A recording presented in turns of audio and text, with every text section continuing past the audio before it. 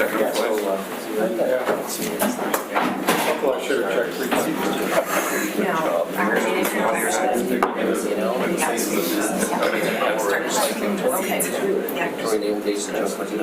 So I'm super impressed with what he's able to be able to maintain.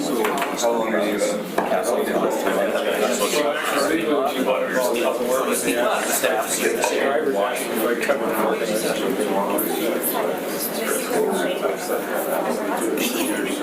Valentine's Day? Is it like yesterday? Yeah, we got about 250. Do you have to get a lot of docs that day? Do you kind of know what you did? Yeah, they keep records of it. So probably cut off a little bit because That's he's gonna be we had to cut off deliveries. very fancy. Good morning, everyone. We're running a little bit behind. I want to call the special committee of the whole together. Good morning. Welcome to the February 15th special committee of the whole meeting. I'd like to first recognize we're on the traditional territory of the State First Nation. Our clerk today will be Sheila Dory. Good morning. We don't have any late items to be introduced. Motion for the adoption of the agenda. Councillor Thorpe, seconded by Councillor Bonner. Any discussion? All those in favor? Motion carried. Thank you. And we have presentations today. Ms. Lawrence, welcome back. Thank you. Over to me. Over to you. So presentation's a bit strong because I'm still going to make you guys do a fair bit of work. But what I will do is walk you through some of what's happened in the meantime. So I'll explain what's in front of you. The first is just a little bit of an overview. I just pulled some of the pages out of our normal reporting out to talk to you a little bit about sort of where are we in the process. Because you're probably wondering when are we going to end up with a plan that we can share with the community. So let me start with the end in mind. And if you look at the gray page, yes. Do you have an extra one? Oh, I'm sorry. Sorry about that. Is anybody else? So on the gray page, Sorry. No, I'm good. Thank you. You good? Yeah.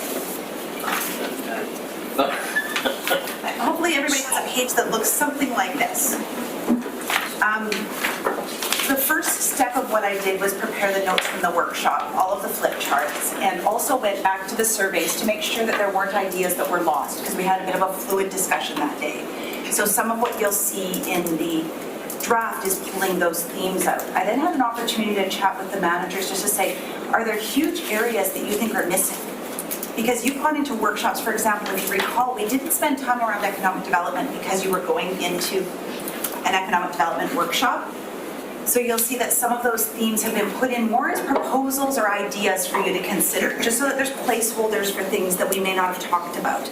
It's always easier to take things out than to put it back in. So when you look at that mind map, think of it more like I've given you hangers in a closet, and you can decide if you need them, and if they work or align. We're going to have a discussion on each of these about whether that is actually what you meant by the discussions we had, whether I've captured it properly. And if I have, the next stage will be for that to go to management. And their role will be to say, what are we already doing to move the needle on each of those items that you choose today? You know, what are the things that are already happening? And also, what do they propose? We also, if you've got really good ideas under those, let's capture some of those ideas and put them into that list as well. But the goal is that you get the advice on management about how to achieve these business objectives that you choose today. And then you say, no, that's not enough, that's too much, faster, slower, or we think you're aiming at a little bit of a different target than what we meant. So out of today, what I hope we have is a very strong framework around those themes and around the real focus areas that make up those themes.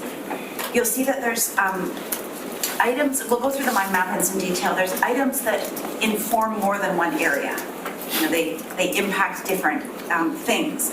It doesn't really matter for the purpose of your strategic plan where you put it, to be honest. I've encouraged Jake and the management team to consider reporting out, not under silos of strategic themes, but maybe even with icons to tell you when something impacts more than one of these areas. If something impacts governance and the environment and livability, or whatever you end up choosing there, it would be useful for you as council to know that, because those are the types of projects that have a bigger impact versus the small things. So we're going to try to organize this in a way that it can have some rational use. But you'll also see that I wasn't really sure, ideally I was aiming for 4 themes when I did this. And then I couldn't really figure out how to make that work without MacGyvering it too weirdly. So there's 6 here. I'm not sure that I've caught what matters most to you as a council. What I heard was the environment is very important to at least certain members around this group. I heard governance and being well managed, just being a well-run municipality was really important. So you'll see there's a fair bit around that.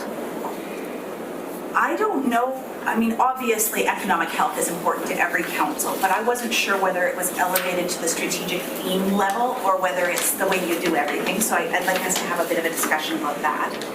I also wasn't crystal clear around our discussions. Clearly, there are issues around diversity of housing and homelessness that are profoundly important in this community, but I wasn't sure, knowing that they've got a real impact on other levels of government, whether that was going to be a theme for you or not. So I've broken it out actually for the purposes of this document, just because I didn't want to minimize what we had talked about as being important. But I think we need to look at this and say, if the community saw your strategic plan, are we on the right track with reflecting the interests of this council? Just to remind you, okay, 2 thumbs up, so something you liked was there. Arts and culture was one of the 5 core values in the previous plan. You'll notice that that sort of sits in 2 places on this under economic development and livability, the way that it's been bundled out. My advice would be, if it's possible, Your Worship, just to take 5 minutes and read this. Just, to take a good look at it as a group before we start talking about it, because there's a lot there. And if anybody needs an extra pair of reading glasses, I brought a pair, because I know it's kind of small. That wasn't an ageist comment, was it? I carry them. I'm wearing my contacts today, so there you go. I think that's a very good.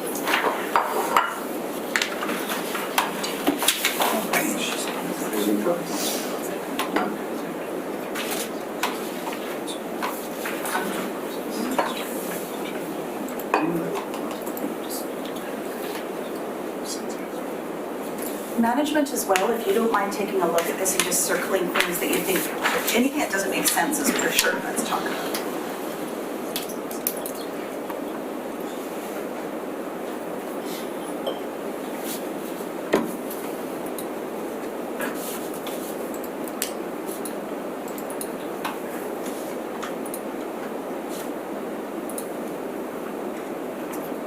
Does anybody need pens or anything? Everybody need pens?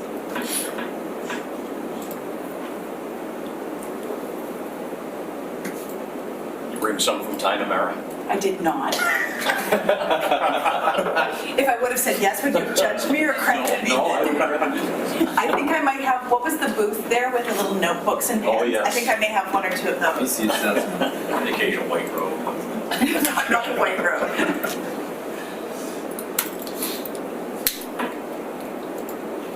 I don't know if that was a shot or a compliment. I'm going to take it as a compliment when given a Absolutely. choice.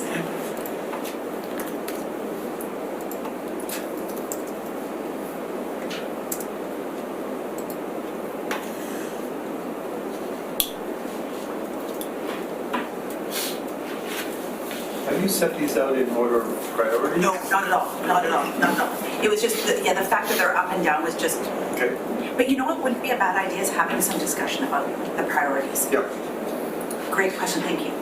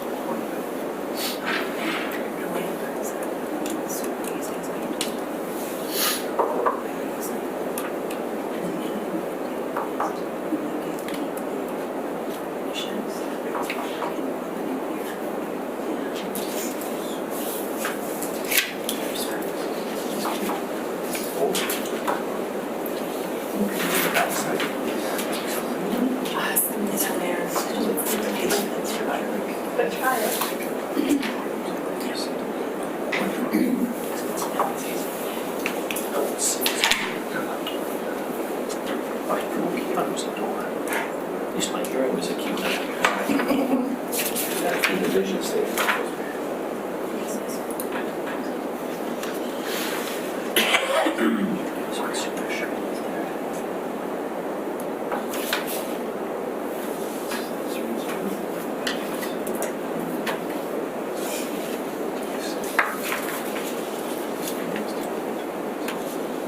Just want you to show you. So it's gonna change structure because of the syllabus. It's just- Actually.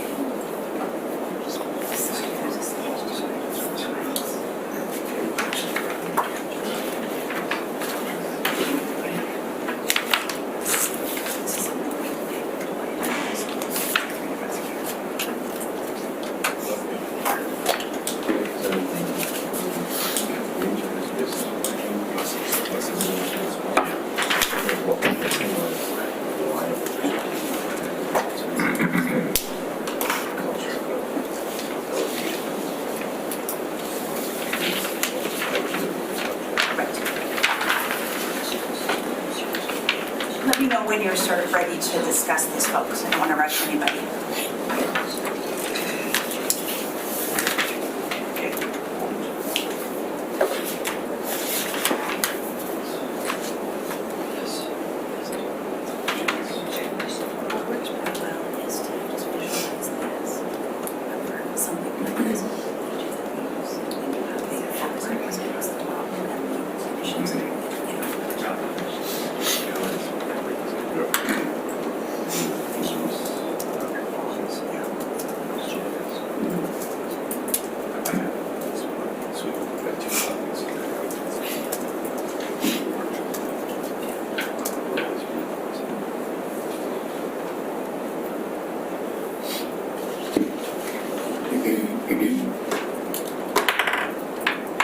If you have really specific things that are super important to you under these themes, just make a note of it right now so that when we talk about it, you don't lose. Or themes that are totally missing more important. This one.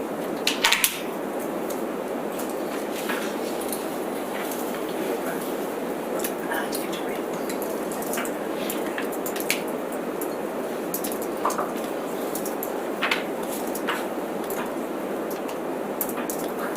So question, Yep. if the city decided to say, just say, that they wanted to develop a smart cities approach, Right. would that be under one of these things, or would that be one of these things? So, are we all ready to go? Not quite. Okay, that's a great question. Can we start with that? Okay, I think that's a good question. let me know when I start. Sorry, Dawn. That's okay. I'm sleep deprived. Taking your time and thinking is something we encourage. So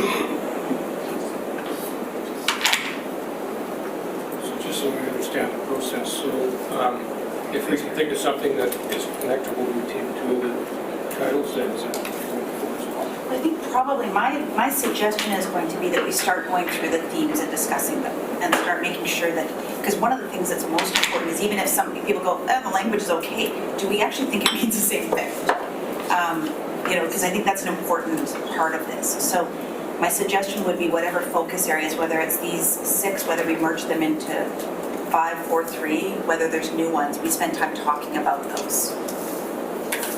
The reason I ask that is I see a potential connection between economic development. So draw your own arrows so that we talk about that. You like that? Stop with a thumbs up, you guys. You're like the judges on some reality show. That's a good one. You don't want to hear me say You're like sending emojis across the table, the thumbs up emoji, the heart eyes emoji going across. Another thing, as part of this, my project was part of this irrigation.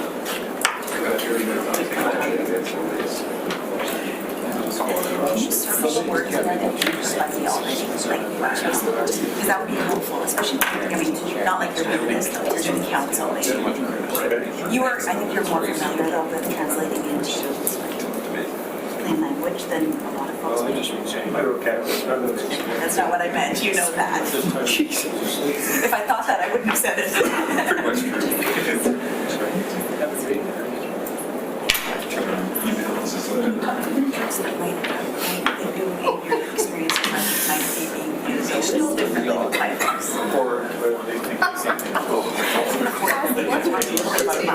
That's all. The 28 different notes. I'm just choosing one. Yeah.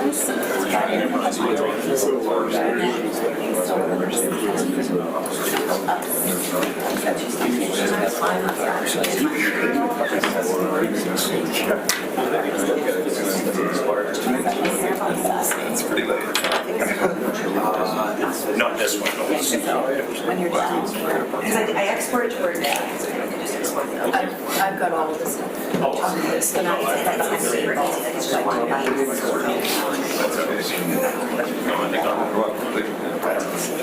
Erin, is it good with the mind map? Okay, thank you for asking for the time. Okay, let's come back together. A little order, please. First observations, are we moving in the right direction? Are we, because one thing you could say is this doesn't reflect at all what we talked about, I'd like us to start again, you can do that. Or you say there's enough good stuff here that this is a framework to work from. I'd just like to get your feedback on whether, I don't want to assume that we should be going forward talking about this document if it really doesn't reflect what you as a council think is important. Done. One of the things on we protect and enhance the Nana's natural environment by looking after. Yeah. I kind of see in there things that we're going to do to protect ourselves from climate change as opposed to what we're also going to do to stop or try and mitigate or combat prevent, yeah. climate change. So do we want to dive into environment now, or do we? Maybe general comments on the plan. Okay, and then what I'd like to do is go into each of these themes in some detail and really say, does it, is it close enough that would make sense to you to go through these themes? Now I know that there's a number of people that have different time challenges today. People have to pop out for different things. For those of you that do have to leave for periods of time, would anybody like to suggest where we start? You know, in terms of which theme we talk about, because I know that different things matter to different people, so.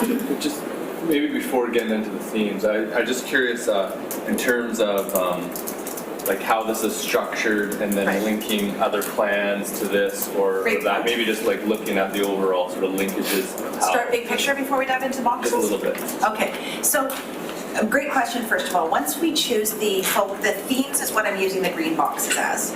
Just when I use language, we can call it whatever we want. And then the other box I'm just calling your focus areas. There's going to be projects and initiatives under there that are measurable and actionable.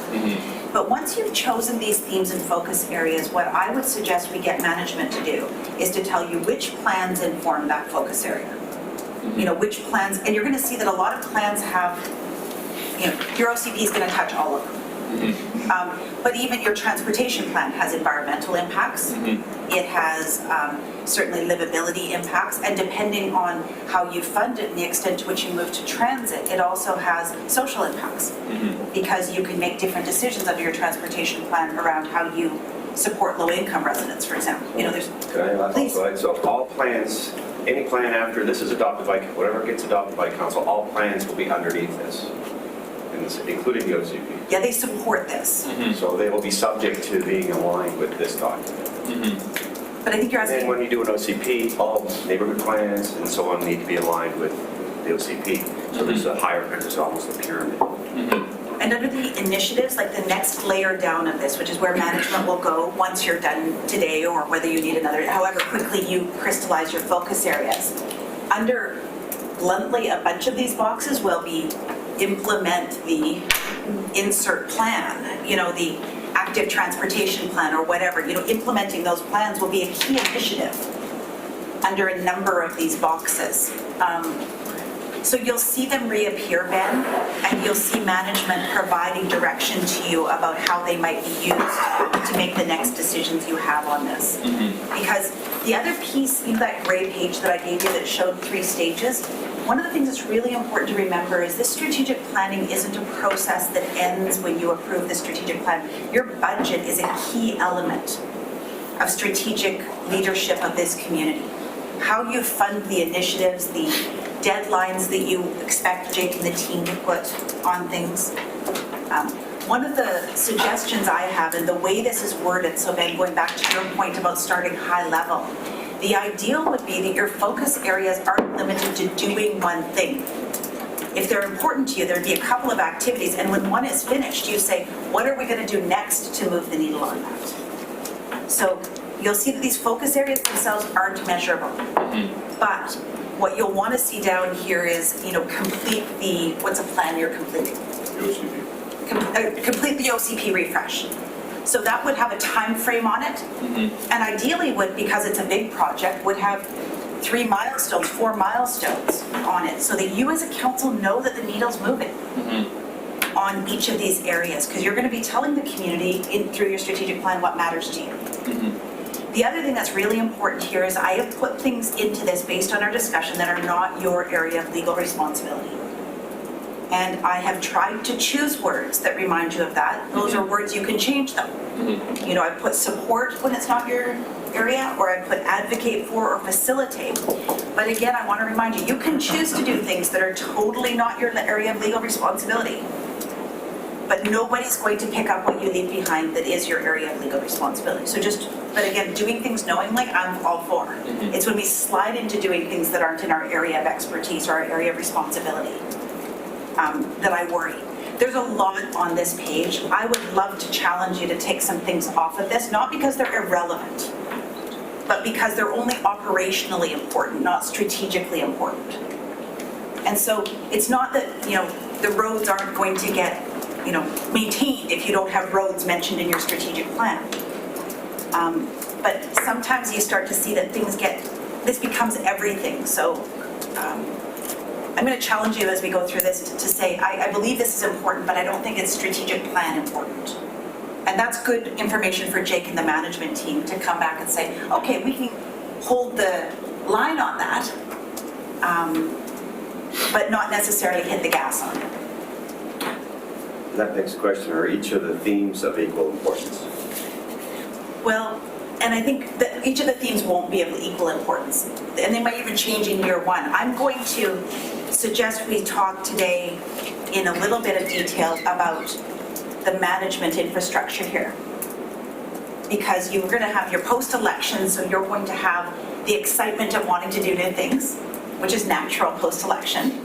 But you also know that you are coming into a unique environment inside this organization around, recovering from some of the energy and excitement of the previous term, to frame it in a positive way. And you as a council will decide the amount of space you want to save for that sort of back to basics inside the building stuff that really, I'll be honest, the public won't really see.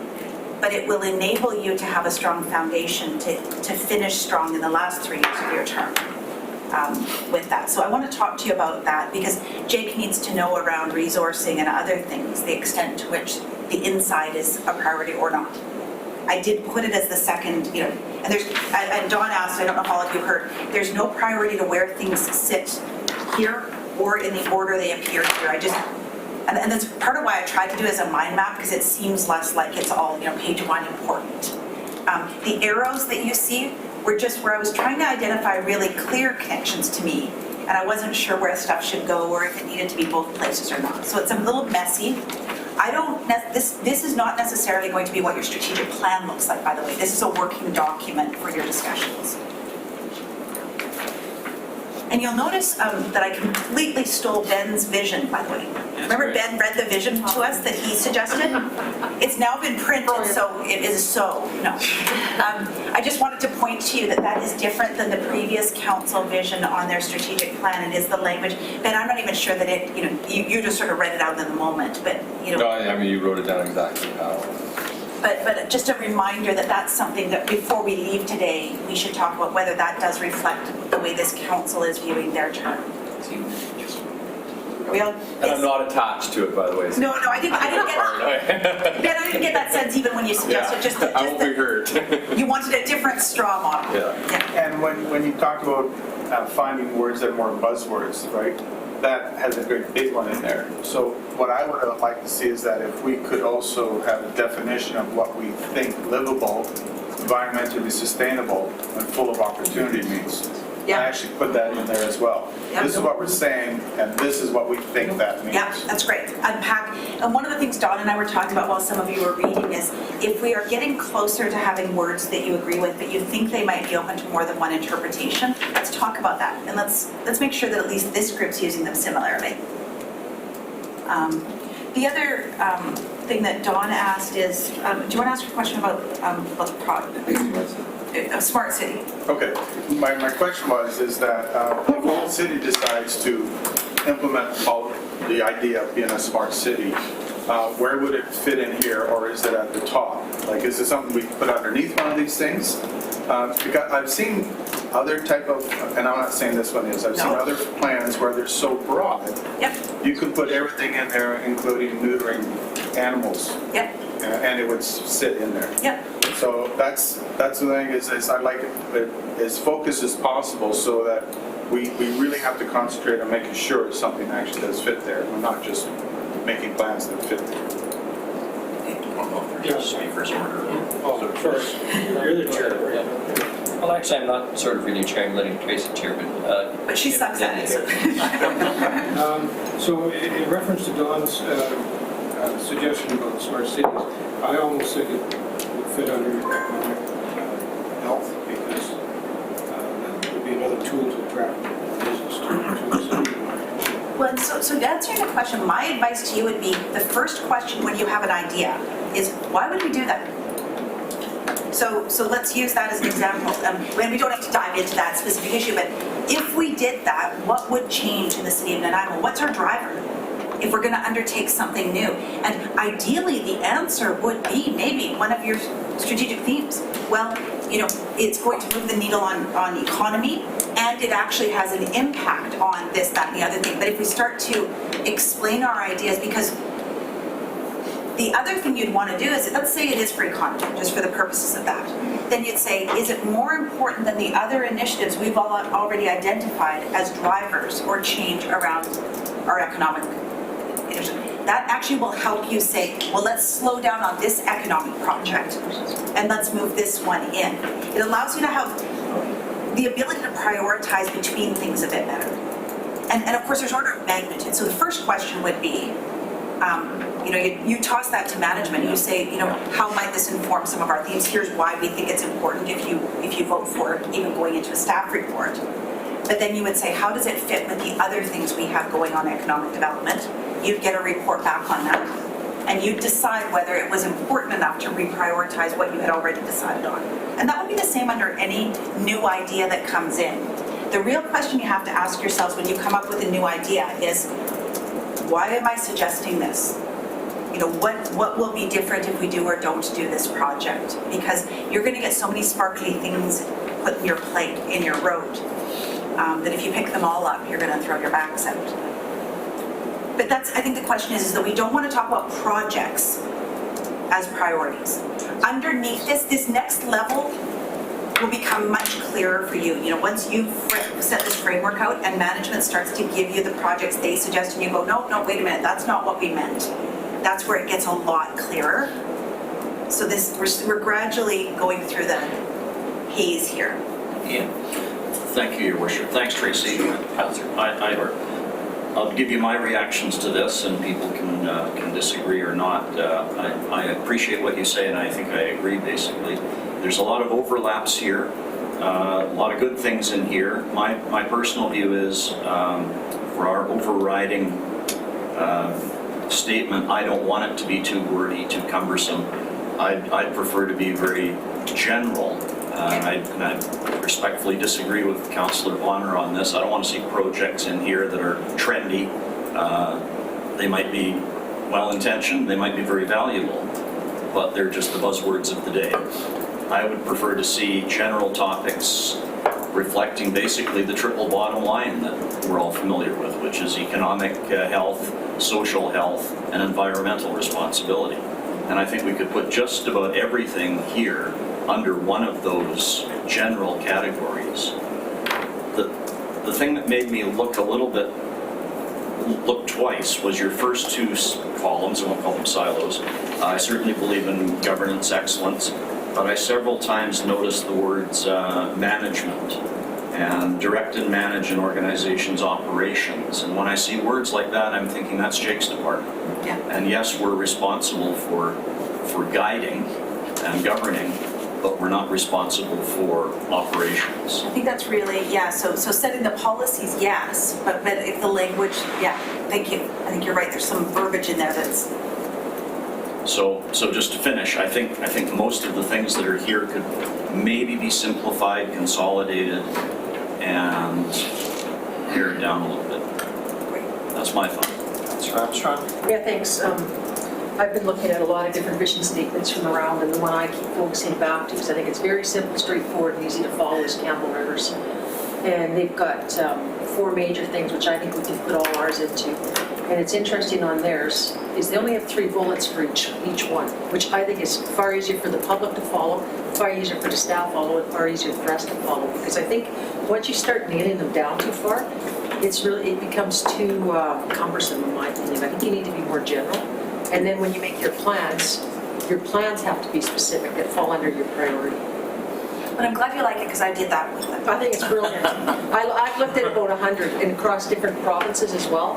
And I think there's, from all the ones I've looked at, it's one of the only ones I relate to. They hand it out when they go to UBCM, they've got on brochures, and there are, one of the things that is important is the documents that go underneath it, where you sort of got green, yellow, red on each of the Yeah. initiatives, so that because reporting back on this is going to be critical for you.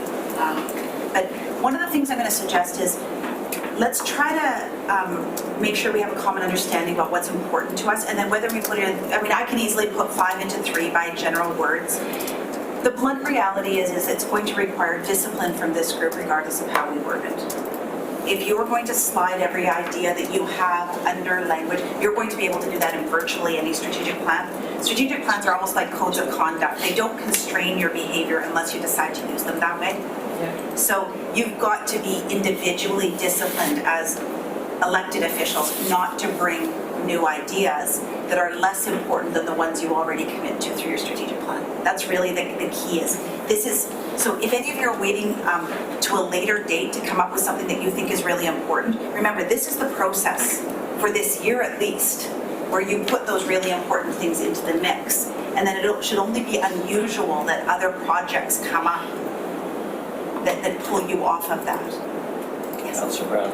Yeah, I'm sort of torn because on one hand I do agree with Councillor Thorpe, but then I start to think if the categories are that broad and that everything can fit in it, how is that strategy, right? It's in terms of, and how do you not go down too far, but how do you stay at a level that provides some particulars in specific direction, but cannot encompass everything, because let's sort of point back to how do we say no to sort of things. If it fits in every category, what can we point to say, no, sorry, that's not a strategic objective? Well, and one thing you can do now is you can build a strategic plan under this and you can get your initiatives, and then you revisit it in 12 or 18 months and say, is this useful for us as a group? You know, this is not, we're not carving it into stone. This is really, the document is a snapshot of the meeting of the minds that this group has. It's intended to capture the agreement, not, so my suggestion is we start talking through, go ahead. I just took three things out. I like to think of myself as being a really practical guy, so, you know, and please don't anyone take this the wrong way.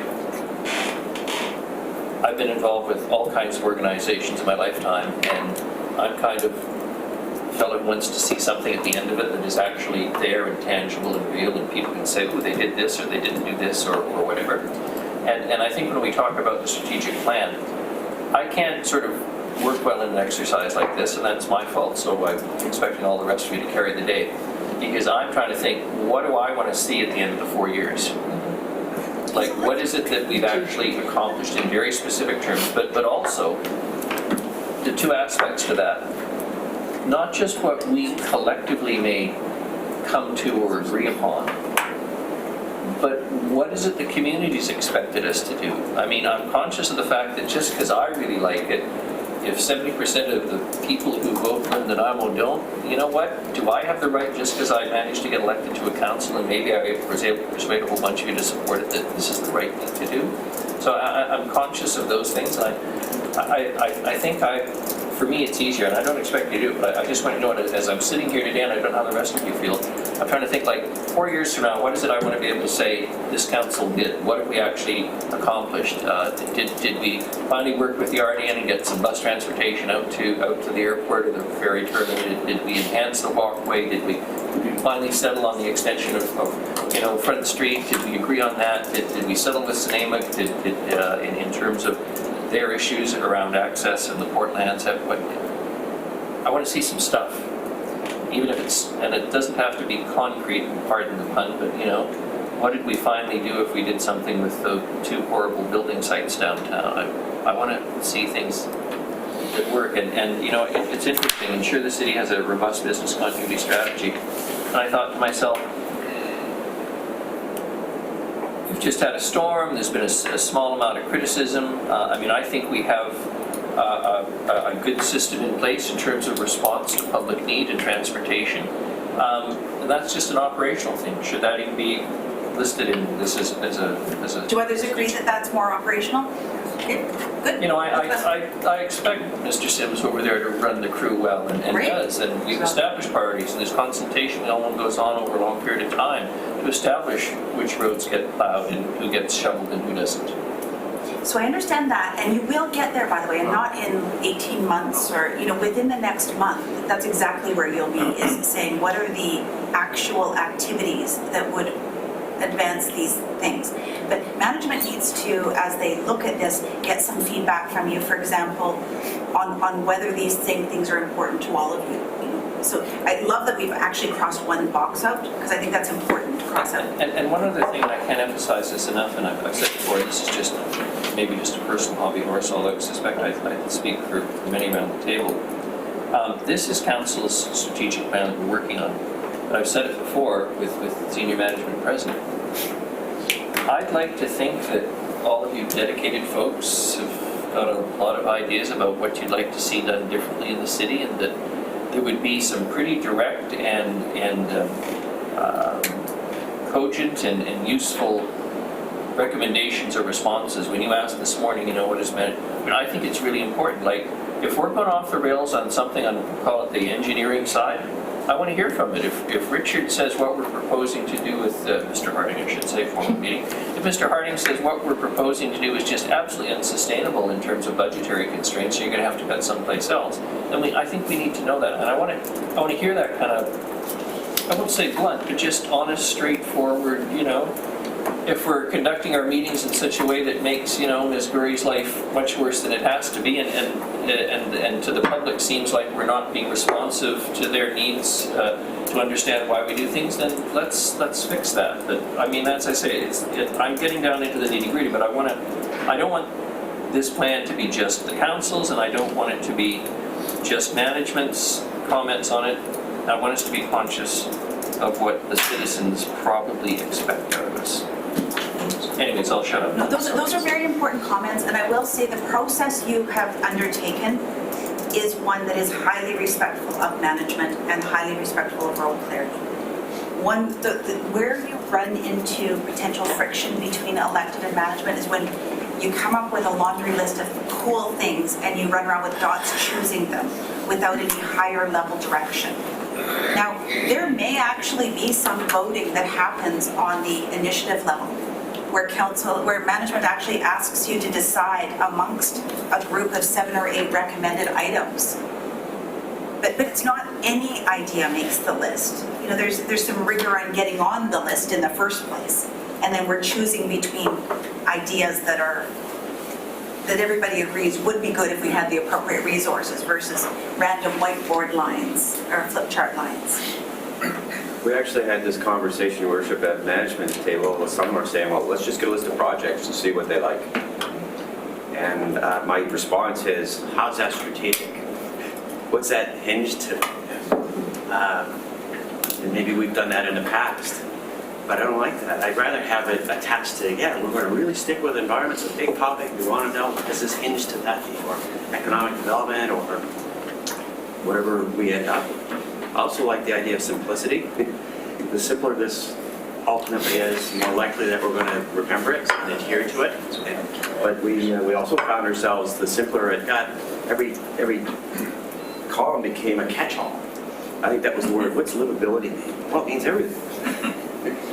How do you define that? So, is it important to have a strategic plan? I think virtually every organization tries to have it. And this needs to be populated with actions, literally. So, And needle moving. yeah, so if we can get the main themes of priority, then we can start to throw stuff in here. Maybe we should have some use examples of projects or issues today is to see, maybe it's a really big project that's really important and that might inform the theme. You'll see, for example, under livability in the first bubble there, I put in OCP refresh because that's a pretty big thing that I didn't want to sort of be buried at the same line as a LED light policy. There's a proportionality that becomes, important in terms of the amount of effort that goes into things and the space. Well, not saying LED lights aren't important, by the way, but just, one of the things, this will make a lot more sense if people are willing to be patient. But remember, the more important thing than strategic plan or the document is the alignment of 9 minds in this room. And the willingness to disagree and to make sure that the discussions around the most important direction on this community are at this table, not in coffee shops, not anywhere else, but with all of you leaning in and perhaps disagreeing on what priorities are. Taking things off this list is really where political courage is manifested, to be blunt. And then using this to not, I don't mean to be, too unkind, but at some point, ideas shouldn't even get to this table unless you have absolutely vetted that they are significant. You're not Velcro that Lynn sticks to and comes into the meeting. Part of the role of a strategic plan is to say, we've gone through a very robust process of choosing our priorities. I understand this is important to you, and if you raise it with me again in January, we're going to be doing a refresh, and I can bring it up then.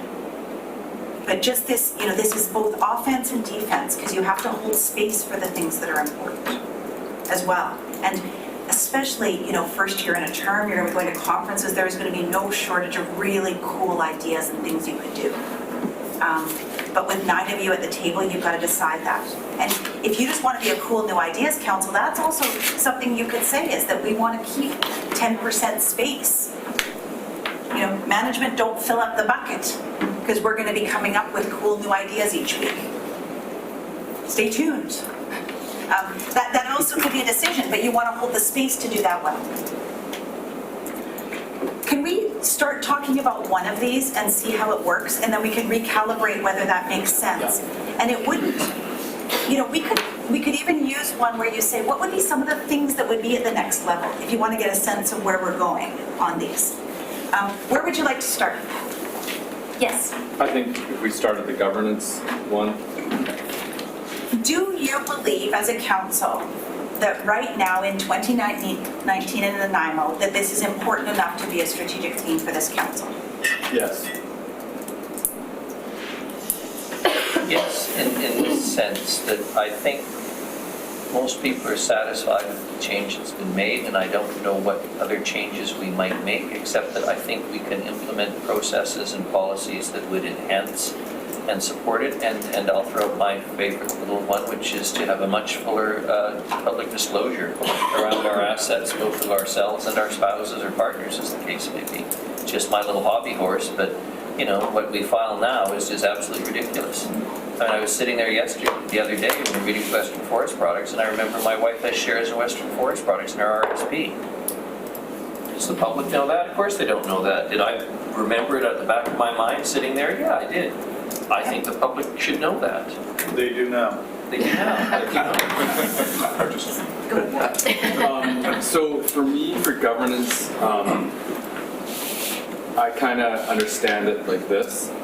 It's like organizational structure and systems. So like one, it's putting energy and effort into fleshing out our committee structure Right, and our exactly. engagement strategies. It's like looking at our communication system. We've got a new communications director on, going through how the community is connected into our website, how council is communicating our email systems, looking at how like technology in terms of people with garbage being able to input, things that they need shifted. All those little structures is governance to me. And you'll notice, so just I'll walk through what I put into this bundle. The first is being structured for decision making. So that's really a continued process, bluntly, of saying, are our committees, are our citizen groups, our advisory groups, are we getting the information from a structural sense that makes sense for us? It also can be the reporting structure, can go into that. What's our report writing? It really is how are we getting information to make better decisions? The next area is sort of the processes, the policies that are in place. And so under that policy, the reframe would be what other policies support that transparency and that trust that good governance is intended to build. The relationships, I'll just read through these and then the relationships fits into this. How are we relating to the regional district? You have a strategy under there, your First Nation, Truth and Reconciliation would be under there, maybe at the top. But those relationships are a governance issue. Engagement right now, particularly in this community, is at the governance level because you are making decisions. The initiatives under that would be finish the hiring. We check that off. Next thing is implement a communication strategy. You start to see that there will be activities under that. And then finally, advocacy is an ongoing governance initiative because you have only so much juice you can use as a council. So you collectively have got to decide as good governors, where are we going to put our emphasis when we make asks of other levels of government? Are they at our high, ideally they're aligned with your strategic priorities. That when you go to UBCM, for example, or you've got meetings with the ministers, ideally you're not meeting on what matters individually to one of you, but you're meeting on things that specifically have been identified as important to your strategic plan. So that's sort of where, and I want to be very clear, I know that this wasn't in the strategic plan and we're considering it. It is in many strategic plans. Campbell River didn't have it in their strategic plan, for example. They went through some difficult times there. They have it in there because they understand the role good governance plays in economic development. And they're very deliberate in their ongoing governance, not because they've had challenges, but because it's really facilitated some other things, including advocating at other levels of government. So that's where this came from. Comments, concerns, or observations? Councillor Armstrong? I think one of the issues I have when we're looking at the governance, we're not talking about risk. And that's something that we have to look at. Because all of our decisions, we should be looking at the risks of that decision. Because we're not talking about when we're looking at good governance. We make a decision, but where's it coming from, the budget? When we take on something that I believe is a provincial download, what's the risk then to our capacity that, which one of our projects or whatever that are our city mandate are we going to lose because you can't do them all? So I think we should be looking at risk. In that first bubble, I can put a mention of risk in there. Because I think that is it's not a do or don't do. I mean, I think it's a really important thing to look at because we can go along and say, oh, we're going to approve these 20 projects, then realize staff has capacity to do 5. So what's the risk to which ones we're choosing and not choosing? I think that's really important. Thank you, Your Worship. So I really like the idea of governance as a major heading, not least because most of us thought it was important during our campaign. On my drafting, I see it as one of 4 main topics, and I've already sort of under it, I've shifted OCP over into governance. Yeah. Oh, interesting. Relationships, engagements, strong organizational systems, committee structure, communication, advocacy when needed or appropriate, support for management, all of those things I think fit under the framework of governance. Well, and management could be, I did actually have good governance and well managed when I originally framed this out. I think right now you have some unique strategic risks around the management of this organization that other communities don't have. Just because there has been a lot of, your foundation right now is not as strong as most communities. And it may not be a priority that is in your strategic plan 3 years from now, but I think it's a huge strategic risk for you right now. And your plan should be about addressing risk as well as creating opportunity. So I broke it out so we would at least have that discussion. And so it not just be thrown in as an afterthought, which it's often tossed into other strategic plans as, oh yeah, we have great staff, so let's put something in there about them. I don't think that's I think you're a little different right now. So that's why I pulled it out and I think it could go back in. It just was more to make sure that we got space for that discussion about whether the 9 of you really do think that's important, because What did you pull out? I moved management into its own theme. Because I originally, Gotcha. as of 8 o'clock last night, that was well-governed and managed. And then I thought, now, let's just pull it out and see whether it stands alone or not.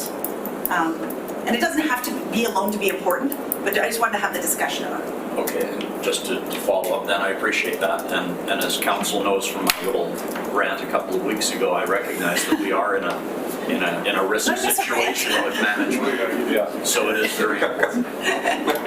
But I would call it an astute observation. Oh, another round? A passionate,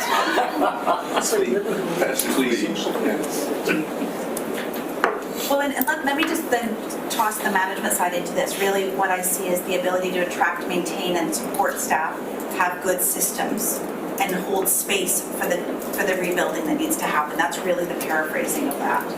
Councillor Shirley? So if we're on the second one, about service and management, I personally need for that one at all.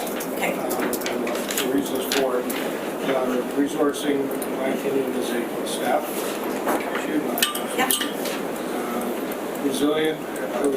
That one's would be problem. livability. Okay. Internal systems, perhaps governance or staff, and then the last two, in my opinion, are under. Okay.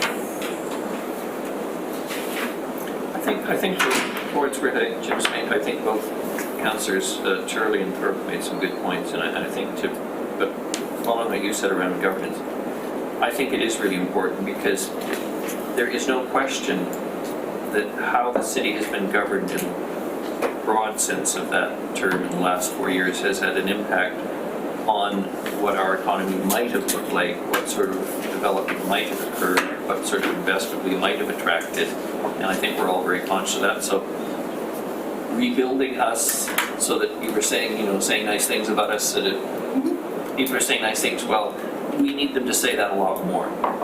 And we can't do that if we're overburdening some people everybody's overburdened, I think, in fairness. Organizers have been overburdening people more than we should. So Mr. Rudolph's push to get us to, get on with restructuring and hiring in that process, I think is important. And I think, personally, stating it, because firstly, I think it is achievable reasonably, which is important in politics, and you want to have something to be able to show the voters at the end of your 4 years. But also, it's crucial to everything we're going to do. We're not going to attract the innovative people that want to, out of the room, Mr. Bonner's out of the room, that want to do the innovative things unless they're coming to a place where they think they can do it. And so that structure and governance thing is really, really important from my perspective. The thing with that too is if you start to think about, I expect you're going to have a fair bit of work being done around how you're structured, how you're resourced. There could be maybe some new positions coming forward for recommendation. There may even be some feedback. First of all, your staff are supposed to work hard. So when we talk about this, whether they're supposed to, they're all willing to work hard. We just want to make sure they're working on the things that align with what you expect of them. And if they're spending time training new staff, for example, that means they can't be doing other new projects on this that might be more sparkly. So saving some space in your strategic plan is important. And we don't want to save operational space. Like, there's not going to be in your strategic plan, we're going to mow the lawns. But if you're going to be going through a new ramp up where Jake might be investing in how you support staff, there might be engagement work being done in your community, there might be, or in your organization. This also sends a message to you and to the community that there's a space for that in terms of your discipline as a council in not putting new projects in, or being patient that it might be an 18-month instead of a 6-month. Councillor Armstrong? I think it is important that when we look at the resourcing, because, we have been blackballed at municipal level, right? Like, you talk to people when we were at the UDCM, and Nanaimo was not a place people would come to work. And that was well out there, and we've seen that in our advertisements where we could, positions were advertised 2 or 3 times, we couldn't get anybody. So I think it's important to keep that there so that people know that we are recognizing that at this council, that we are committed to our staff.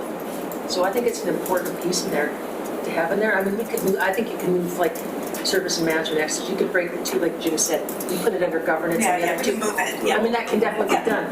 But I do think we have to recognize the importance role that staff plays so that people understand that this council gets that staff, we don't function without our staff. And we want to do what we can to support our staff. And if that means we need to hire more bodies, we're going to have to look at that in our budget to figure out how can we do that. Oh, Bill Sims.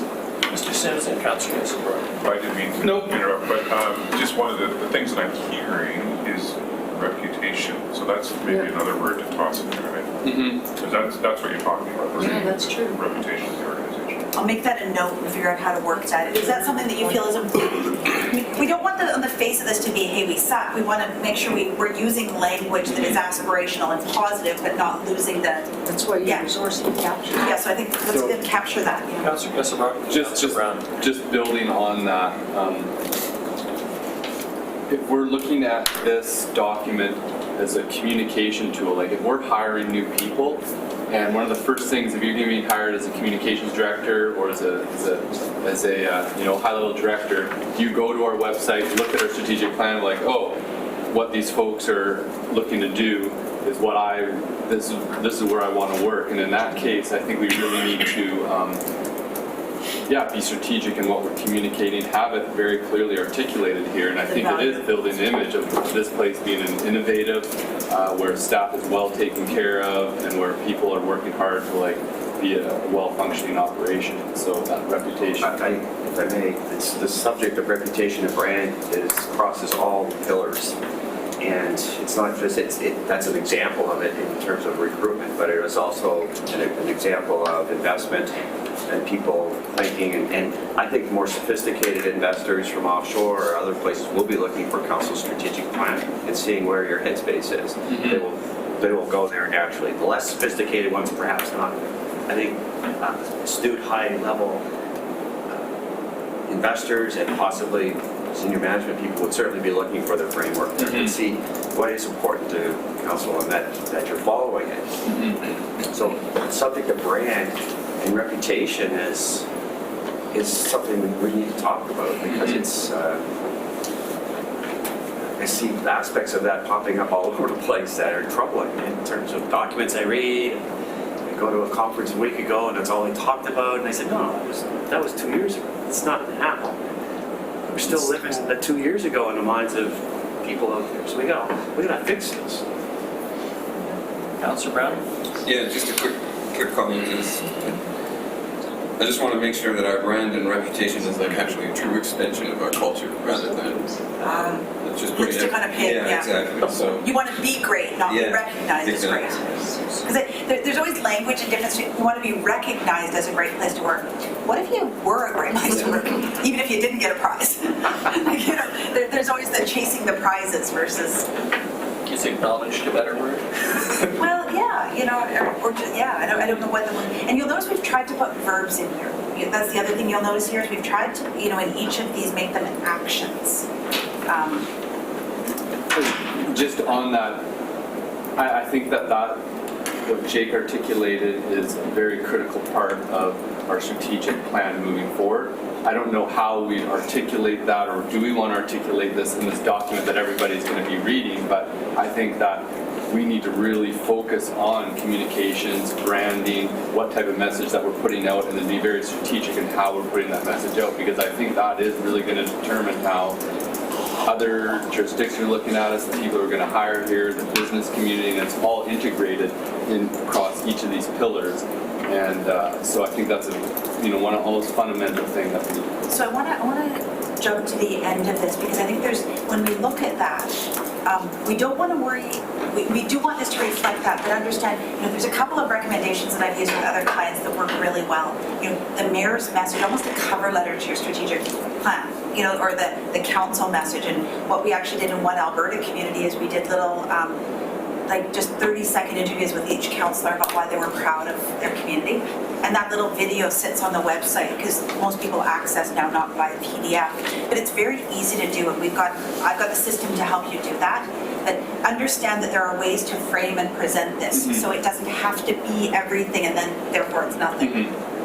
So we can identify the specific uses of strategic plan, because for example, managers will want to use it with their teams, and the harsh reality is some of the teams will not be as visible in a well-written strategic plan. They will be enablers of other things, and so the management use will be slightly different again. But we can talk about all of those things because the key is to bring this alive, is to actually make it not mean the same thing as every other community. And so as we go through this, for example, in some communities, the hardest part of my job is making it different. Right? Because there's only, you can't become a shoe company as a local government. There's only so many things you can do.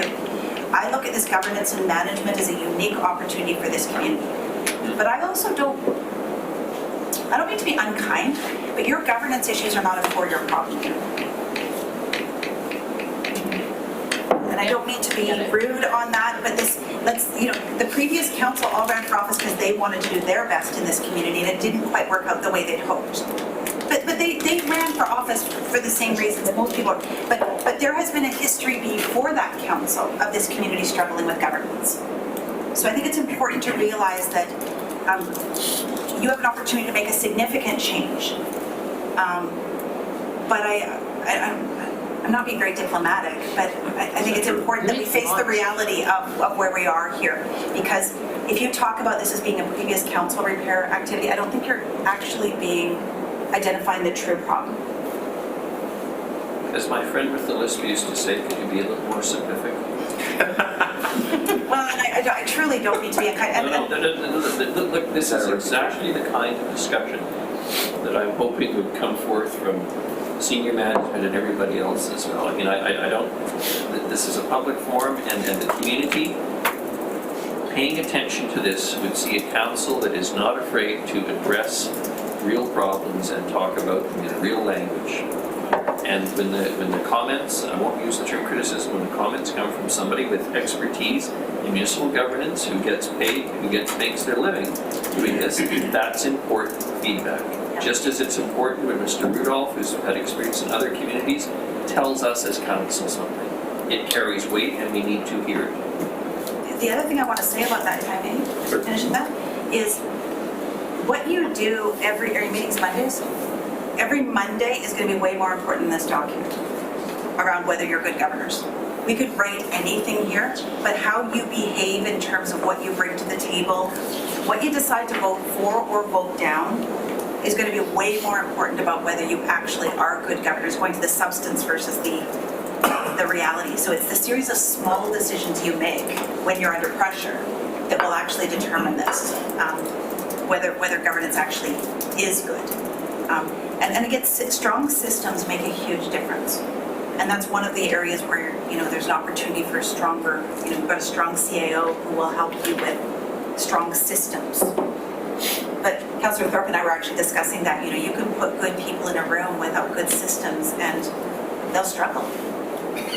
So that's where you start to see some of these processes of decision making and even the internal systems that are under management. Records management is about as boring as a topic gets. Sorry, whoever's responsible for it. Councillor Bonner, judgment call. Do you have a simple question that you want to get in now that's important to discussion, or can we hear from Ms. Lorenz? No, let's go on, let's go on. The history of governance in this community. No, what's about that is I'm just trying to get my head around this. So is it safe to say that good governance and good systems are fundamental in making good decisions on what we do for our environment, how we build our OCP, how we build our budgets, how we build our projects? So is it fair to say that? So it's pretty well at the top. Okay. Do you all agree that it's at or near the top? Yeah, so give us the critique, because when you look back, we all have vivid, horrible examples that will upset people even thinking about the last period. But you're indicating that come back to the term reputation. So what is that? Are there some things that are fundamentally weak or or not good. I'm searching for the words in the way that NIMO has operated. You asking me? Yeah, I am. You had a passionate group of 9 elected officials. You had a mayor on the wrong side of the majority, which is always challenging, and you had a CAO who was not particularly experienced. And so you had a number of factors that made it difficult for good people to do good things. You didn't have, and I had the great pleasure of working with your elected officials in the regional I'm district. sorry, but I that's the point. I think we all understand that. You had, unless I misheard you, previously we had some issues, and that's what I want to hear about in terms of Ms. Dory. Thank you. So previously, I've been at the city for 14 years. Council from the 2014 to 2018 term didn't have a lot of new members from the previous term before that, the 2011, 2008, there's 2005 even, there's been some carrying on members of council. Starting with the last term and, well, the term before last, some issues of decorum, conduct, staff support, respectful behaviors between council and staff. Those have been ongoing issues that predate the last term. They just were exemplified, or really there was a spotlight on it during the last 4 years. That's a culture issue. Our culture as an organization, culture of council, so it's systemic. I wasn't privy to those times, so I always talk about the last 4 years, but if we can just sort of stop talking about that and deal with the bigger picture. And we want to be front windshield looking. We need to build a culture at that council table of all the people that are used to dealing with council. And it's not only council needs to address this, I think the interface with the community has to be respectful of this issue as well. And I think there's a history of this. I don't know how many times I've heard this is the way we've always done it. And we hear that everywhere you go. It's just maybe we need to rephrase this. I've been telling lots of people I meet, that's not the way we're doing it. We're doing it here at this table, primacy of the table. They're having trouble with it. Some people, but so it's I don't think you're trying to be. I'm an optimist. I think so that this, what's wrong. and we've talked about this at the management team a couple of times, how at one point in time, and people that have been here, we were considered to be a preeminent example of good governance. Leading edge on many topics within the administration. You could cite some examples, at least that was the staff's view, maybe 10 years ago or some point in time, where we actually were considered a robust place, at least at the administrative level. So I don't know if that's your sense of things, but that was some of the management team felt that at one time we did have that reputation of good governance. So, you know, I keep saying fine, but we're moving forward. And believe me, I'm not anxious to drag up the past as mayor.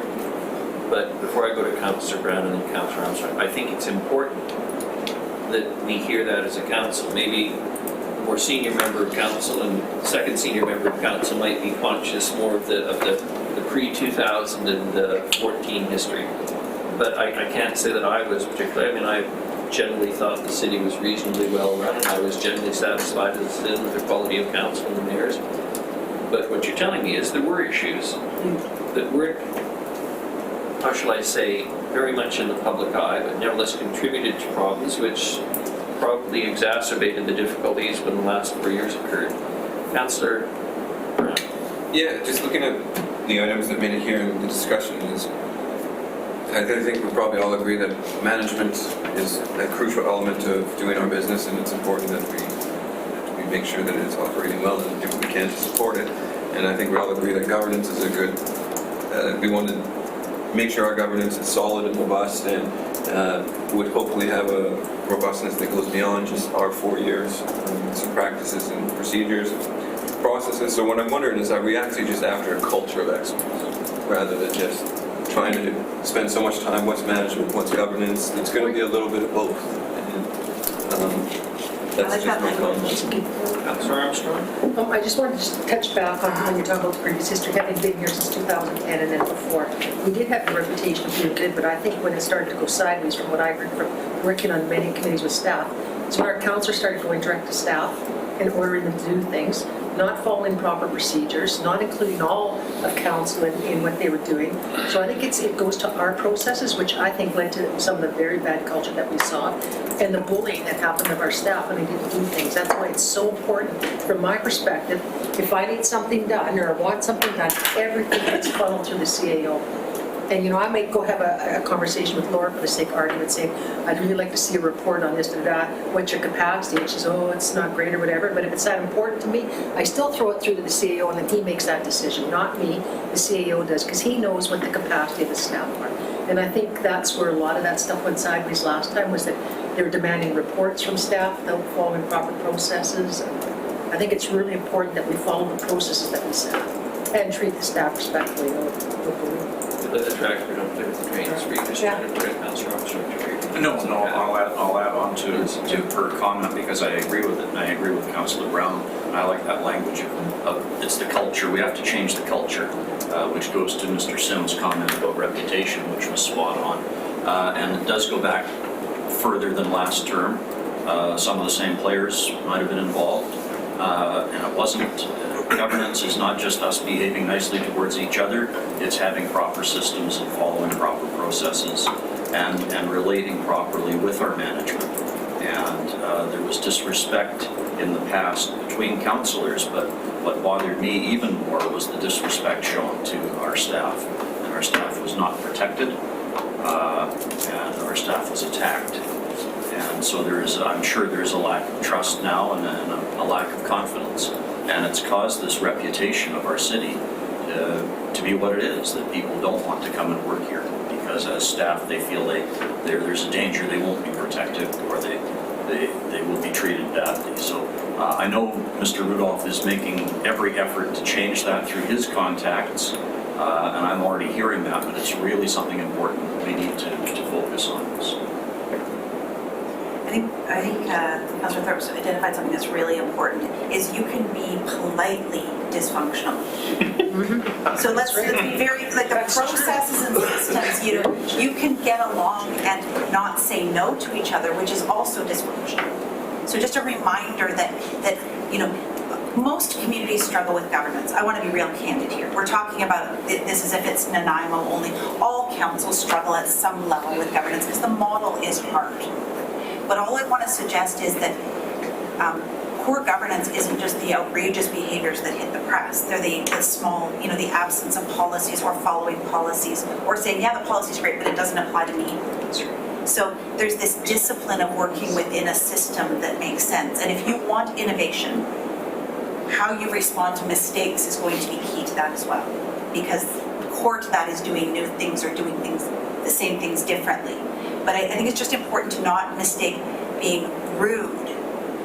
Sometimes we can be polite and horribly inefficient because one of the ways that really manifests is if you all vote for things that you don't agree are important because you're not courageous enough to say no, and then it becomes their responsibility. So it's just this notion to remember that you're not just the gas, you're also the brakes. And you've got to be brave enough to do that with people you like that isn't personal. It's about saying, that's a great idea. I don't believe it's more important than the other good ideas we're already working on. And that's, so good governance again is also the small things. So just, I don't know where that went, but just a reminder. Key words for me out of this is reputation, brand, and culture. Excellence. Excellence.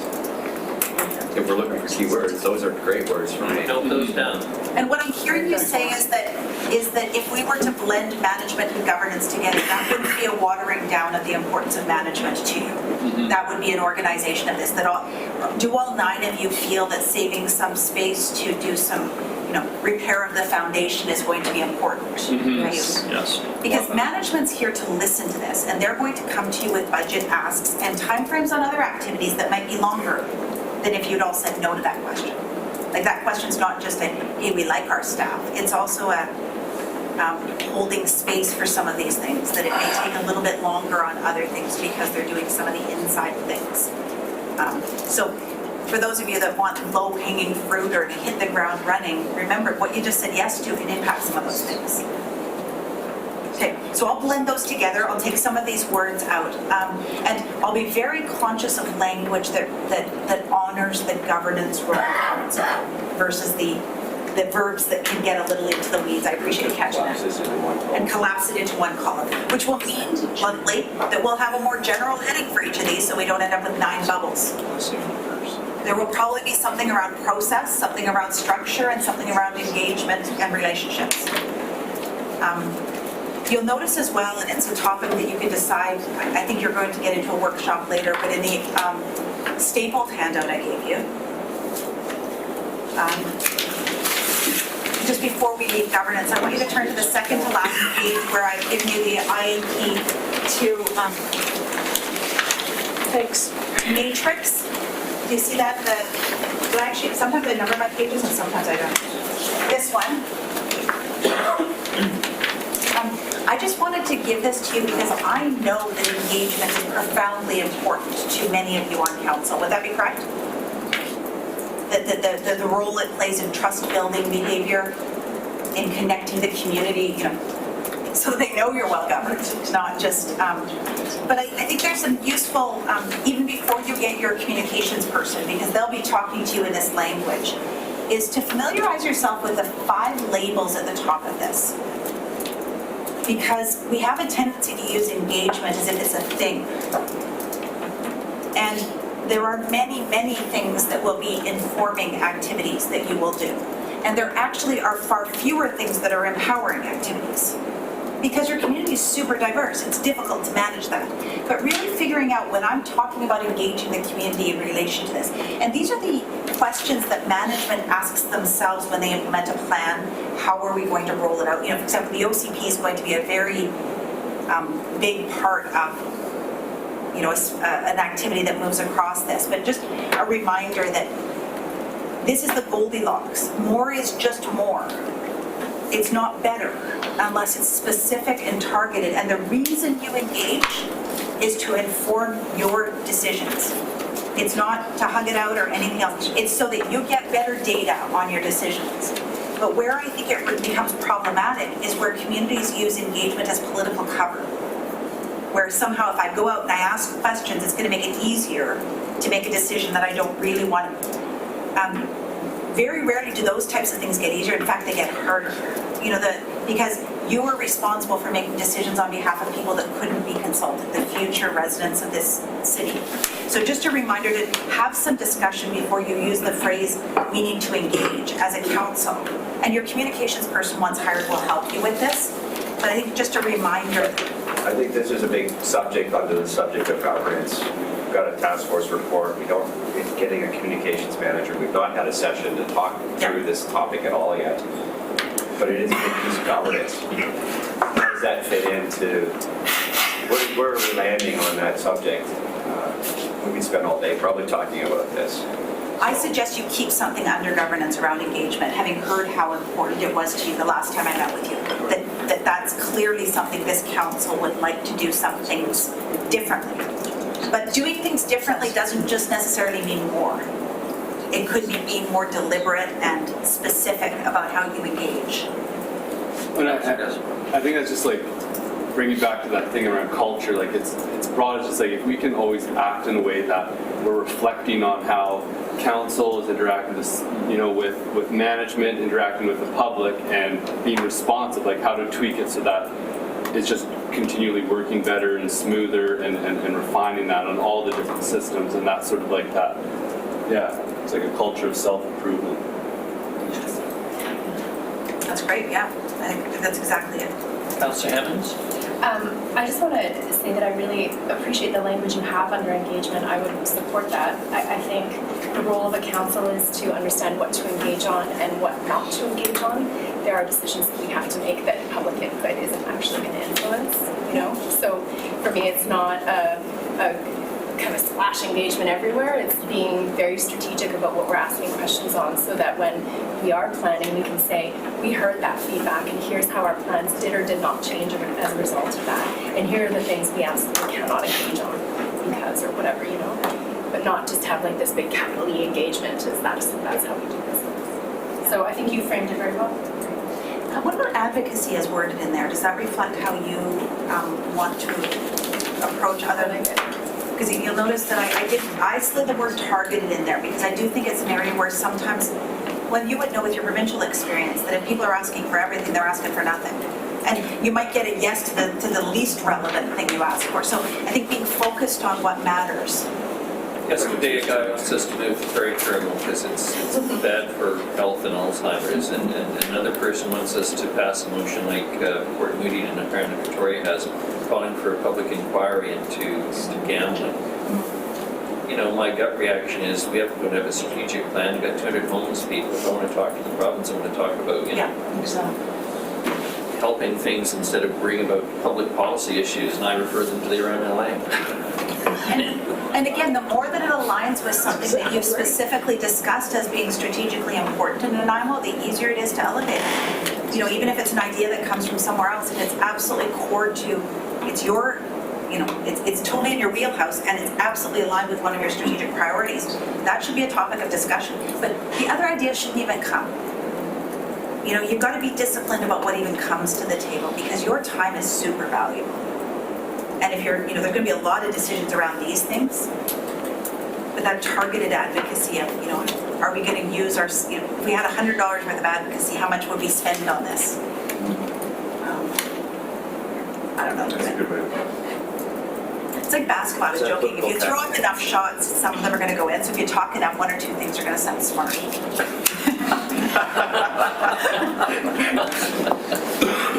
So with your permission, I'll take a crack at merging those together, and really with the principle being excellence and discipline is the other sort of message I'm hearing here, is that this group is wanting to do better even when people don't see you doing.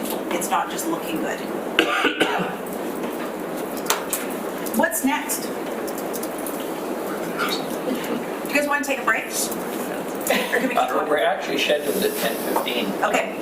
If you think it's an appropriate time to Nope, take a break, I'll follow your guidance. I never need breaks, so I'm like your nightmare facilitator because I could just go forever. What topic would you like to discuss next? Can we just have a moment? Who has to leave for periods today? I'm out from 11 till about noon at a funeral just Okay. literally over the street here. Okay. I'm about at the same time. Okay. So what would we like to discuss? Perhaps I can turn to the two of you. Is there a topic you'd like to get done before 11 or like to be here for specifically? Which of the four do we think is discreet enough that we might be able to deal with it? The environment is very important to me, but if it's not. We can start that and put it on hold. You know, we can see if we get it done in an hour, but perhaps, I mean, which of these aren't important is a better question. Okay, Councillor Bonner? Could we knock off economic stuff in an hour? That might be, yeah, I think that's probably, I suspect knowing council that the environment will take longer than the economy, although they are absolutely intertwined, but perhaps that would be Councillor Martin here. I think both are very important, but I suspect economic health can be dealt with more Councillor quickly. Turley? Well, the other one that I'm questioning whether we need or not because of our not necessarily having much to say about it is a strong social fabric. I think you combine that with livability. I think you can combine it with livability. I agree with Councillor Evans. I think it is extremely important, but I'm conscious of the fact of how much control we have over it. But let's talk about social. And with great respect, I have a lot of question marks. no, I know, because, you know, I mean, I was being questioned by, I'll tell you, Carla Wilson yesterday from the Times Colonist on the issue, and I said, you know, there seems to be a bit of a push to make the city take a coordinating role around the support of housing and the housing generally. And I said, you know, you've got the Ministry of Health, the Ministry of Mental Health and Addictions, you've got the Solicitor General and the policing, public safety side, and you've got the Minister of Housing. You've got 4 provincial ministries over which we have absolutely no control. So when I come back to the strong social fabric, I as much as I'm as sympathetic as anybody, I think, in terms of what we can do. And certainly, Ms. Lorenzen has listed advocacy around there and support the provision of affordable housing. I think that may be a fairly discrete topic. But the fact we're having a discussion, we can't agree on the topics, tells us we're quite a group. Well, I think we also have to tie But it. I'm just gonna make an executive decision. We're gonna go with strong social fabric. Well, so, and it's interesting because you guys have outed the other one that I divided late last night. Because I had that originally into livability. That's where I think it belongs. But I wanted you to decide, it's very much the same logic of the management one, is that I know it's important to you all, period. Like that, I know that there's a deep passion for all of the items that are listed there. But I think it is an important strategic discussion for you to say, do all 9 of you share what the mayor said about, even if it's unlikely that you were successful, do any of you think it should still be your number 1 priority to try? Councillor Armstrong. I don't, for the simple reason that I think we have to tie a lot of the strategic plan to what we're mandated to do under the Local Government Act. And I think we're losing track of that we're stepping, exactly as the mayor said, we're stepping into the provincial and the federal realm. I think our role under the Local Government Act for this is, like you said, it's advocacy. We don't control mental health, we don't control VHA, we have no controls over any of that. I think you can put most of that over into livability, like inclusive communities livability. Provision of affordable housing, we actually should, that could be advocate for the provision of, right, as well. Supporting our community agencies, like. I did wonder whether there was something a little more than advocacy though, because I do know that you are, the other 2 words that were used were supporting and facilitating, community agencies. So there was a little more meat than just advocating. But I don't think we should be doing that, is what I'm saying, because I don't think that falls under what we're mandated to do by the law. And I think we have to be really careful with that. Or we're going to take our staff and put them into areas they should not be working on. So I understand 100% where Councillor Armstrong, Cheryl, Mayor Cook are coming from. And I really feel the concern about taking on things outside of our jurisdiction. And our municipality, when we have a homelessness and addiction issue, the people that are filling up the galleries are coming to talk to us first. People are wanting to hear from us first. We're paying the bills for the fire, we're paying the bills for the RCP, and this issue directs us so closely. And I think that we aren't responsible for paying for the housing. We're not responsible for paying for the rehab services and detox. However, I think that we need to play a fundamental role in helping to facilitate and advocate. And I think that it's very useful that I think that the city plays a stronger role in facilitating like the homelessness coalition and being able to have a direct conduit to council in that capacity, and that we have a shared strategy between all the agencies, fire, police, on where we actually need to make changes and to move the dial on dealing with this issue so that we have a very clear and unified voice in how we're advocating to the province in terms of getting the proper funding. And I think that we need to beef up our coordination, and I don't think it's going to take more resources, but I think it's just going to take some intentionality in how we're tweaking the organization of it. And that's sort of how I feel on that situation. Let me throw this out because I think I've won the day on sticking on strong social fabric as the first topic. Because we're all talking. Kelowna is not Nanaimo. Kelowna does not have a history of a core of poverty. Kelowna is not a port city through which drugs historically flow and arrive. And so I would argue that our problems are, of course, different than Kelowna's. We are not Prince George.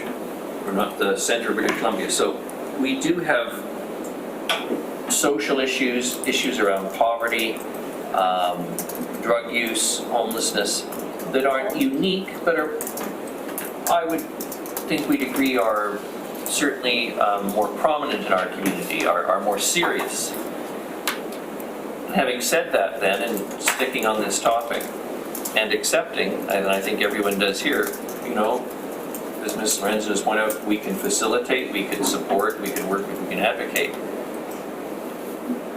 Our advocacy should be for the strategic planning purposes, our advocacy then should be focused on those things that are important to us that we cannot deliver that the province can. Is that fair? Yes. Because, let me just throw this out. You know, we want the province to enhance our local economy. We're all anxious to have a fast ferry up and running. I think in fairness, I think most people around the table are certainly sympathetic to the concept of enhancing the railway. So I'm just saying, within the context of advocacy for things that are important to us, it won't be just the social fabric issues in terms of that advocacy. Now, maybe that advocacy falls under a separate topic under, you know, economic health. Or we can But have I'm a just- for advocacy. Exactly. But I think we, as part of the strategic plan, we may want to, you know, we will come to choices. And I think Councillor Hemmons mentioned it earlier in terms of those difficult topics where we want support or comments from the community. Province comes to the table and says, all right, we're going to give you 200 more housing units, or we're going to support the fast ferry. Your call. So what's our strategic plan tell us? So I throw that out as a concrete example. I'm not saying that's what's going to happen. I hope it doesn't happen. But I'm just saying, if that's the kind of decision you're confronted with, this brings me back, and I'm more supportive now of where we started this morning and what Mr. Rudolph had to say later. That's where the strategic plan is important, because the international, whoever looking at us will say, ooh, you know, that's what their plan says, so I can assume they're going to do this when they're confronted with this or that. Your Worship, the problem with this whole thing is that your council chamber is filling up with people that are, and your inboxes are filling up with expectations that the city is dealing with this. And why is that? Because we're visible, we're accessible, and all those types, and it is our city. And so that's that philosophical debate. My observation here and other places is that the provincial government, with all its best of intentions, isn't particularly effective at coordinating things at a local level. And they keep saying to us and their staff, can you tell us what your priorities are? Can you tell us, because you know your community better than we do.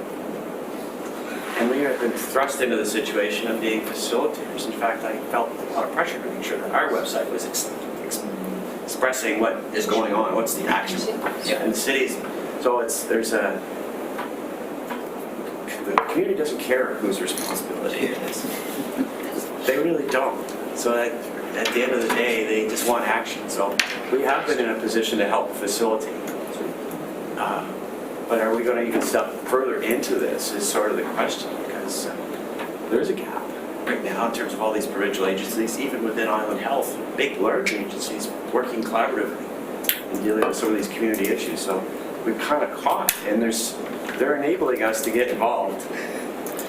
BC Housing for sure, and they've talked to us about, well, we'll give you housing, but you've got to give us land. So we're now into it. We'll give you an overpass on the highway, but you've got to pay for 1/3. It's the ministry's position.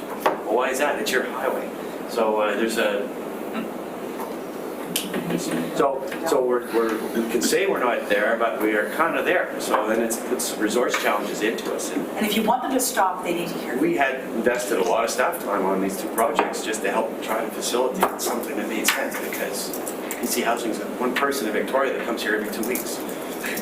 It's not helpful. So we got this problem. Councillor Kesselbach? Like, because we're paying for fire and emergency services, and we don't really pay for hospitals, but this is a larger question. But we do there are some costs that we're paying and through our civic funds to deal with this issue of addictions and crime and homelessness through very reactive means. And so when I'm looking at it, I was like, well, if we can get more coordinated and organized and better advocates and facilitate the resource that we have and be more effective at it, we're going to take those costs that we're paying at the back end with the reaction to the front end. However, looking at it from stepping back even further, are we actually in the midst of watching, and I can say that people on the ground level in the community much better know the community and can be more responsive to the needs when you have a higher level of government come in and say, hey, this housing is going here, here, and here. We're going to have operators from Victoria running it, and this is how it's going to be. It tends to be a bit of a cluster. However, are we in the midst of watching this larger trend of the province with the proper funds downloading responsibilities on municipalities, and you're right, being enabled? Because I've always taken the stance of like, we do need to take more responsibility as a city. But am I, just because I've been in it, getting sucked into this larger thing because people are saying, I'm like, hey, income tax is going to pay the province for this, and the province should be responsible for paying this, and we are enabling the slow download.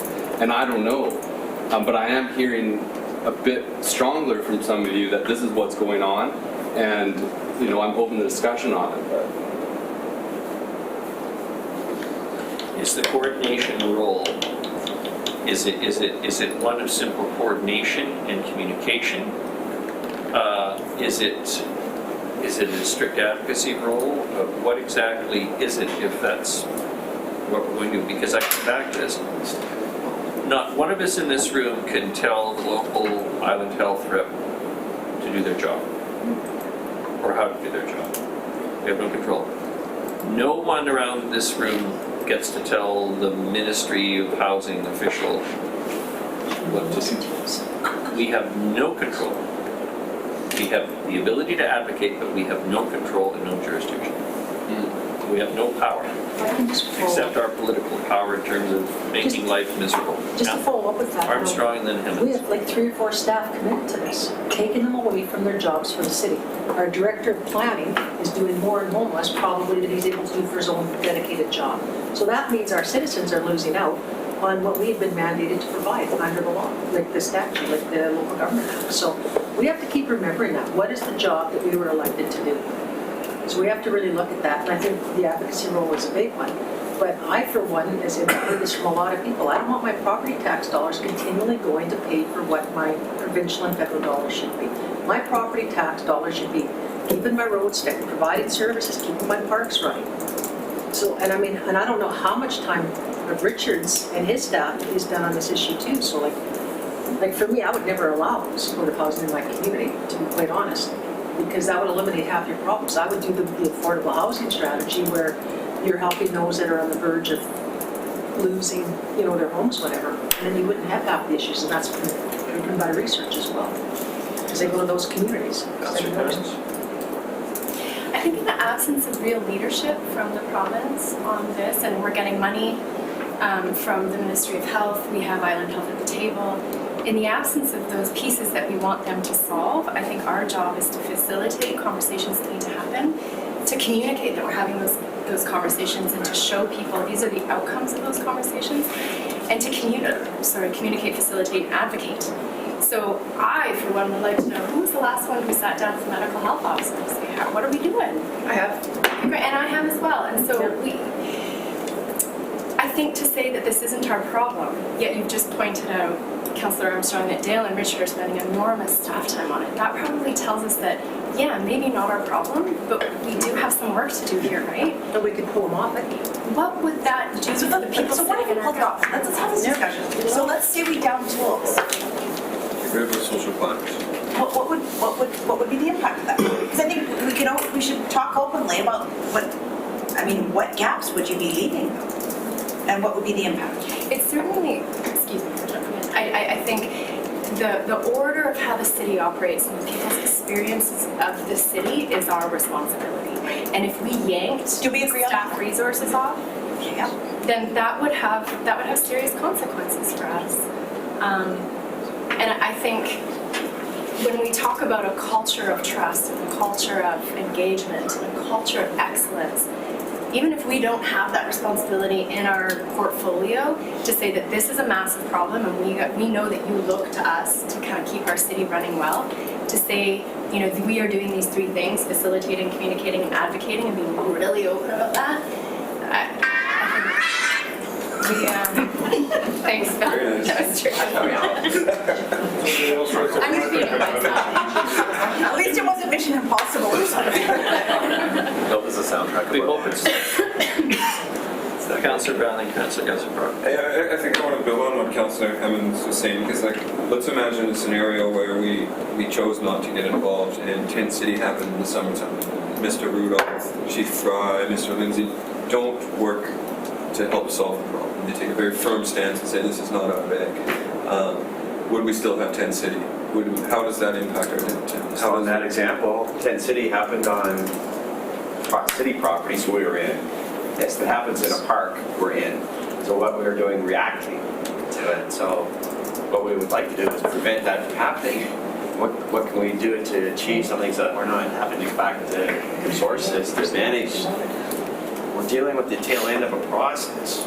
Something in the system of government and society is creating this problem that we are inheriting, and we are really enforcement agencies and managing resources. So we don't know it, but it lands on our lap. It is our public streets, they are our parks and so on, so we have responsibilities for this. We're finding ourselves from an enforcement point of view having to deal with it, but it's really not dealing with it, it's just whack-a-mole. It's moving people and things from one spot to another, and it's not really, so how can we, so we're finding ourselves trying to facilitate without owning the issue. It's a balance. And the agencies, for the most part, seem to want us to help facilitate. They don't want, and maybe some want us to own it. I'm not sure, but I think when I came here last summer, BC Housing expressed pleasure that they felt there was a pivot point to deal with this at an administrative level at the city that they hadn't had in the previous while. So at least they felt that they had a place to go to help to navigate the local landscape. But they're really stressed and stretched out themselves. I don't think we should throw them under the bus. BC Housing has a huge mandate and similar challenges that we would have, and just trying to balance all these things. So they are, I guess the model is they are relying on local agencies, service providers, and the city to pitch in and help make it work. So what's our role in that is the question. Councillor Thorpe, and then we're going to take our 15. Sorry. I trust you. Yeah, I fully agree with the sentiment of Councillor Armstrong and Mayor here that we should not be saying, hey, let's fund out of tax dollars and build all the housing, accessible housing that we need. Absolutely not. But I go back to the presentation we received: is how do we convert our $1 to 10? How do we facilitate and coordinate a problem that, whether if we ignore it, it's needles in the park, it's drug users in the parks that folks need and are not happy with. So I think we do need to play some sort of role in ensuring public safety and health. Councillor Thorpe, then we're going to take our break and then we're going to come back to this. Thank you, Your Worship. Really good discussion, and how frustrating is this whole thing? Because it is a download, and we all recognize that, and yet the problem is in our lap. And if we do nothing, then that's not helping the problem. The other point I'd like to make is the political reality that we have to maintain some goodwill with senior levels of government. So I don't think it benefits us to say to the provincial government, we're not dealing with this, it's yours, or to threaten to sue Island Health for not shutting down Tent City. That's not the way to go. You have to maintain relationships with other levels of government and keep those channels of advocacy open, while at the same time, I think, stressing the message. Even though the general public might not care whose responsibility it is, we need to still stick with our message that it's not our responsibility. We're doing what we can. We're trying to work within the constraints that we have, but we also need to enforce the message that this is a download. And at the same time, we're doing our best. And at the same time, not burn bridges with the provincial government, whose help we frankly need, and Island Health and other partners. Thank you. We're going to start again precisely at 10:30. Precisely. I still say if you didn't have that stuff, you wouldn't be here. Councillor Bonner, your first list. First pass.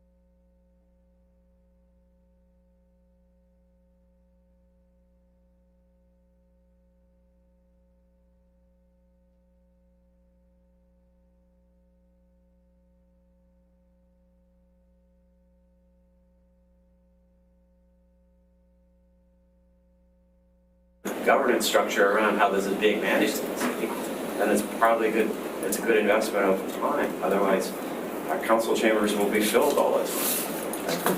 Councillor Bonner was next, and then Councillor Councillor Thank you. And to that same subject, as we're talking about that, I disagree with some of the councils. I don't think it's a federal or provincial issue when it's in our town. I believe that the federal and provincial governments are willing to help us solve these problems by providing funds. But if we didn't have a homeless problem, they wouldn't be providing us funds for housing. So, because we wouldn't need it. So I think that being proactive is much more important. We need to look at ways that we can make sure that our children at risk entering the school systems aren't at risk, and they're able to participate in the school systems as equals, that they will be graduating, that we do have economic jobs for economic development for them when they get out of high school, so that they're not stealing. So I think that these things are very important, and that is our social fabric. And as we say, we need doctors. We need a place where people want to come here and bring their families to live, because they know that when their kids grow up, they're going to be good kids and they're going to be good members of our society. And then our homeless issues will go away because we've already done the work pre front of it. That's fine. Councillor Gussenbrook. Thank you. So I think just to give an idea of what taking responsibility for this, in my head, how I'm thinking about it, just speaking very concretely, is that there is this homelessness coalition. There's a whole slew of different service providers. BC Housing sits at the table. Highland Health sits at the table. We've already have our social planner sitting at the table. And through this committee, basically, they set a strategy for homelessness and for housing. They have the United Way on there and they allocate the funds that come from the federal government through Housing First, through the provincial government. And from that group basically is what we're doing. The RCMP sits at that table. So it's a node of communication with all the different people that are associated with it. I think one of the things that just needs to happen is that the city has closer communication and facilitation with that group. Not really changing what type of services we're actually providing, but that we do have a political person sitting on that thing, maybe the mayor or somebody like that, and that there's a bit more with that group of people, there's a bit more coordination around the strategy of what Nanaimo is doing in terms of advocacy, in terms of, avoiding another tent city being set in place. And I think that would really be like the nuts of what this would look like if it was just more of an official community city committee or something like that. And I don't think it's drastically taking more responsibility in terms of providing programming than other things. And so that's kind of how I'm looking at that a little bit. And I'd be curious of what Mr. Lindsay and folks are looking at, like what would more coordination, if we did take it on, be more helpful in terms of reducing the amount of maybe staff time that we're spending on this reactively and reducing costs. We'll let Mr. Lindsay respond, then we'll go to Councillor Armstrong. Talk about throwing somebody in the spot. The whole question about the ability to solve the issue is a difficult one, of course, because we can get involved, and we are. On that committee, staff have been chairs or co-chairs of the thing for many, many years. So at a staff level, heavily involved in that, in the work that group's doing. But of course, the societal issues that are going on outside of Nanaimo are under our controls. The issues of opioids and the issues of mental health and how do you deal with these people are well beyond. So we're very much in that committee, I would say, still is very much dealing with the symptoms or the fallout of that, right? So being proactive, we can be proactive to a point, but there's still that element in my mind that we don't have the tools to solve it. But Even if it was the only thing you focused on, you couldn't fix it. and so right now, yes, we could build more housing, but I'm not confident that that's going to solve that you could house your way out of this bigger problem. Right? I'm not sure that exists. I just wanted to let you know that we did have that. It was called Safer Nanaimo. And I don't know, Sheila, if you were there for that. And we had to disband that because of the council activities around it, because I sat on that committee. And then there was a bunch of issues with the committee, so kind of got dissolved, and everybody was at that table.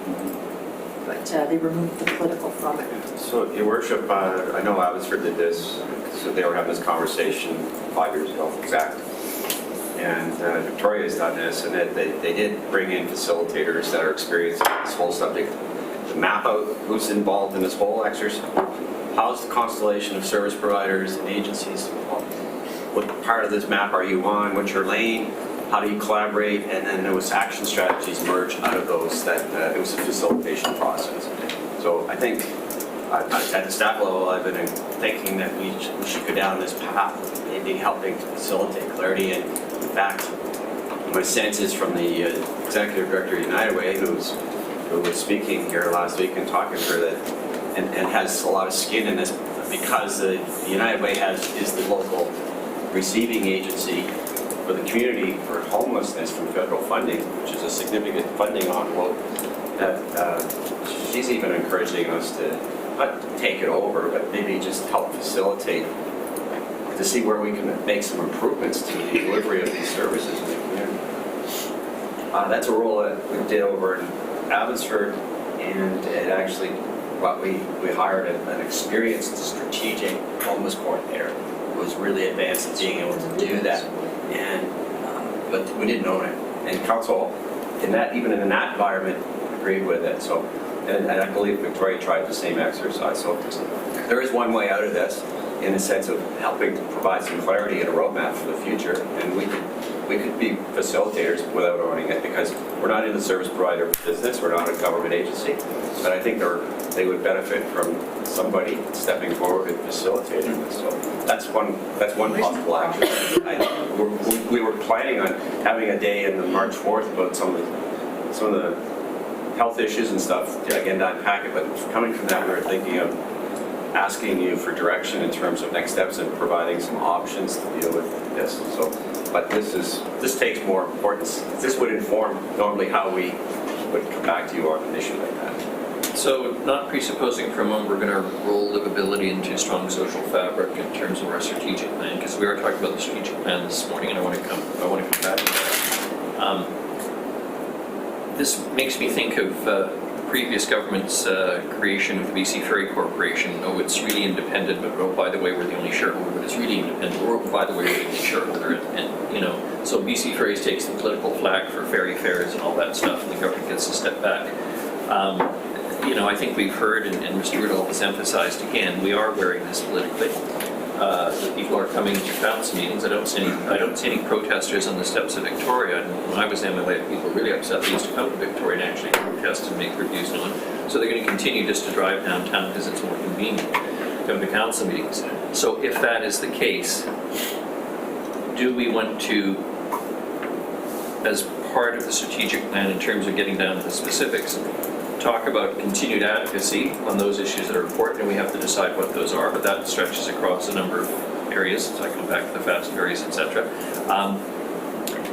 And do we say that we are going to, as a matter of policy, take the lead, we're going to provide the meeting space, so to speak, we're going to invite participants, maybe it's with the help of a facilitator, although I'm always a cheap guy, and if we've got somebody here who knows who all the players are, let's use their talents instead of hiring a facilitator. But that aside, is that something this council is prepared to do? Recognizing, I think, as Mr. Lindsay's pointed out, this is the reality, and we're not going to, the province is not going to house its way out of this problem. It will be interesting to see exactly what flows from the poverty reduction plan, and next week's budget, I think, is going to inform us in a very timely way prior to the March 4th meeting, where the province is going specifically on this. We'll see if there's line items for Nanaimo and or other programs and processes, and are we going to take on the leadership role? I'm not trying to skip out on you, but I am leaving in 2 minutes, so I leave that point for discussion. And Councillor Bonner, you're acting mayor this week. No, it's still me. May I make one observation before you leave? I want to test two things. And so I'm hoping if all of you, whether you're for or against a more active role, do you agree that you as a council should be disciplined about overreach beyond your areas of legislative responsibility? Yes. So disciplined about it. Yeah. We all agree. I'm trying to get statements of agreement here. Now that said, do you also recognize that some some sort of form of a coordination or facilitation role could actually reduce the cost, that this may actually be, No, I disagree with that. I think the costs go up. well, we don't know them. Well, I can show you from the cost, and again, I'll use, But the facts matter, right? Like, so. yeah, but I can show you facts, but it will show if you're proactive, your costs increase substantially. But not proactive in terms of just adding a bit more facilitation and Yeah, coordination but to your the costs go up because situation. now you gotta hire somebody to do that. But what Jake said is we're already spending About 3 significant people. amounts of time not facilitating. We are facilitating. Well, We are facilitating We are the already. facilitators. We are. We are in a sense, but what do we spend, and I'll leave this thought, what did we spend We're on Tent facilitating City without bringing in last summer? And if we chose not to, then the government or the level of government that should be doing it may have to step up the plate to do it. that has not worked elsewhere, just as an Yeah. observer. Like, because if that worked, that would be the end. Or take the chair. Okay. Just take the helm. I think that the tent city, Still me? Isn't it? Yeah, still me. I thought we switched, you good? No, not till Monday. Want to stay in the same chair? Yeah, I can see. Mr. Lindsay? I was just going to say that the tent city exercise for me at least highlighted the importance of having the city be a facilitator, because I found that you had all these different municipal ministries, the health authority, that were very much focused in their own lanes, and they were not, in my opinion, working collaboratively until we got involved and brought everybody to the table. And I think that's the biggest role. We know the community. We get the biggest push when somebody's unhappy. You're the first people they go to, right? Because you're accessible. It's much easier to get to you in order to find you on Monday night, right? But I think that's a significant part that we played, and that I learned about that was our ability to facilitate that process. And I think if we weren't there at that table, I'm not sure we would have had the same outlook. So if I can just take that one step further then, but at what cost to your department and other departments? And that's my issue here. It's that if we're going to do that, then maybe we need a person that's delegated or designated to do that, because then, again, we already have a capacity issue. We've identified that. And now we're stretching our capacity issue even further. So what projects are being lost? We're hearing constant complaints from the development community, right? Constantly. So we're not addressing those needs, and when we're pulling ahead of our director out of his actual assigned role, what are we losing? So I think we have to really balance that, and I get what people are saying, but if we are going to take that, then perhaps we need to have a dedicated person, and not people, like John Horn's been doing it for how many years? Now you're doing it. We've had other people at the table, you're involved, so it makes I was a half my discussion. time for the first 3 months Yeah. I was here, So maybe because it was that's, a crisis. yeah. So we're involved, and there seems to be these crises that come along. Maybe that's not the right word, but it was like it was that significant, and it warranted a focused effort to fix this. Tent City, similar with the Gotcha. modulars and the implementation problems that we weren't even involved in, but we own somehow. And predictably, this summer there'll be another ramp up of issues, and I'm being told there could be another Tent City. It's all predictable. Okay, Systemically, what's our role in all of this? Councillor Hammonds? I think we also need to be really clear about what we mean by facilitate. I don't mean problem solve. I mean create the space and have some organizing capacity to say, okay, these are our log jams, and here's who's responsible for kind of clearing these up. It's not to say the city's going to facilitate all the solutions. It's to say the city's at the table, recognizing that we don't have a comprehensive strategy or communication plan.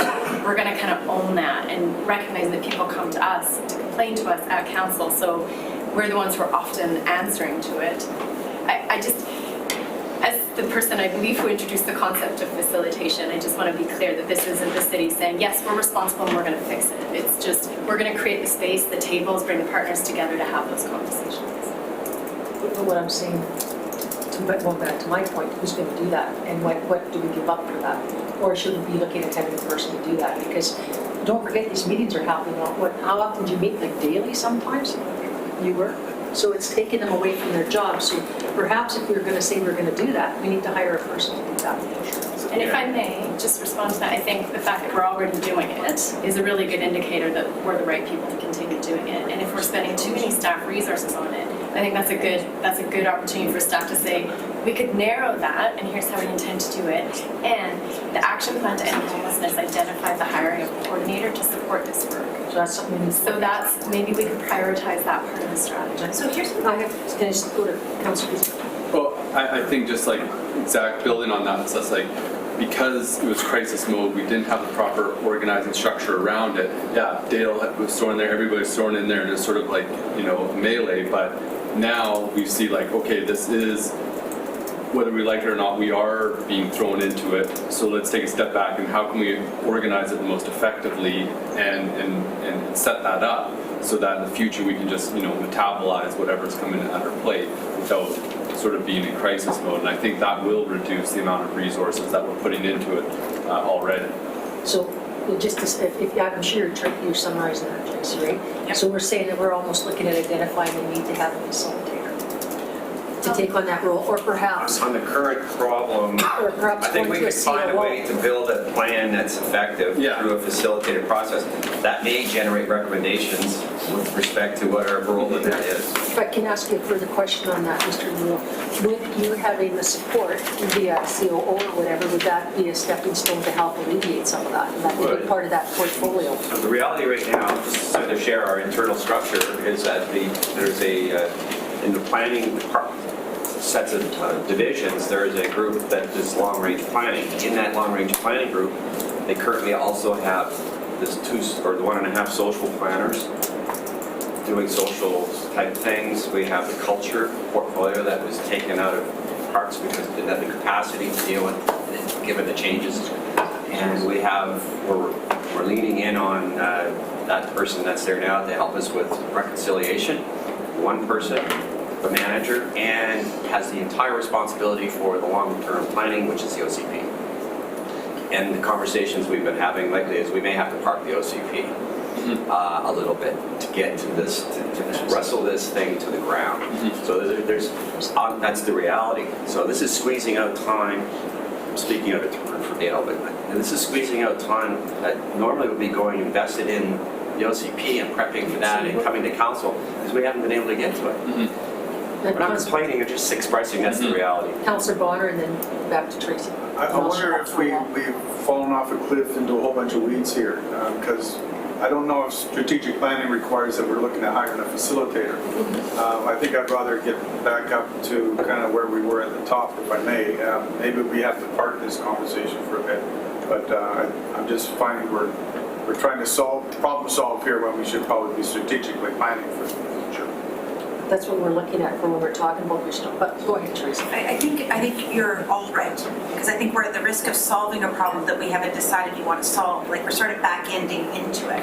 But I think also understanding what a solution might look like is key to, and so it's a bit circular. There's a couple of options that you have. What I hear you saying is you care deeply about this issue, but again, you're all very conscious of not taking on something that, you don't want to be too deep in this. You are in it to a degree that I think some of you have even learned more fully this morning than is perhaps the case. But like every decision, it should be an evidence-based decision around it. So, one of the next steps might be to, I'm hearing you say that advocating on this issue is likely to be one of your higher priorities. That I didn't hear anybody saying we're not going to advocate on this issue. Is that correct? Mm-hmm. It's sort of when we start to get down to the doing where we may diverge a bit more on what we want to do. But the other thing that is not on the face of this plan is under-resourcing. One of the things Jake is doing is actually looking at how people are already used in this organization. So, what Jake's just described around, the different roles, and sometimes when you have a new portfolio like this, you might have somebody who is a long-term social planner, but they're not the right person for it. So, Jake could look at sort of how his team is deployed. But I think what we need is you probably just need more facts on this. So can I go back to Councillor Bonner's comment? What I'm not hearing is that we have a social pillar. I haven't heard that yet, because that was one of the, we were contemplating, should there be a pillar called social? Strong social fabric. Yeah. or is that part of livability? And if it's a standalone, that means then we need to, what does that mean? Are we starting to resource that we're getting more involved in the subject matter of social issues? Or are we sort of standing pat with kind of our Staying the course. staying the course kind of thing? Because that's one of the, that's a paradigm shift kind of question. Is it a pillar issue or is it part of some other issue? So I'm not hearing that we're stepping up. There's a cautious stepping up. I mean, that's sort of the strategic planning question. So we got Councilor Gisbert, then Ian, then Aaron, then Don. I think we're already starting to play this role. I think that what I would like to see is that we are intentionally saying we are playing a facilitative role in this. And I think that and what Mr. Lindsay was saying is that when Tent City happened, when we had all these different organizations there, it was a melee, and then when the city realized like it can be useful by facilitating, coordinating action, and we got the right outcomes. And I think that citizens expect that when these things that we're dealing with things effectively, and I would like us to make a commitment that we will be facilitating, leave how that's done to management to figure out what's the best way to set that up.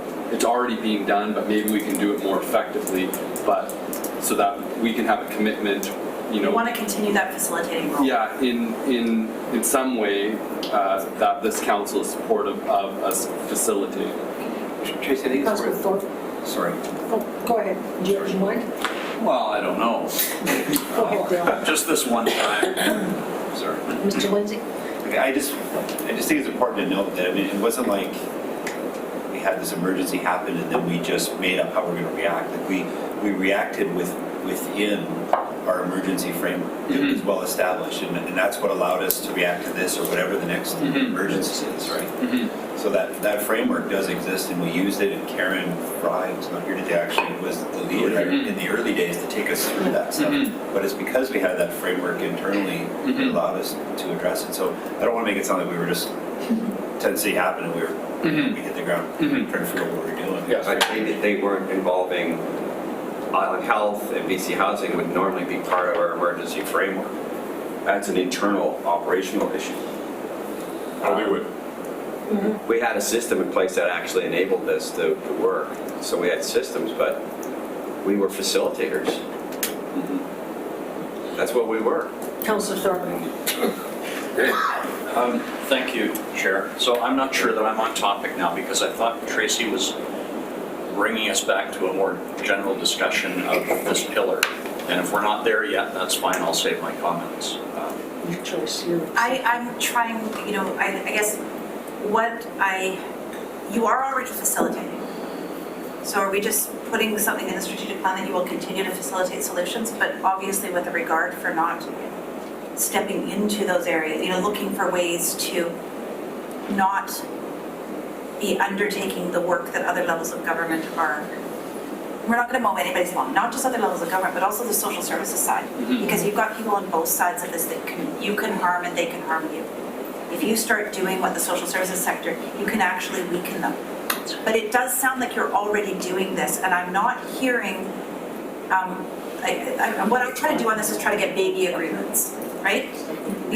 What I'm not hearing anybody say is, we're going to yank out of this, damn the consequences. That's not what I've heard you say. What I've heard is some concern about getting deeply into it. And then I've heard the people that might have been interpreted as saying that's not what they're saying anyways. It's about setting a table because we have a unique way to do that. I'm also hearing you say, though, we want to be really conscious of the costs we're incurring. And underlying that you haven't said, but I'm taking out of this, is there's always the risk that we incent more people to come here with the solutions we put in place. So we want to be conscious about not manifesting or magnifying our problems. Am I understanding? But I'm not hearing you say that anybody's going to completely abandon this issue. I think one thing that we're forgetting about, we do have a very good affordable housing strategy and stuff, and perhaps we need to start implementing some of the plans that are in place, which would start to help to deal with these issues. We've got so many good plans in place, and we haven't talked about that, but I think that's part of what our strategic plan should be, is that we've had staff make report after report and do great plans with community members, and they sit on shelves. So can we leave in your strategic plan, maybe under livability, continue to facilitate solutions for social issues impacting our community and residents? And one of the actions might be to ask staff at a time that makes sense, to give you a report on what the activities already are. And including some of those plans, Cheryl, that you've mentioned. You How know, do people feel about that? what do we already have and do around this? I've got Aaron and then Councillor Holmes. I think, oh, Or are you finished? Well, Sorry. I'm finished unless we're going back to a more general discussion, but If I we would agree. go around this, if we could just wait, and then. Sure. Am I capturing that we're going to keep this in the plan? But remember, we're not talking about initiatives under any other area in our plan. I'm going to move it to livability though, unless you tell me something different. so which box are we talking about? Moving social issues over to The one that's titled facilitation. Yeah. facilitation. And advocacy, I already moved under governance as a subset. That's a specific type of advocacy that's going to be all fleshed out. social issues, not just the housing social issue. Okay, so Aaron, did you have anything for us? Nope. Well, I was only going to say that I could quite honestly live with both of those being combined into one. That's what I, Because our town, our city won't be livable unless we have a strong social fabric. That's what I just did, actually. that's what you put it under Yeah, there. So, yeah. feel like it's a Yeah. piece of. Okay, I got Ian, Thank you, Chair. So, Ms. Bear last and we'll move on. getting back to social fabric, and in my notes, I've been combining livability and social fabric as well. I'm not totally sold on the term fabric. I made that up because Doesn't really do it for me. equity seemed bigger. I know. I was trying to. I can't think of anything better. But it's not going to exist anymore. So, and again, I'm not sure if this is the time for this discussion, but in our present plan, we have specific separate pillars for cultural vitality and active and healthy lifestyle. And I think those are both very important things. I can live with having them rolled under social fabric, but I Under think livability now, I think is the. I'm sorry, I'm calling it social fabric / livability, Okay, good, yeah. whatever. But I think those are really important topics. So if we don't feel that they warrant their own pillar, then I think they should be a strong foundation of this pillar.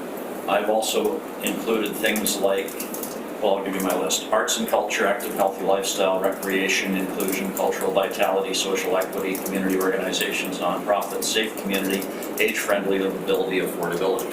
All of those things to me are part of the social fabric. So I'm trying to combine and simplify into that one area. Another phrase that gets used is community wellness. Yes. Yes. Just sort of that, just in That's the, good. but we can worry about the wording. If we're agreeing that these relate to each other, all I'm going to suggest is that's a lot. And understand that recreation, the strategic plan isn't everything that's important. It's everything that you're going to put specific action and activity into. So if recreation is doing well and important to you, but at risk, we should leave it in the plan. If it's doing well and what you do, it may not need to be on the plan. So just trying to figure out how we message to the world. I mean, recreation is a large part of why people come here. Culture is important, but again, culture touches on some of the things that we've just been, are you doing it or are you facilitating it being done? You could put it to like support one another and achieve an active, cultural, and healthy place to live. You could put cultural right in there, and that captures it. And your bullet under infrastructure. My problem is I'm moving stuff, and so I don't have anything that looks, I'm gonna go back to this. It's under infrastructure, where you say improve the enormous community infrastructure and resources to enable residents to support one another and achieve an active and culturally and healthy place to live. Well, Cultural. the other area that you, I'm sort of just trying to find it. There's the recreate, recreation. I put it somewhere here. Safety also touches, like there's a lot of buzzy words in this, to be honest, in the livability one. But I think the real question is, you know, on that list that you just articulated, if we put up on a flip chart, would we have the same priorities between those? You know, like if we were to choose between recreation and arts and culture, for example. My sense is that council has been talking recently anyway about culture needing more emphasis as compared to previously.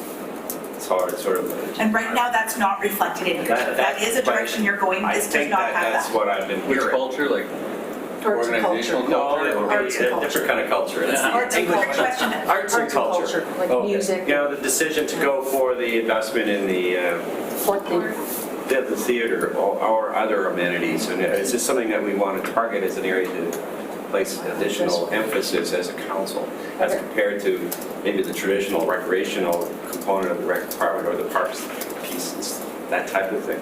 Councillor It's just a Ball. question. When I was campaigning, and I'm guessing maybe with others as well, people never came out to me and said, we don't have enough parks, or can't get into the park system. Of all the things that people talked about, Richard never came up ever in his department, right? Just so that's a great That's why he's job. always last. He's so well run. But culture came up a That's right. lot, I'm with right? you. So I think we're doing a fine job, Parks Recreation. I don't want to give the guy all that much stuff because he is last usually, but the whole thing here is that I think we could probably drop that if you're saying it's not that we don't want parks and culture, is it parks and rec, but that we're doing such a good job. And we'll just continue. One on way to doing it. recognize it is in the statement in your strategic plan around strengths. Okay. Like, so that's one way to say, yes, it matters, but, you know, one of the things I usually do when I report on a strategic plan is a bit of the SWOT summary, like here's some of the key strengths. And so you can capture things that are going well. But then you also have to keep an eye on not letting them erode. That's the only other thing though, is that your strengths, you know, that's why people come here and those sorts of things. But I could capture it there as well, and we can see if that works. So the question is Hammond's. culture. I echo Councillor Bonner. I don't think we should be putting on our roadmap for the future things that are already working well, and I think Parks and Rec is working beautifully. But if we are focusing on arts and culture, then I think we probably need to permit it. And that could go under community wellness. Like, it doesn't need to be its own pillar, but just acknowledging that this is something we would like to support or do better. Richard's killing it, obviously. But just a point on that, if we don't have that part of our strategic priorities, when stuff comes up, we're not going to be able to go, if we're going to adhere to our principles. Pardon me, what's that? Good point. Like, I think if you're going to adhere to your principles, everything needs to link back to your strategic priorities and plans. So if we're saying that Parks and Recreation is going well, and we don't link it to our strategic plan and priorities, and if all of a sudden there's some great opportunities start coming up, we're now going away from what we've committed to do, which is our strategic priorities. But then the question is it so core to enhancing livability and not something that we'd contemplate? Remember, you've got the theme that it sits above. So the question is it so core to the change? Richard's gonna still come and say we're mowing lawns and we're out.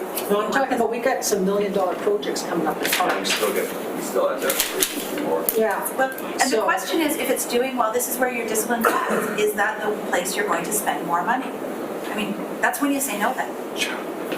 Yeah, no, hang on, I just got Ian and then I'll go over to Richard. Thanks, Chair. So I don't think something should be taken off our list just because we're doing a good job on it right now.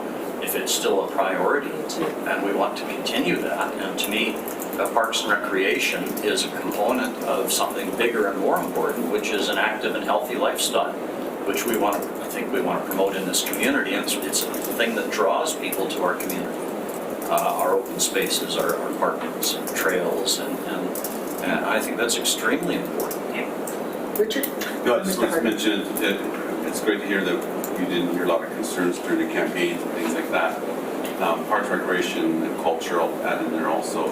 It's constantly changing. There's always different stresses and changes that go with it. And even a lot of the environmental issues that we talk about. I mean, over 80% of what we maintain now is natural area, but we have a lot of stresses on those natural areas and how we're going to manage them. So it does and then also the whole aspect of health, integration of health more and more into recreation.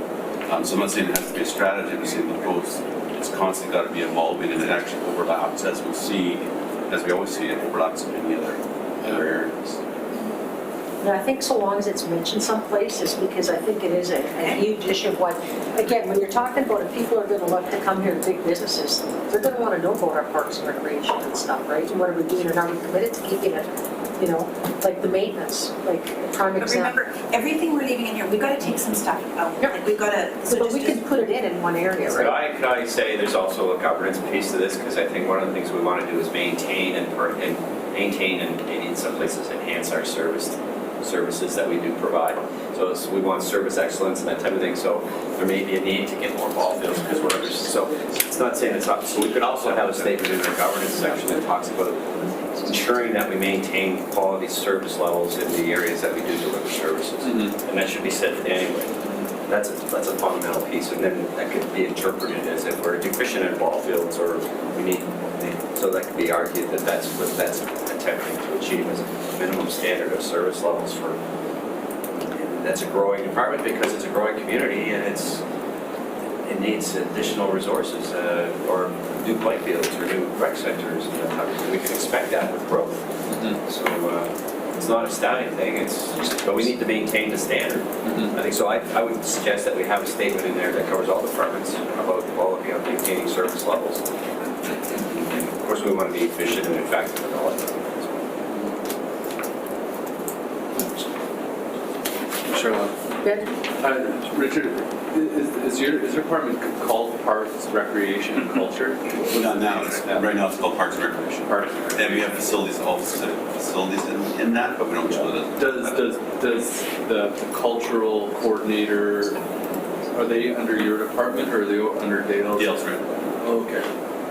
I'm part of that suite of services and that long-range planning in it right now. Yeah. You're gonna end up with the same question around fire now? Do you want to have an initiative around fire? You should have more fire.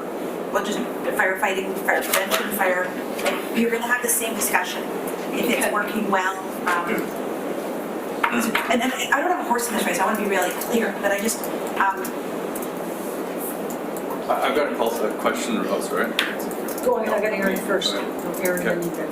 Well, I really like this idea of this kind of companion statement by the mayor to say, here are the things that we think we're doing really well, and we're going to continue to do those well. And the strategic plan, here are the things that we kind of were shooting for the stars on, and here are the plans and how they fit and where we are in the timelines, et cetera. So I'm by no means advocating that I'm completely contradicting myself here. I acknowledge that we should take Parks and Rec out, but it fits under so many of these, and we are doing it well. And I think if we could just put a sentence in and acknowledge its importance, but also highlight it in that piece of we're doing this fairly well. We're really happy. We have more. I don't know, whatever. Council Giesbrecht. Giesbrecht, sorry. Giesbrecht. Around fire. One thing, is there things that we need to consider about just if we have more drier summers and increased fire? Environmental responsibility.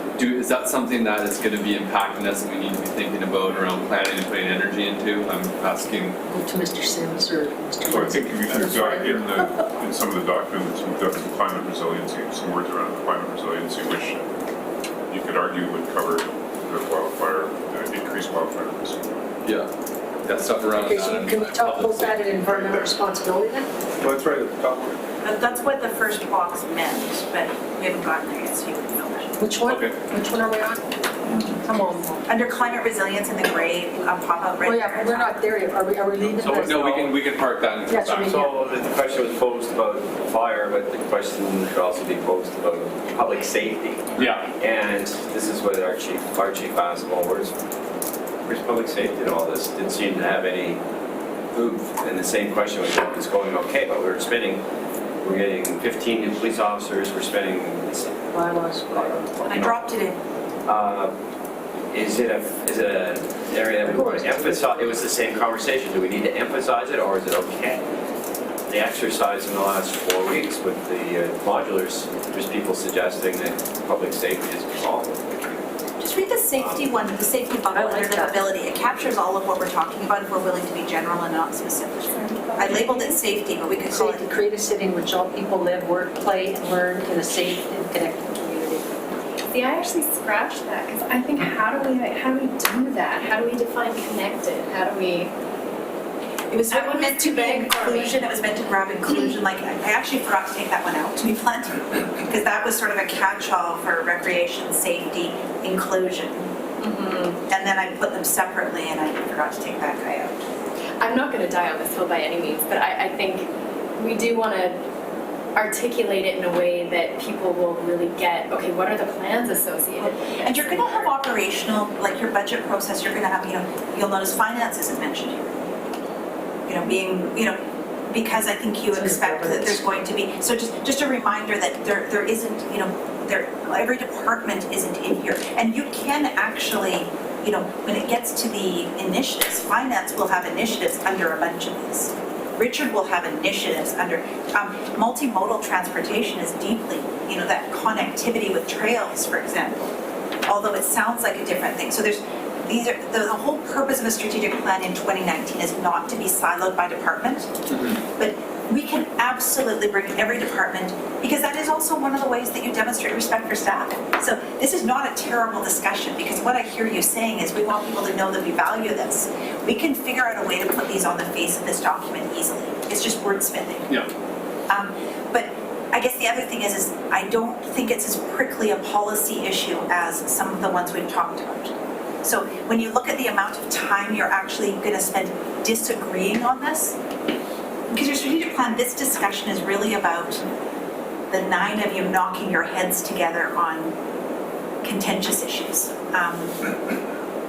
What I'm hearing you say, though, is that you value recreation deeply, that it's so core to livability that it's weird for you guys to have it out.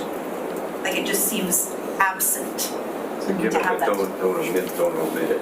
Yeah, and and maybe there's another way through a statement or some sort of principle, like in 2019, these are the areas that are doing well. They may, I don't know. But let's leave it in for now and see if we can make it work. You could maybe just put it as community safety issues, like you did. I'm again referring to the Campbell River one because I really like it. So if you just looked at community safety issues, and that includes fire bylaw, that even includes your home, includes everything. To me, it's a catchphrase, like community safety issues. That even includes climate change, as far as I'm concerned, too, because I think we all agree there's a placeholder there with safety, we call it community safety or whatnot, and maybe change the languaging around that. That's a good spot in our strategic plan that nods in that direction, that this is important and we're going to continue that. community safety issues will be continued. Okay, perfect. More discussion. Just on a point with sort of the housing, our affordability strategy and our homelessness strategy, those fit in, will fit in under there. Do we need to have any more discussion at this moment sort of on how we're going about doing that in terms of land and that type of thing? I think for the chair, it all has to come back to council. We've got a dedicated day on some of it. We need to have an implementation plan. Yeah. Who's we? Not just we. Staff. The collective we. Yeah. On what is the implementation plan for both those strategies. Gotcha. Can I double check? That may need to be some facilitation there to get some buy-in from stakeholders that are not the city. Good. Tracy?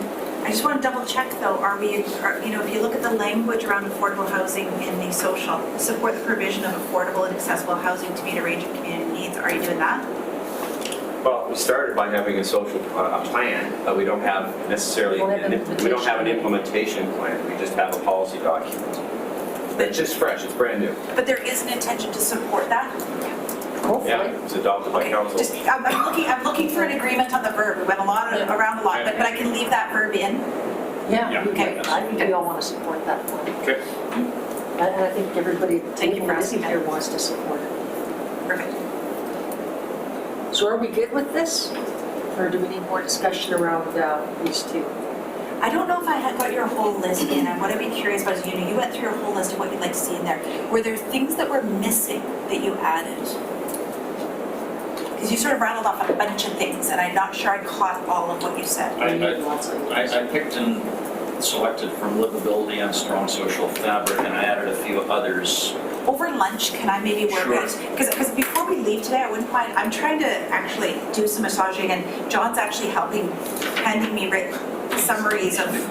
That's a merge list of all. It's a little creepy how fast he does this, just saying. But if we could actually, while you're here, check back some of the language so that it's not a whole new reveal and move that bus the next time you meet. Okay. That would be.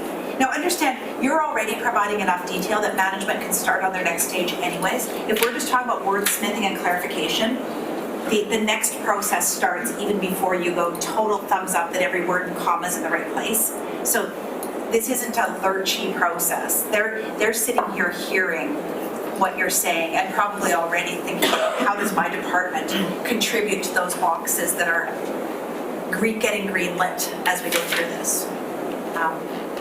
Because that's their next thing, is they've got to provide to Jake, what are the 3 or 4 key things that my department's doing in that area?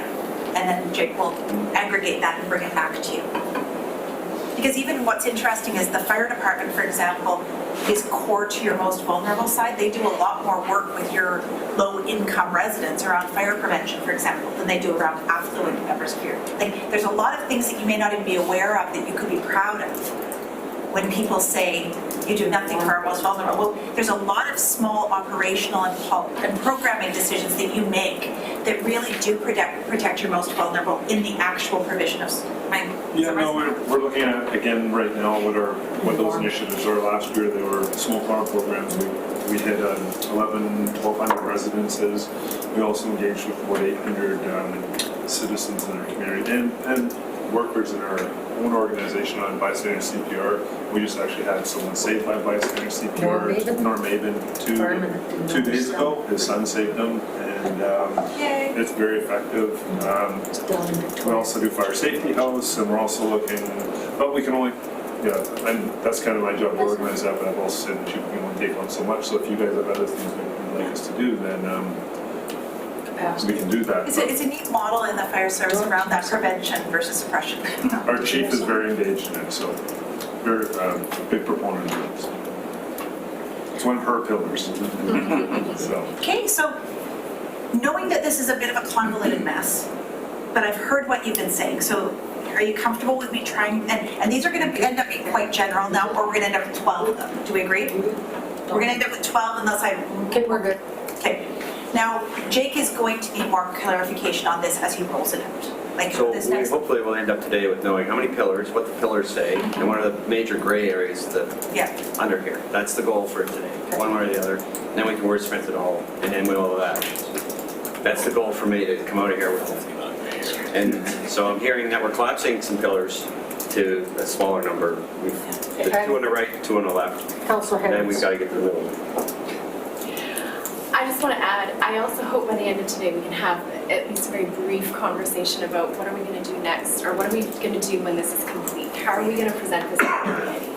That's important. Great idea, okay. Process. One of the things that might be useful on this, just before we leave this theme of livability, it might be useful to have a little bit more of a discussion, or even a quick survey that gets sent to you around how important are each of these things, knowing they're all important and not going to be taken off the plan. But just so that Jake and the team, if we had sort of even the 11 different topics that could be under this, with a quick drag and drop in order of importance, it just might be helpful just to say, they're all going to be in there somewhere, but it's awfully hard to prioritize with that many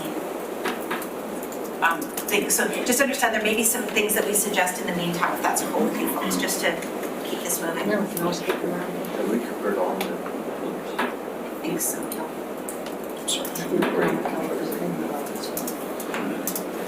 Yeah, hey, I'll tell you what, since we've lost 2 people, do you mind if I just connect, if I use this time maybe to try to wordsmith a bit? Go ahead.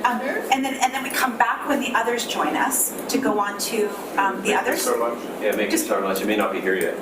But yeah, just have a little bit of a Let's longer say lunch. Tyler and City's then- back at 12:30, so the Mayor City's back a quarter after 12. And then we can reconvene and hopefully have an updated version of this, the workshop.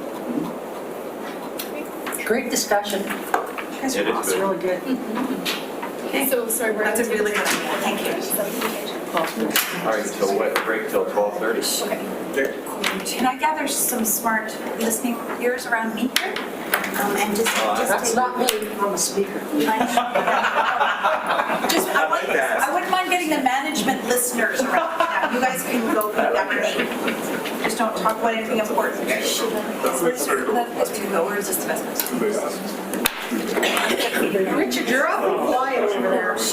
That's why you get all the Or if money. you can put Get a lot of it. Actually, who gets the most is fire. That's why they let it go.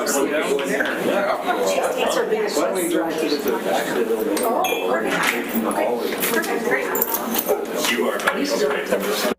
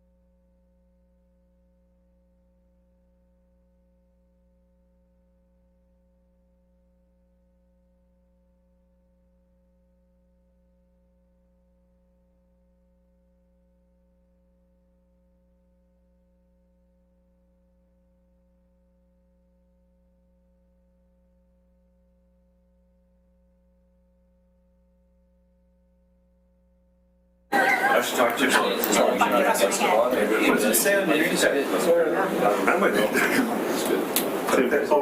It's Are you just gonna- no, I'm just gonna move it closer to my. So you might know, you couldn't remember your name. You won't be seeing that. Where was that? Not right away. Blended governance and management. You know what look cool? Those the sidewalk clears, like little ATVs with the trot. That's really good. Sheila, first try to do it all at once. That's good. Yeah. Works for years. She raised 6 kids, she had 3 kids. Here's a clean version of that. That's a try. And here's I the, like all the lines, because that's really. and here's the Perfect, thank you. Hey, Karen Vernon's really stepping up on their fireside services, their new deployment model to maximize firefighting feasibility. Did you look at it? your worship. In Vernon? We're rolling Oh, it do you down. hear what they're, what happened in Vernon? It's to reduce their overtime. No, I didn't. Everybody, we're on camera again now. You're on line. Yeah. So, well, we ready? That's where I was left, well, Sorry. that's more about a location. It'd be quite. More about stopping something, starting something. Yeah, you know, so that we can be both, right? I don't mind. All right, shall we reconvene, everyone, please? Thank you very much. Thank you for indulging my absence. I understand things have gone swimmingly in my absence. Maybe I should go away with one. Not really. Not really. It was chaos. I'll give reinforcements if we can. Swimming really well because we Some people talk too much. We're a long one. Shall I summarize where we went in your absence? We're good. So, we kept talking a little bit more about the social, moved into livability, talked a bit about services.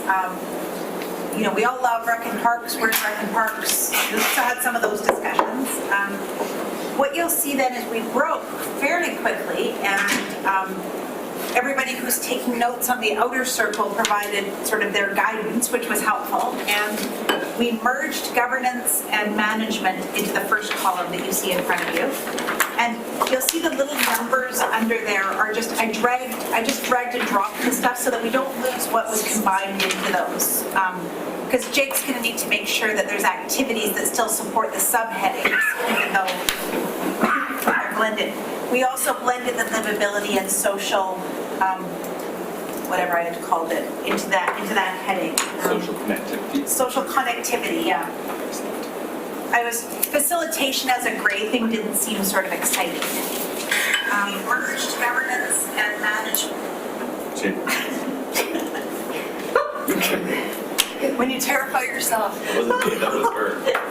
He's at the kids' table. Yes. You know, Richard was so good till you got there. He sat there till he brought up really We had no behavioral issues till shortly after noon. What's the common denominator? One of the things that I do need to point out is if you look at infrastructure and services on the livability side, underneath that is recreation. You know, there's a number of things under that will reappear.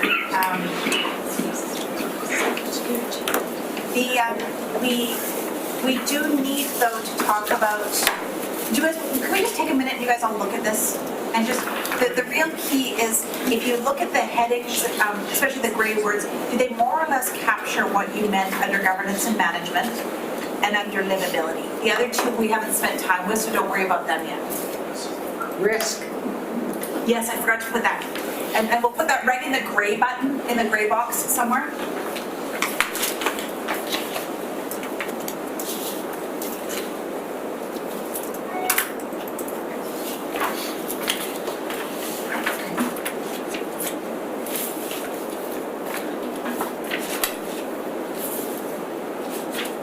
And you've prioritized these things. I have not prioritized them at all. Take those numbers.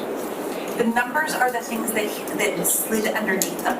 They're just the number of other bundles, that's just, I can expand it here so that's. One of the things that I'm gonna suggest, folks, is when we finish this, if we agree that we've got 3, 4, 5 columns, whatever we end up with, and we've got 3, 4, 5 items underneath it, I'd like your permission to send you a quick drag and drop survey where you just drag them in the order of importance to you, just so that we see where there's agreement or disagreement. They're pretty broad principles, so that's not gonna be the easiest thing to do, but just for a quick check-in. Is that possible? Yep. Okay. It won't take you more than 5 minutes, because it's literally most moves.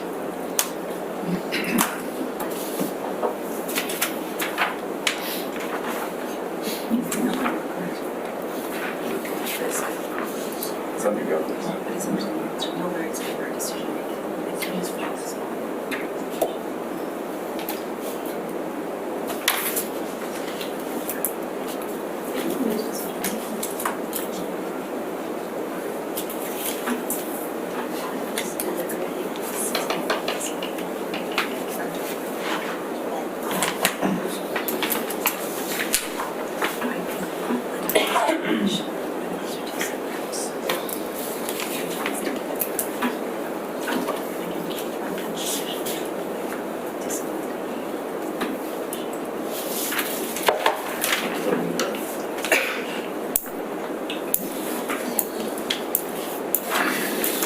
Do you think the engagement one is actually, to the very top of governance, is actually two different things? Yeah. I blended them together, but do you think decision-making and engagement are actually different?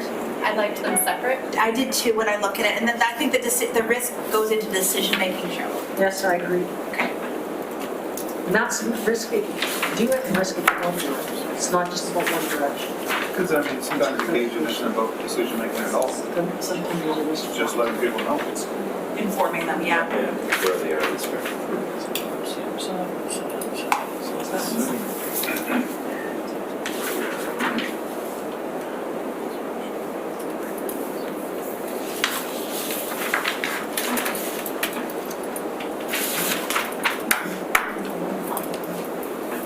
What program is this in? Just in my manager.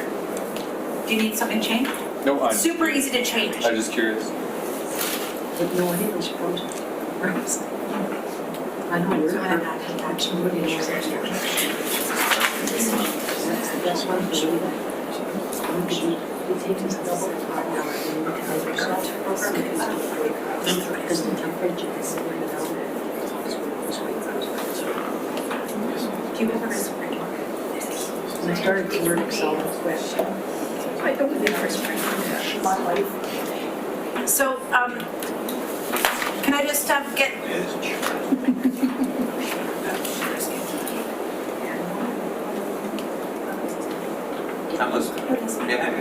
Okay, so just under the first two under management, I split out engagement, the first part of it, and added in the decision making. Ensure we are structured for expeditious, high quality decision making and action within our risk framework. Does the livability resonate with folks? Yep. And by the way, this isn't the only crack you'll have in this. You know, it's just so that we walk out of here with something that can be worked on. Thank you, Chair. So I'm still struggling a little bit with OCP refresh under livability. When that relates to engaging the community, which is the very first statement we have under engagement. And then my second thought would be, is that even necessary as a statement to have in one of the pillars? It's one of the strategies that we'll use. You're not right. Well, that's the first. The only thing is that an OCP refresh can be a fairly big piece of work without a placeholder in here that it fits under. I would wonder whether we are not holding real estate for it, no pun intended. But isn't it required by law for every 10 years to do your rethink? Yep. Yeah, so I don't know. like, But it's a that's- highly engaged, it's an engaging, time-consuming process, and a process that, what we did do, if you notice this, is we did actually change, the original one was proactive land use planning.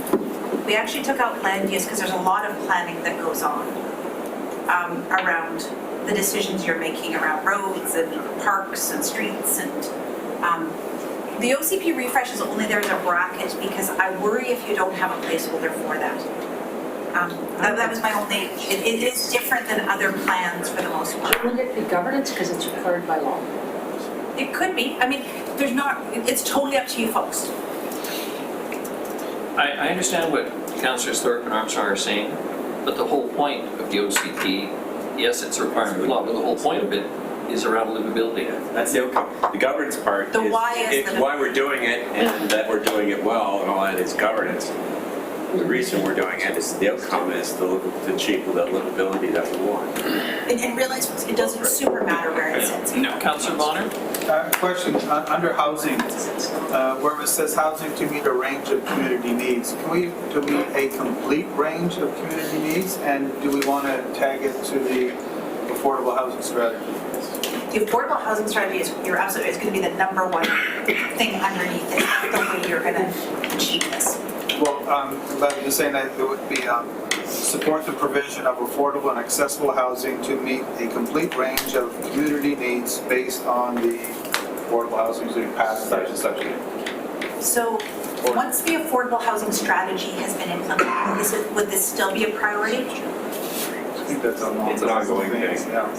We're going to be making decisions around it on an ongoing basis. Councillor Emmons? I think we should probably stay away from identifying specific projects or programs in our strat plan, and I even would make this argument for the OCP. We could say. Oh, that's gonna come out, by the way. The OCP refresh is going to come out. I wanted to remember what that said, but, So yeah.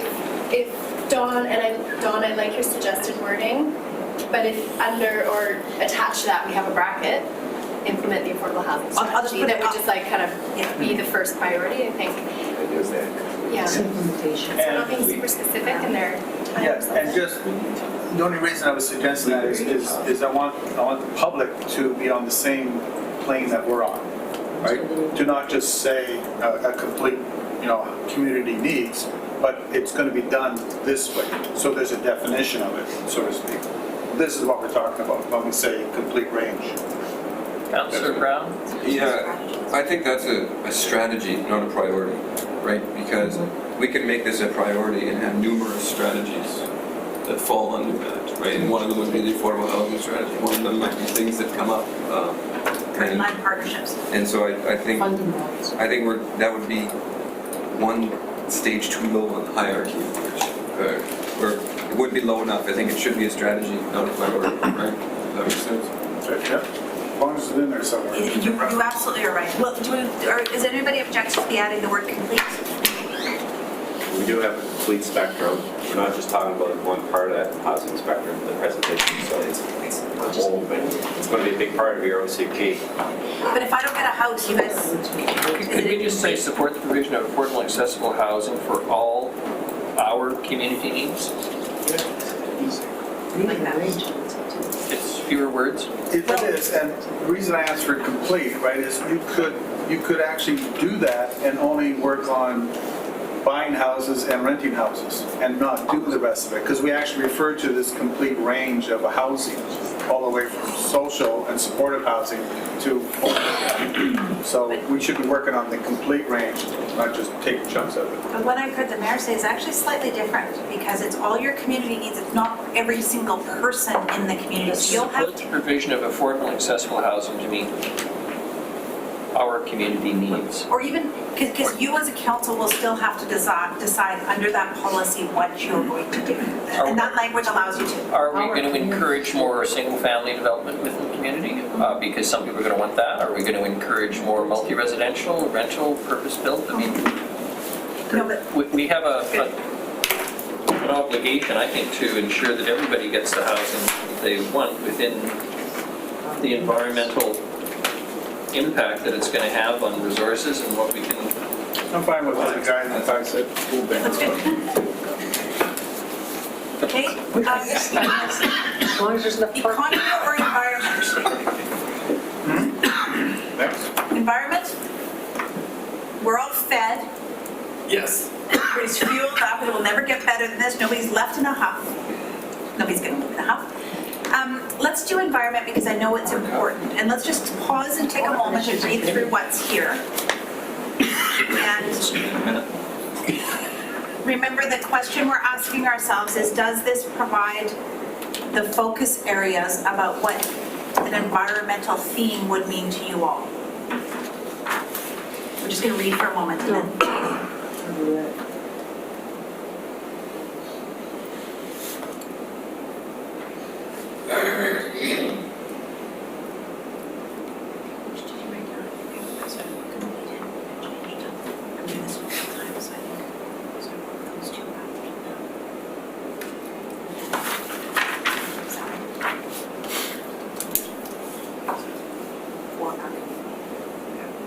That was.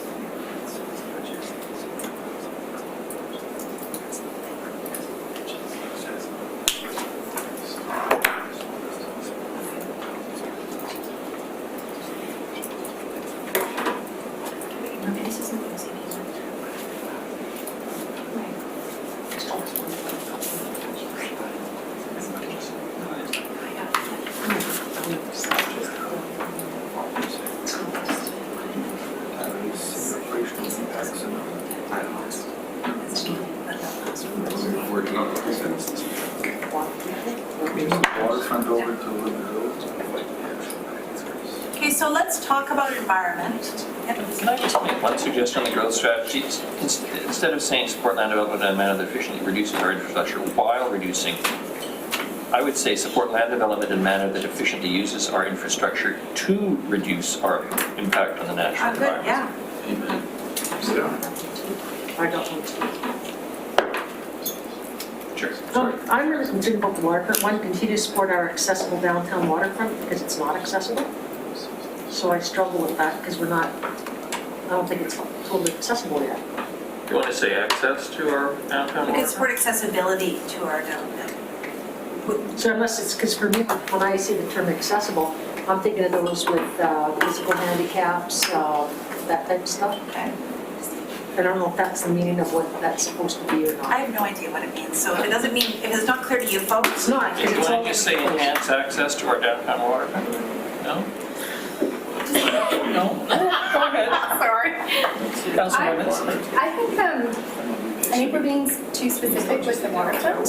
I think for me, getting people out into nature, whether that is on the water or in the forest, leads to them being good stewards of that environment. So I would advocate for changing that, taking the waterfront out and just saying to continue to increase opportunities for our residents to enjoy our natural surroundings or environment. So I like that then speaks to Parks and Rec, that speaks to trail maintenance, that speaks to waterfront maintenance.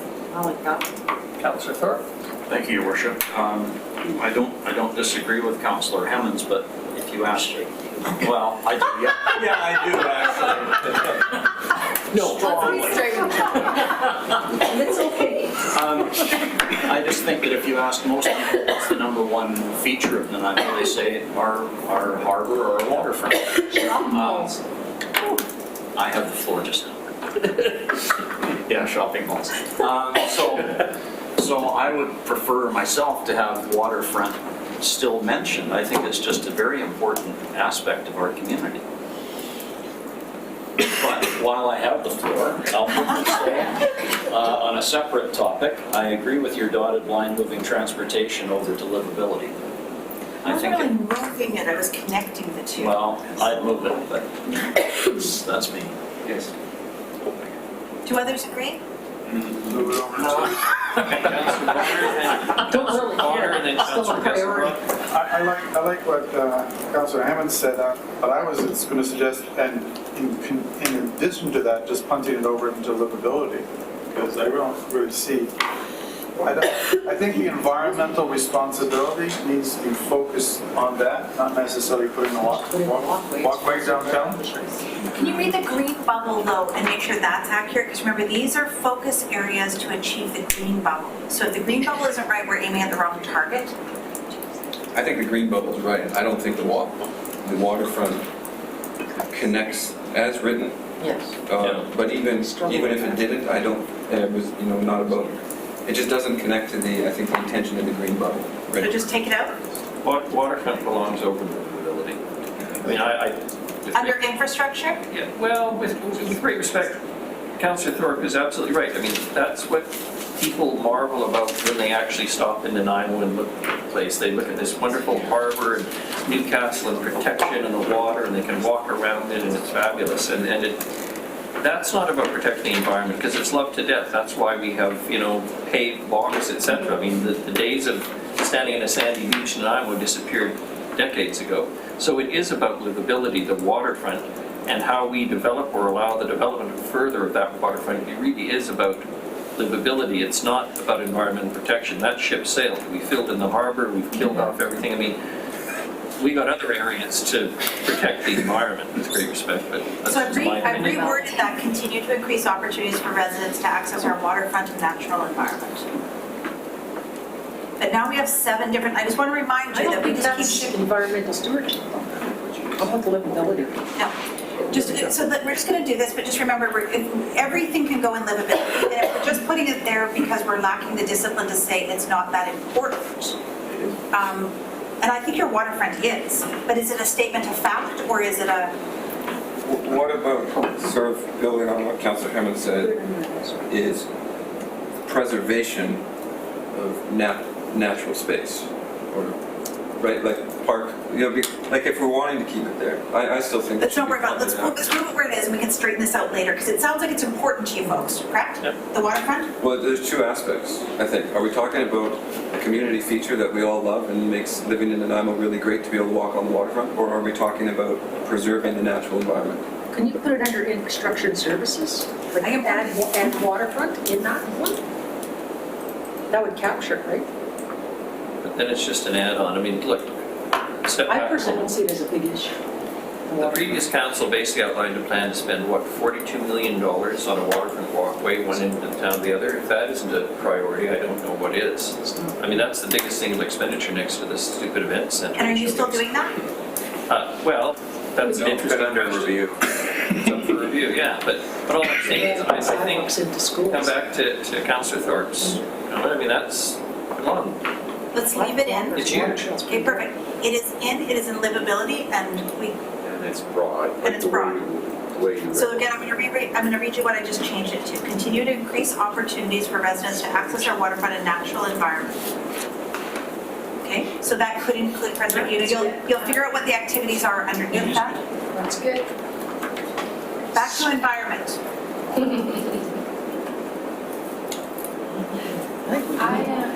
Councillor Hammond?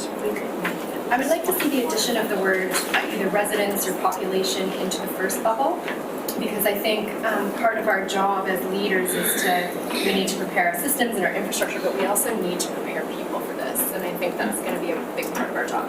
So, Our systems, our infrastructure, and our citizens. Yeah. Systems, infrastructure, and citizens? Yeah, and citizens for the reality of that. That's good. Councillor yep, Hammond? got it?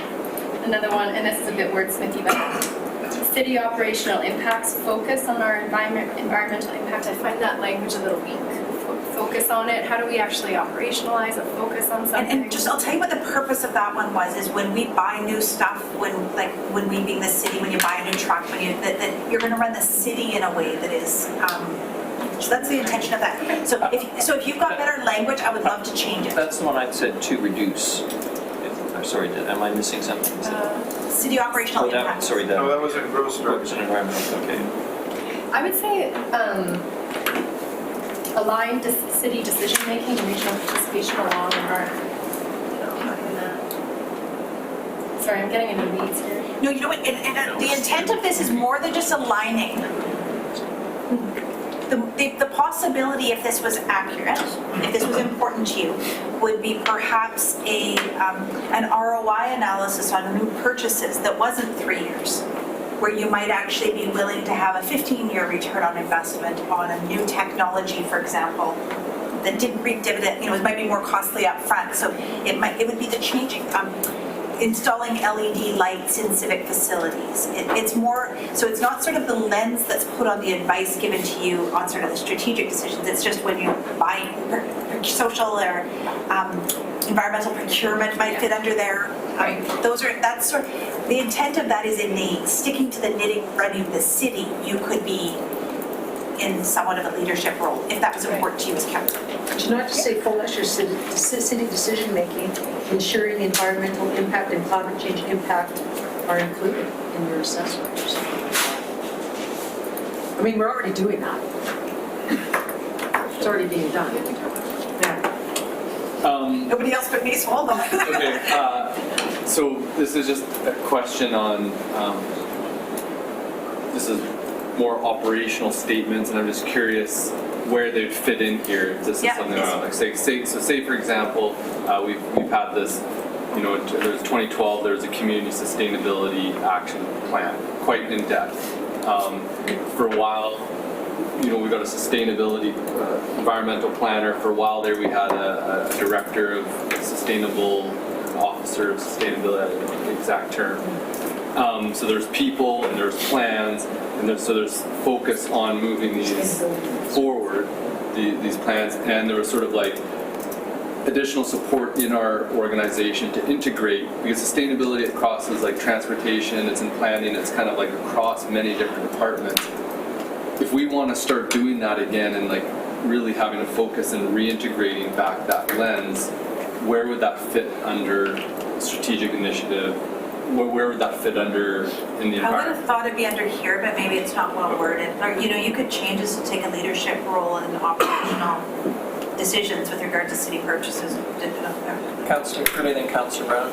Thanks, so the one thing in the green box, when I first read it, I got a different idea of what that one word, what it meant, and that's the word travel. At my age, that means I'm going on a holiday, traveling And from one part of the town to the other, so I don't know if that, I think I understand that you're referring to travel within the city as opposed to, I don't know what other word to suggest.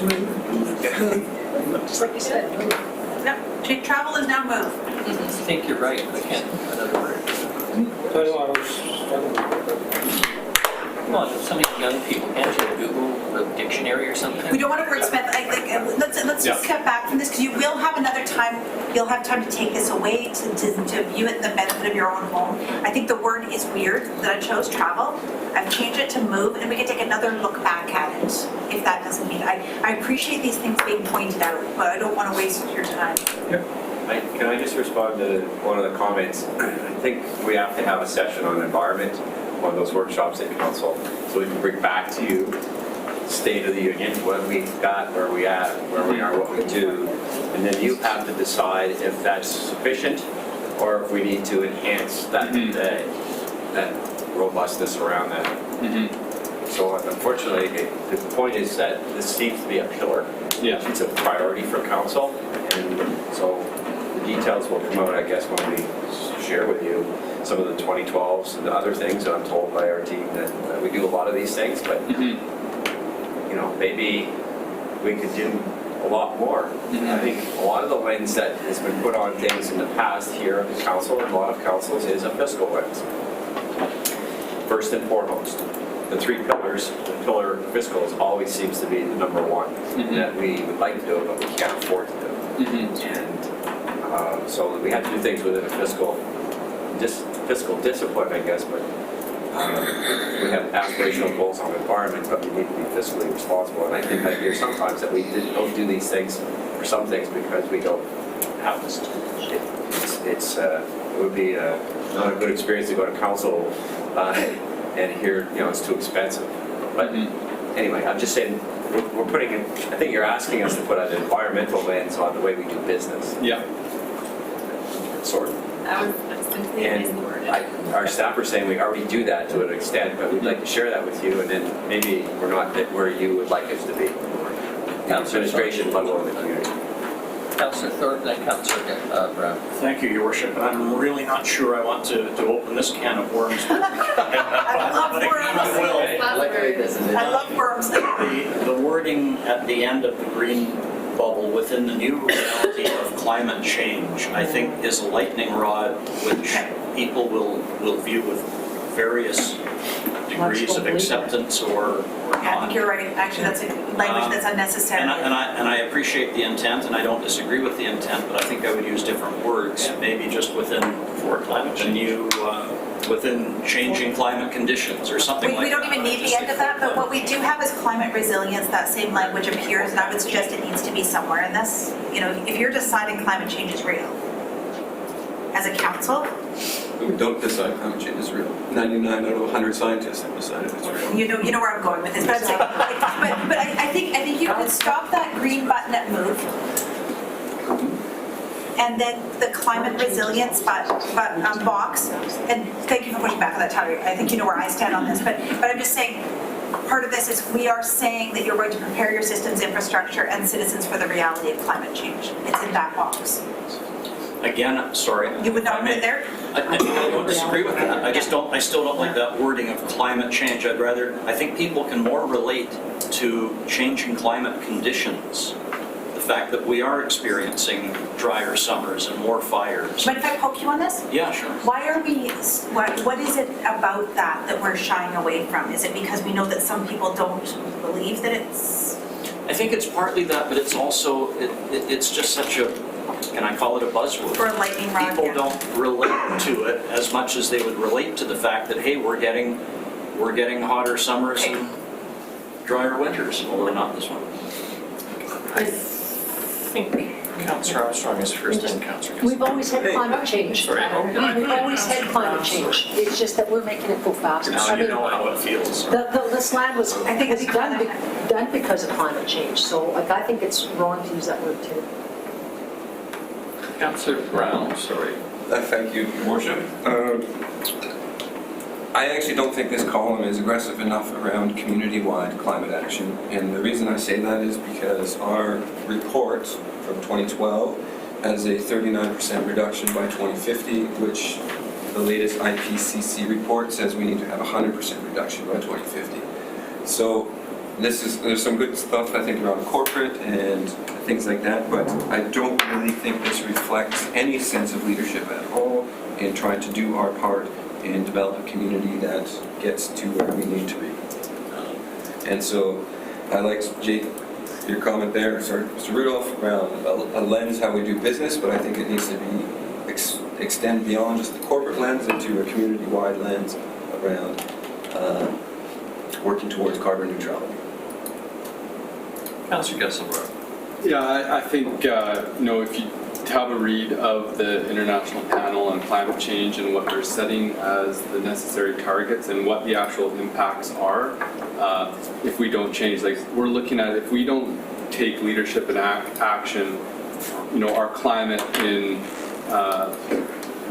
it'll be not, instead of a climate like Portland, we'll have a climate like San Diego. When you think of the impacts of like what infrastructure we need to change, the amount of like forest fires, flooding, it has a huge impact on our city. And then also too, when we look at what the stance that Victoria is taking on climate change, the stance of Vancouver, we are going to be creating an economic hub that is taking this position around sustainability, the circular economy, and I think that part of our the green circular economy, it's sort of that phrase around an economic development, they're starting to use that as like how material flows, like closing the loop on sort of like your waste products and like building more localized remanufacturing. It also has to do with building an economy around renewable energy and integrating it with tourism, like all the different aspects.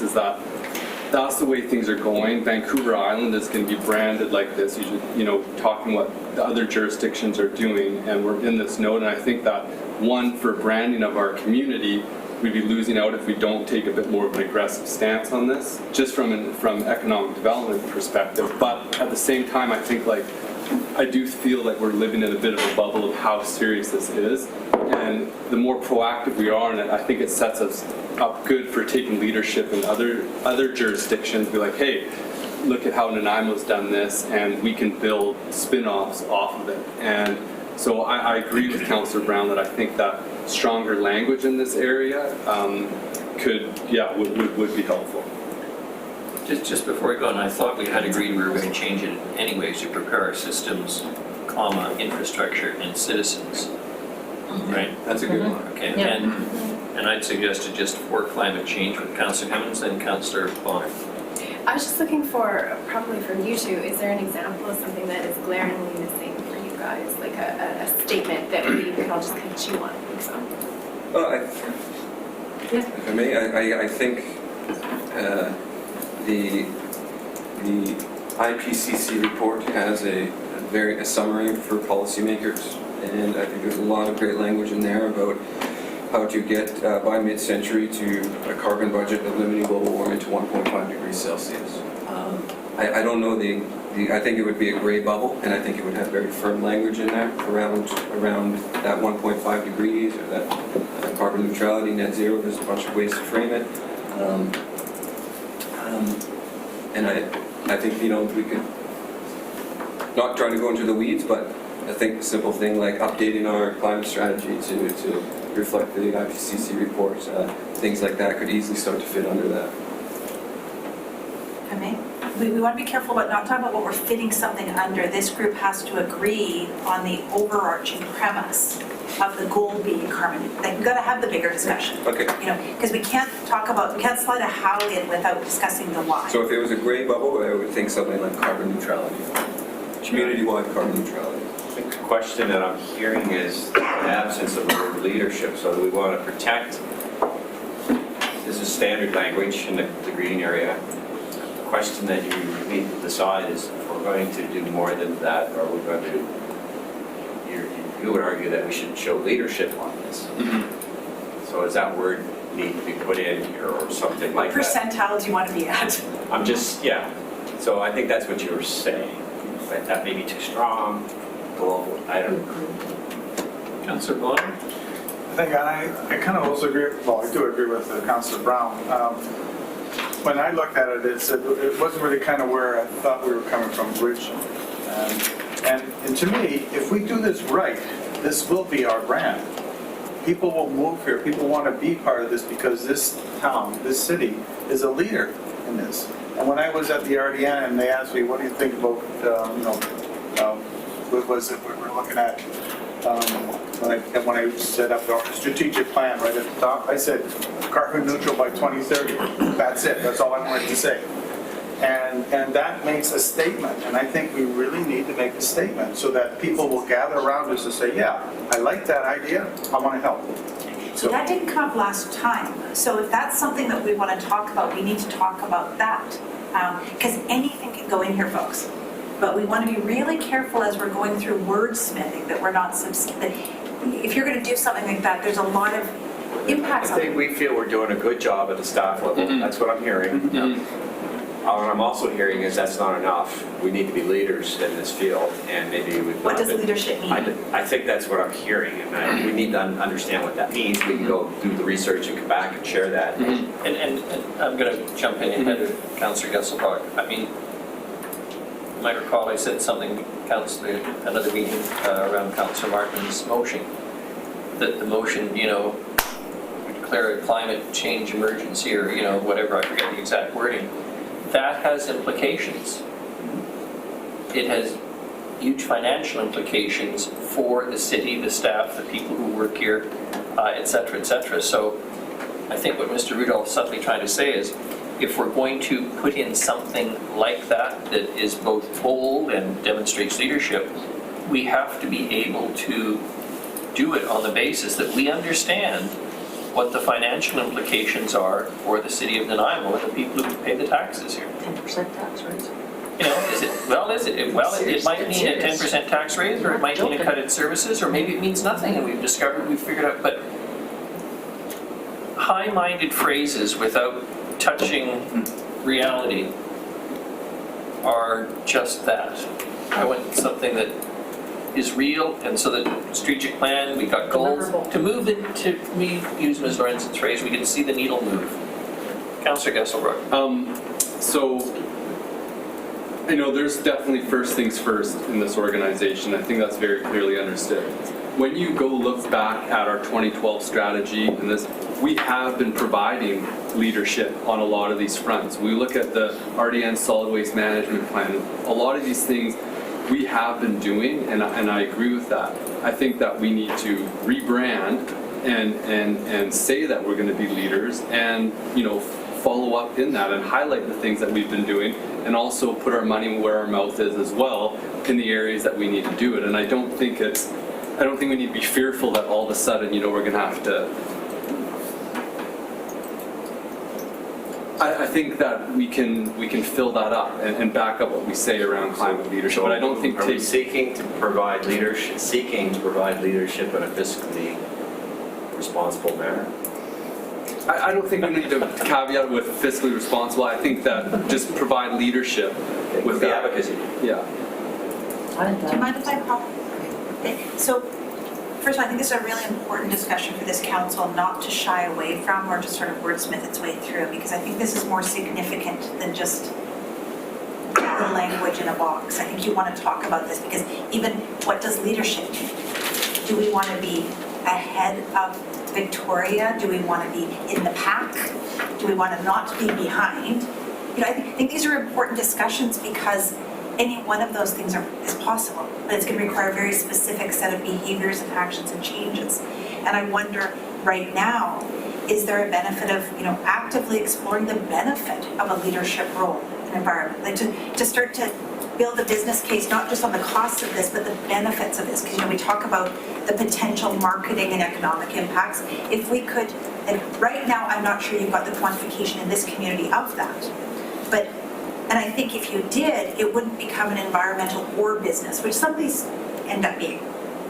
Well, I'm a business person, so I can't be. That's not the case. The environment could be a strong driver of this. My advice to you is not to, in your strategic plan at this level, have things like carbon neutrality. That would be a way to achieve other things around leadership. But I guess the question is, for the 9 of you, where do you want to be on environmental leadership?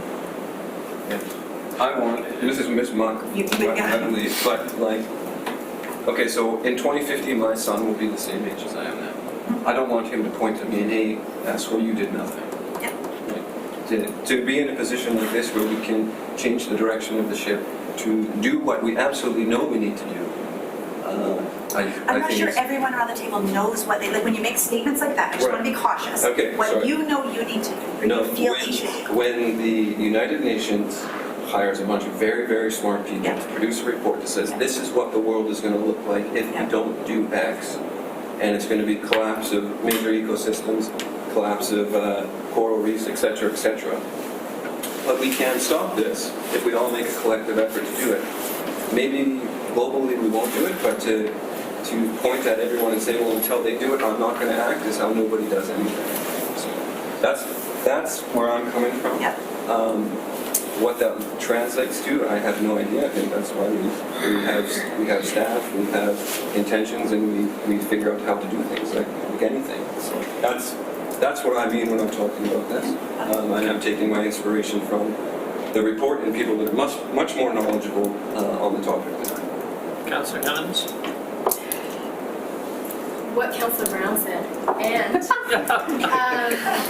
I also want to point out that this is a strategic plan. It's meant to be quite high level. We do have some very vague-ish wording in here, which is great. I'm not critiquing it, but ensure our transportation systems are designed to encourage multimodal transportation. Does that mean, boom, we're going to throw $500 million into bike lanes tomorrow? No. We're just saying this is really important to us. So I think it's actually really okay to make a bold statement around climate change. And then we figure out what is actually possible. What are we doing? Where do we want to go ahead of what we're doing, and how are we going to get there? I think it's bold state, of course, but there's a cost to ensuring our transportation systems are designed to encourage transportation.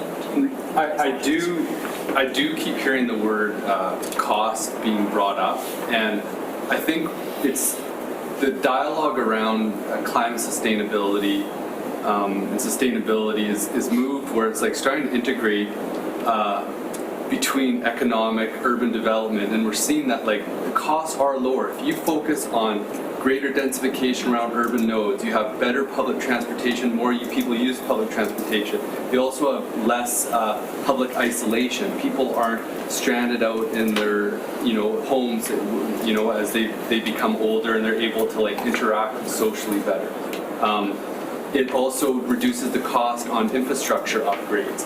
So these things we're actually talking about are they're saving money in the long term. It's actually really fiscally responsible asset management. It reduces your carbon footprint and increases the livability of your neighborhood. And I think that's what the leadership we want is when we say that is like climate leadership is leadership on livability. It's also it's leadership economically as well. And so I think that it's just an important thing to reinforce that perspective. It's not this or that. Can we get language again? I just want to put something up here. Go ahead if you want to use. I think I just want to, can I just get a statement up here that we can, because I think we had it tossed around, but what are we actually proposing to put specifically on the language? And the reason I'm poking you on this is often a topic, and I don't know your council super well, where there is actually a wider range of discussions than perhaps even on multimodal, and I don't want us to avoid that. If not here, where? Do we have these? Maybe to prod more comments, we're going to put the word leadership in there unless we're told not to. Would that generate more comments? Because some of the council hasn't spoken yet. It'd be nice to hear everybody's view so we get a balance. We will put it in and then you can remove it, or we can leave it out and you can add it. So we're in this, which is it. And Mr. Sims wanted to say something. I don't want to bring back the issue of cost because I think my point here of costs. Well, yeah, I mean, and I know my colleagues are tired of hearing me say this kind of thing because they like to poke fun at me for doing so. But there's two things that I'm hearing. One of them is a cultural change that maybe needs to affect the organization. We think we're doing a good job, but always there's room for improvement. But it's a global cultural change, and that's going to be the challenge, and that's where the leadership comes into. Is that we as an organization, we as a community can do our part to spark some change globally. But I keep going back to Asset Management BC has this sort of definition around sustainable service delivery. If you could indulge me, I'll read it to you and see. I might be dropping a big rock in a pond, and it might be really like discordant to the discussion, but to me it fits somewhere in this. Sustainable service delivery ensures that current community service needs and how those services are delivered in a socially, economically, and environmentally responsible manner do not compromise the ability of future generations to meet their own needs. Communities build and maintain infrastructure to provide services. These services support our quality of life, protect our health and safety, and promote social, economic, and environmental well-being. Failure to care for our infrastructure, manage our natural resources, and protect the benefits provided by nature risks degrading or even losing the services communities enjoy and that future generations may rely on. So that rolls up sound asset management practices, support sustainable service delivery by considering community priorities, etc. So I apologize if that's discordant to the discussion, but from my limited view, this is kind of where we live, or at least where I live a lot of the time. Can I come back to the issue of cost? What you said is absolutely true, completely accurate. What we do in the city may save provincial tax dollars, it may save federal tax dollars. But when I'm talking about costs, I'm talking about what the citizens of Nanaimo who pay for everything will see with respect to their tax bill when I talk about costs. In other words, to talk about doing this, does it mean more bylaw officers, less? Does it mean a new environmental manager? You understand what I'm saying? It's not the global costs. It's the stuff that we pay for and that we get the benefit of. And when I say we, I mean the citizens. And that's why I keep talking about costs. I understand your concept of costs, but I'm talking about what does it mean for the city budget? What does it mean for Ms. Mercer? What does it mean for the chief financial officers or CAO? In other words, the shifting of resources within the city. And then also consider that some of the things you can do which will actually really benefit the environment will be entirely regulatory, and there is no cost to us. It is a cost that is spread out through the system in individuals, whether it's in higher prices for goods and services or whatever. So my point is around cost. I'm talking about we have to pass a budget, we have to spend the money wisely, and what are the implications of what it is we want to do to the taxpayer in terms of costs. Not the big, highway saves $100,000 in maintenance and intersection this year because we get less cars, or whatever. It's that kind of.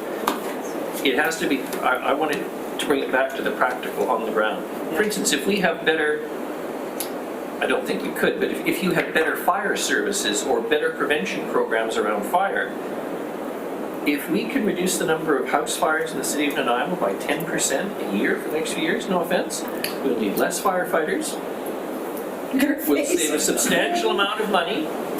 Now, it'll also save provincial tax dollars because, you know, somebody's not in hospital, et cetera, but, you know, what's the, where's the money going, where's it coming from? Councillor Hammonds. I'm such an old poop, I don't know. Took words right out of my mouth. No, I think what we're facing is is an honest to goodness cultural shift where we are entering a new paradigm that doesn't make sense to some people, that makes sense to others, that makes different sense to, you know, everybody who reads the information. So I think it's reasonable that we're struggling with this. I just want to be kind, this might be a bit cheeky. Who's read the IPCC report?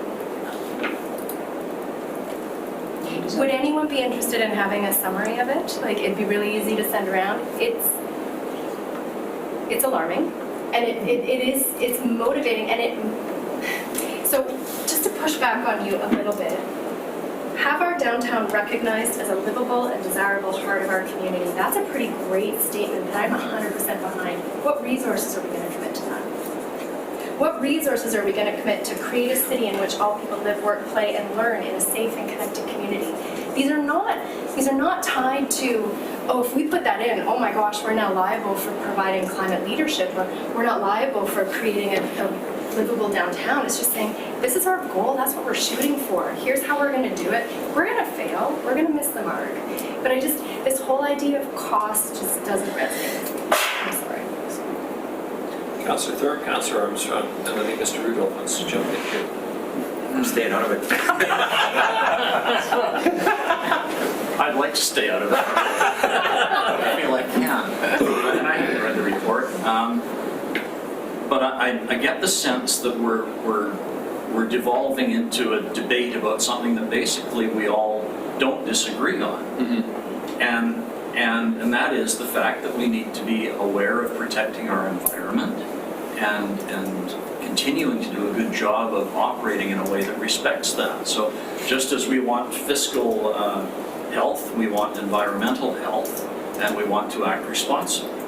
I personally have a problem when somebody says, it's a climate emergency, I want carbon neutrality, because to me, that I can't get my head around that. But I know at the Sustainable Communities seminar yesterday, the point was made, and I really agreed with it, that cities and city planners and people like Mr. Sims are already doing a great job of forward thinking on innovations to work towards reducing our carbon footprint and reducing energy loss and things like that that Mr. Sims can speak to. And I just think we have to continue to support those initiatives, make improvements, and by doing that, we'll work our way towards carbon neutrality, but in a more practical, hands-on way, sort of from the bottom up rather than the top down. I think we're already doing a lot of good things. And I think we all agree that we want to continue doing those things and maybe make it more known, widely known to the public, and the reason why we support those initiatives. But I don't think we're in disagreement. We're quibbling over language and how we approach it. Does that make any sense? Councillors Armstrong and then I had to disagree with Councillor Evans because you have to look at costs, because we only have so much money. So how do we're going to look at the cost of communities? I'm sorry to interrupt. We already have looked at communities. See, and I agree with you because, no, because here's the problem. Why do we have to do all of them? We do. And then we as a council have to decide where are we going to take the leftover budget after our salary dollars and everything are done, because those are commitments we have to make. So for the sake of argument, we might have $80 million. Okay, so we've got climate change, we've got roads, we've got parks. Where are we going to put the money? Because we only have that pot to put it there, and that goes for the downtown core. We've spent millions on the downtown core in the last 20 years. The jobs are getting worse. They were good for a period of time. I hear from a lot of the people I represent, they're dead against the downtown core getting all the money they're getting because they feel that it gets double of what most places get. So we as a council you have to have a cost associated because we've only got this much of a piece of the pie to apply to. And we have to go again, and I know I keep harping on this, but we have to go back to what we were elected to do, and our duties are found in the Local Government Act. And I get that we all want to do stuff. We have to stay focused on what we were elected to do, and that's to provide those services. How we get there in a carbon neutral way is very important. I agree with that. But there's still costs associated with it. And we're going to have to make some tough decisions on that. You know what? Guess what, firemen? We gave you 4 firemen last year. For 10 years, you may not get any. Victoria just, they decided not to fund their police service this year. And the outcry is huge because they spent the money on bike lanes. So I'm just saying, every decision we make has a financial cost. And that goes across all of these. And I'm not disagreeing with you, but it does. But we as the council, when it comes before us, we have to make those priorities. And it might be 4 or 5, could be 9-0. Can I respond? I promise I'll be so quick. I think we're saying the same thing. But if we don't identify climate and our desire to do our part, then we don't even have the opportunity to assign budget to it. Like, we have a pie to work with. We know it's very limited. We know we have safety. But if we don't say the climate has to be a piece of that. I agree. I think it should be in there. But what I'm saying is we got to be really careful on where we go with it. I agree with you. Yeah. Off to Councillor Brown, let me just say this, we are identifying a strategic plan.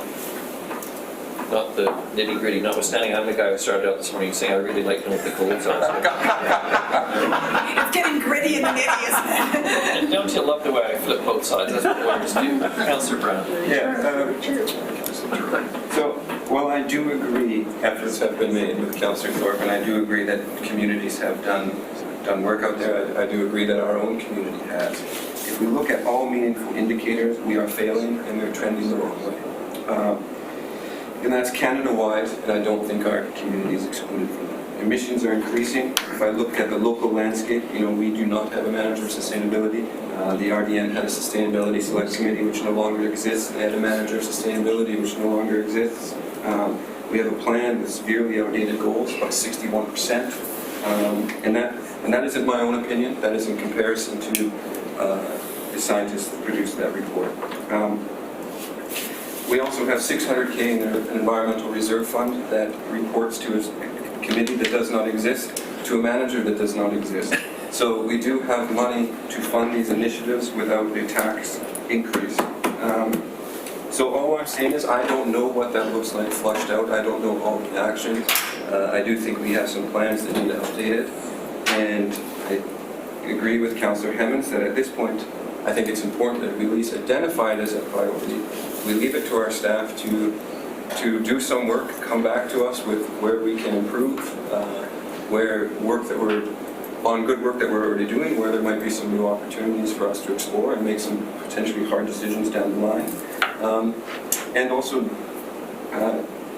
start to implement some of our existing plans in a way that might meet some of these goals as well. There's cross-pollination with things like transit and those sort of things. So I think there's a lot of opportunity there. Do I think we're going to solve it in our 4-year term? Absolutely not. I just think there's some opportunity for us to maybe take the issue a little more seriously and identify it as a problem. Before I go to Councillor Turley, I'll just go to Ms. Gorey, who thrust up her hand. She doesn't stick it up unless she's got something important to say, right? Thank you, Your Worship. It was just suggested to me, kind of trying to incorporate the discussion at the table, that under climate resilience, if the wording was changed to take a leadership role in preparing our systems, infrastructure, and our citizens for the reality of climate change. So incorporating leadership into that. Just for climate change, take out reality. Yeah, I don't like that reality either. I really don't. I saw some nodding on that. Is there anybody that's shaking their head like their bobblehead is going to fall? Okay, I'll go to Councillor Turley first. He's very patient. Yeah, I don't speak very often, but what I would, I don't like interrupting. Guess he's pointing at that one. So I kind of, where I'm leaning is probably going to under economic health, but I agree with just about everything that's under environmental responsibility. However, I think what we should be having under maybe economic health is to seek opportunities for environmental investment. In other words, seek out companies that are, so I know I'm flowing through the next one, but I'm kind of seeing this as kind of melding the two together. Nailed it. Thanks, Jim. Are we moving on to economy? I think it's a good idea. Can I ask that a placeholder for that statement be, because I think you got lots of nods, but could I ask you to just hold the place, because I do want to just wrap this one up, because I think it's a bigger one, and I don't want to lose that either. I've got it written down. Perfect. I wouldn't, there's a couple of things coming up here, and the reason I think it's important that you lean into this discomfort as a council is these are clearly strongly held views. And strategic planning shouldn't just be about what we agree on. It should be about articulating. There's a couple of things as an outsider observing this. I would suggest this is an issue that is, not every community has environment as one of its 4 pillars. So even if the language is perceived to be slightly weaker than some of you might prefer, understand that is a statement that this city, and much of the decision-making and leadership can be modeled under the headings that are in, the how is, environment's a how as well as a what. The one thing that is problematic, though, is it's clear that a number of members around this table feel very strongly and are very driven by data that they have access to that the remainder of you have not seen. And evening out that information, whether it's a summary of that report, would be really helpful, I think, so that whether you agree or disagree, you're talking about the same sets of facts. And I think that's a missing piece. And anytime you have a discussion, and I didn't take that who's read the report as a cheeky statement. I took that as a curious question. And anytime the answer is not all of us, the question would be, what's an accessible way to get a summary of that into your hands, particularly because you are going into a workshop. And I think all of you want to make evidence-based decisions. You don't want to make spidey sense feeling decisions. We would bring it to that workshop. But I think, I think all of you understand the environment is profoundly important. All of you are fiscally responsible. I think your statement about the fact that we haven't worried about costs and all, it's the typical example of what we're used to, we feel we can manage. And new is scary. And so I think that's why there is this double standard about new language. And I think it was really useful for you to remind us of that. That hasn't been something we were worried about and the things we're used to. I think the only thing that you want to be careful, as we have in other areas, is be sure that the language we put in is language that enables us and isn't weaponized against us. We've had that discussion in other areas of this plan, just to make sure that we're not setting expectations that might become problematic. I think this is a topic that probably will be, I would encourage you to talk about this in a substantive way, not around this through your term, if that makes sense. Because I think, and I would encourage you, the more passionate we are for or against things, the more important it is to bring others along with us one way or the other. To talk about a report and those sorts of things. But the reason I've let you struggle with this one a bit more compared to some of the others where we just slid language in, is I think this is actually a big thing for you. And I hope you keep talking about it, because that's how the community gets brought along too. But environment, I think you should view as a thing and a theme, and also as a way you do other things. Because if you look at almost every other bubble on this org chart, there's going to be, when we talk about economic development, one of the things that generally comes up is we want to be easy to work with, for example. Understand that you will make choices about the extent around environmental protection, for example, that you will put in rules. There's the interrelationship between these things, that there will be businesses you won't attract to this community. I would assume that there's some businesses that you don't think would be appropriate for a community. Nuclear. Nuclear. But the interesting, the thing you'll have to remember is that you have other industries in this town that would meet a new standard and still are valuable, So I've got right now, take a leadership role in preparing our systems, infrastructure, and our citizens for climate change. And don't use that as a sliding, keep talking about what we mean by that leadership. Use your facts to figure out, do we have any commonality in, are we going to be ahead of everybody else? This is one of those messy conversations that I hope to keep having about exactly this issue, not on staff reports about other things. because I think it's a cool one and something maybe even every 6 months to touch it, because we are getting more information on these things. We are getting more data. Other things in this, maybe we'll move on the other environmental, we've got the natural asset management, which really reminds us that our trees are not just trees to look at and be pretty, they are also very much a part of our infrastructure. And should be maintained in a similar way that our pipes and roads are. Are we understanding that the same way? The growth strategy, one of the harsh realities is you are going to be a place where more buildings will go than in other rural areas in the regional districts. You are likely to be a place where you're going to be cutting down more trees in your downtown core because on a regional basis, densification in the city is more likely to be where the buildings will be going. Can I ask a question on that? I really struggle with that. For the simple fact, and I've had this asked of me, how much development is too much development and where do you stop it? Where do you stop it? I think that's something that we need to really look at. And again, I think that goes to the environment as well as the economy. But, you know, we can keep eating up our parks, keep building houses, but how big do you want to grow? Like, and Your is that something OCP is going to really flag some of those dialogues. I just want to throw that, because I really do struggle with how far do we develop? I really do struggle with that. That's a good question. I understand your point, and I'm going to, pull the old thing out of my butt here, if you don't mind. The concept of densification involves also making it more expensive and harder in the long run to continue developing the kind of homes that most of us, I understand, actually live in, which are single-family dwellings on our own lots, which we all love and enjoy.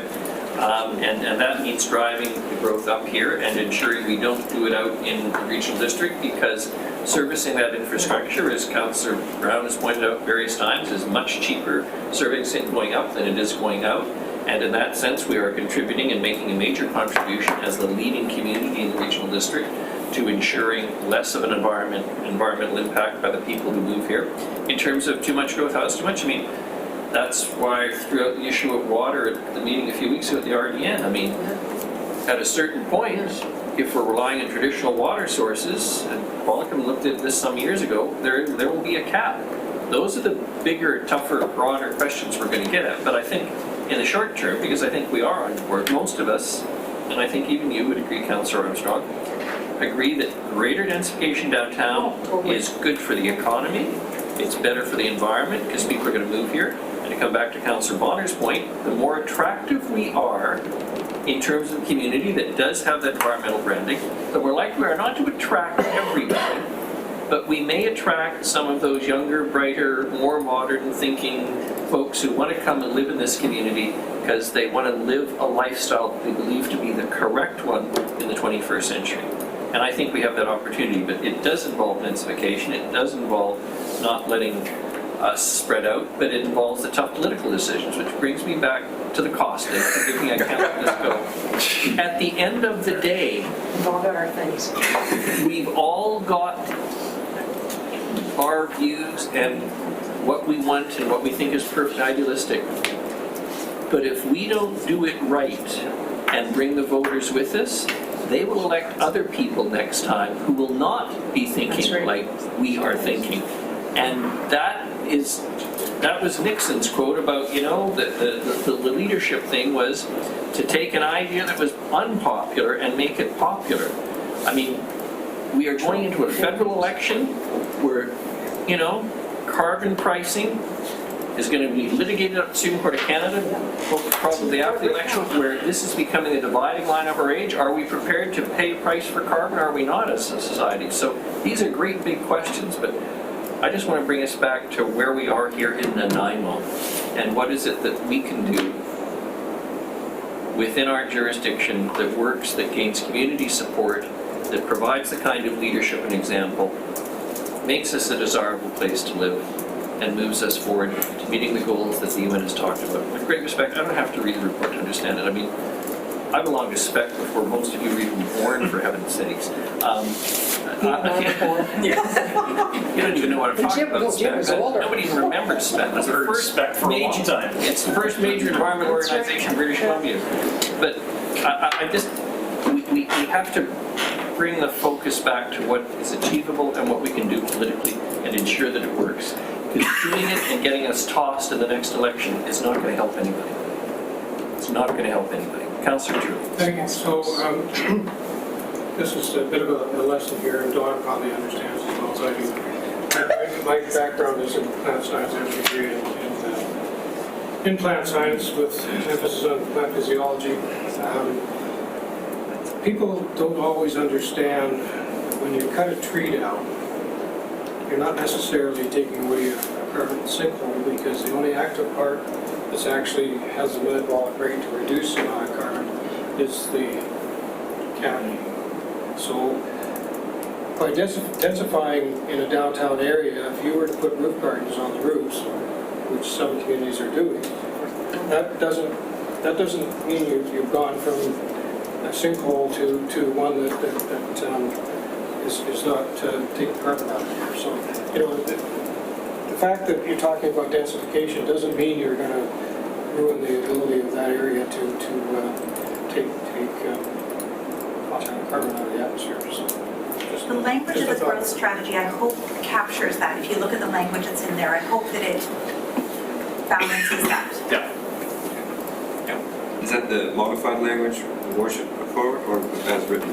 To support land development in a manner that efficiently uses our infrastructure while reducing the impact of the natural environment. Was that changed? Did I I miss thought it? it was to reduce our impact. Is that? Oh, right, you said use our infrastructure to reduce our impact. Okay. Check.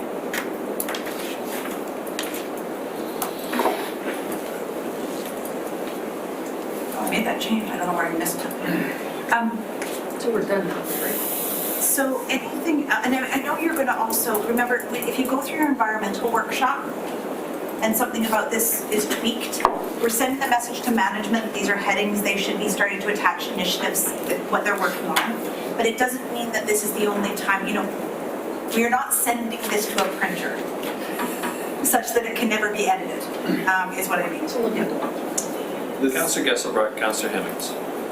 So this is just a minor thing, just on like when we're using the language of leadership, tying it into our communications approach is that I think really having an approach where we're highlighting when we do innovative projects on densification that's like really close to good transportation, and I think to highlight that this is a really interesting thing going on, it's a good way of living, to an alternative that, you know, when you are 70 years old and you don't want to have to manage a large yard and you'd like to just walk, you know, to a place where you can have options of 3 different restaurants and then walk 2 minutes to a nice park area, that's actually a really nice situation as opposed to living isolated, you know, when you've lost your license in you know, in a more suburban area. And I think that's part of just the communications on leadership in all aspects of what we're doing.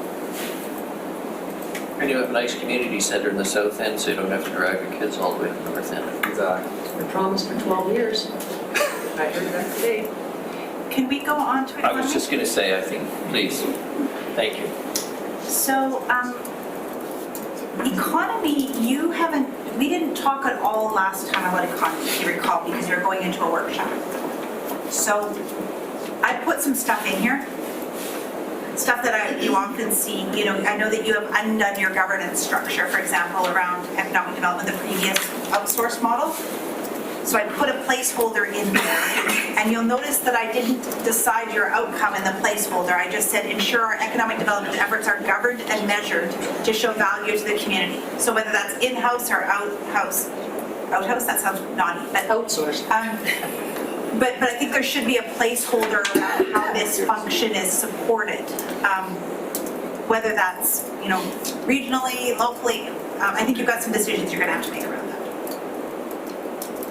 I did just a question more than anything is I thought, should it sort of read, ensure our economic development efforts are governed and measured to produce value for the community? I just didn't assume you would be doing necessarily. You might just be funding. That's I wasn't. All this is more as a placeholder, knowing there are decisions that you as a group will need to make. I mean, based on what happened in the previous term. The partnership language just recognizes that you don't operate alone, and you've got some opportunities with your First Nation neighbors, regional neighbors. Resilience is a recognition that diversity and stability around the economy is often helpful. I put arts and culture under here for discussion, and also your downtown for discussion. So that's just really where this is. The question for you is, how important is this? Is this a pillar even? I think that's the question. Councillor Hammonds. So for me, I think this is absolutely a pillar. It's also the area that I have the least knowledge of. And it's that, I said it in our information session, I feel like we're trying to solve a problem that we haven't yet defined. So I'm just acknowledging that my skill set to kind of really dive into this one is limited. Having said that, I think the economic importance of the arts and culture community, I like your comment, Tracy. What about the other areas of economic impact? So for me, that is a bit of we could take that out. Misplaced there. It's also, it's repeated in livability, which is where I think it belongs. As for the downtown, I think it does stay there because the downtown really is a core of commerce and a core of so much of who we are as a community. The rest of them make sense to me. Yeah.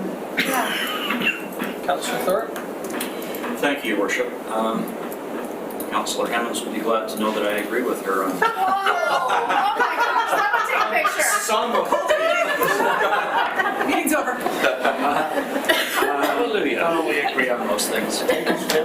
Yeah, I thought singling out arts and culture, although I know it's important, it just seemed out of place there. I have removed by that now itself. unless somebody advocates for it to stay in the I also agree, I know Councillor Armstrong doesn't, but I think downtown is important and I never should said remain that. there. I said I heard from people. No debating.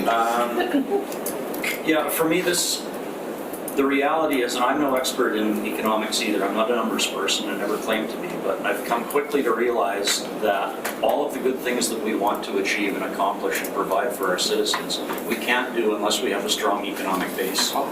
And so it is cost. And so it's an extremely important pillar, and that is we need a healthy economy. The thing that I think I see maybe not really specified here is the notion of attracting business to our city, appropriate businesses. Did I miss that? No. Turley's got it.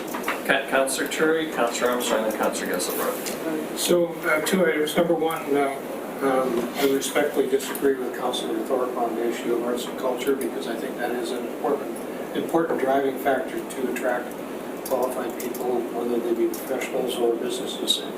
That's not what he said. He said it belonged over there. He said it belonged over here. Anyway, go ahead. I don't think, no, I disagree there too. So and then the other thing is, I had mentioned, as I say, Yes, okay, you ready? I'm ready. Okay, so that we seek opportunities for environmental investment. What does that mean, if you don't mind? Sure. In my opinion, when we're seeking economic development or people who want to set up a business here, that they, for example, could be a company that forms other products out of recycled material, that type of thing. Is that right? Do we want to list other types of investment we want under this, or is that getting at a level of detail? I think, My turn next. Armstrong and then Oh, yeah, just replying to a thing, but I'll build on his after. Armstrong and Gesselbrook. Okay, so I want to go on what said it again, Councillor Bonner said earlier, and that goes to our child poverty issues. So I would like to see when we talk about the economy that we're bringing in higher paying jobs. Because that will help with our child poverty rates too, if we have better paying jobs. Like when you have a community that's existing on low paying jobs, you're going to have issues. So I don't see anything about attracting, like making it, like we want to, I would like to attract businesses that pay well. I think everybody would want that. I mean, There's some communities that don't want any more business. but there's nobody who doesn't want more business. I can tell you, having done 35 strategic plans in the last, Port Alice, West Van. West Van, Well, they want, North they Van. want the right kinds of. District wants it, but not the city.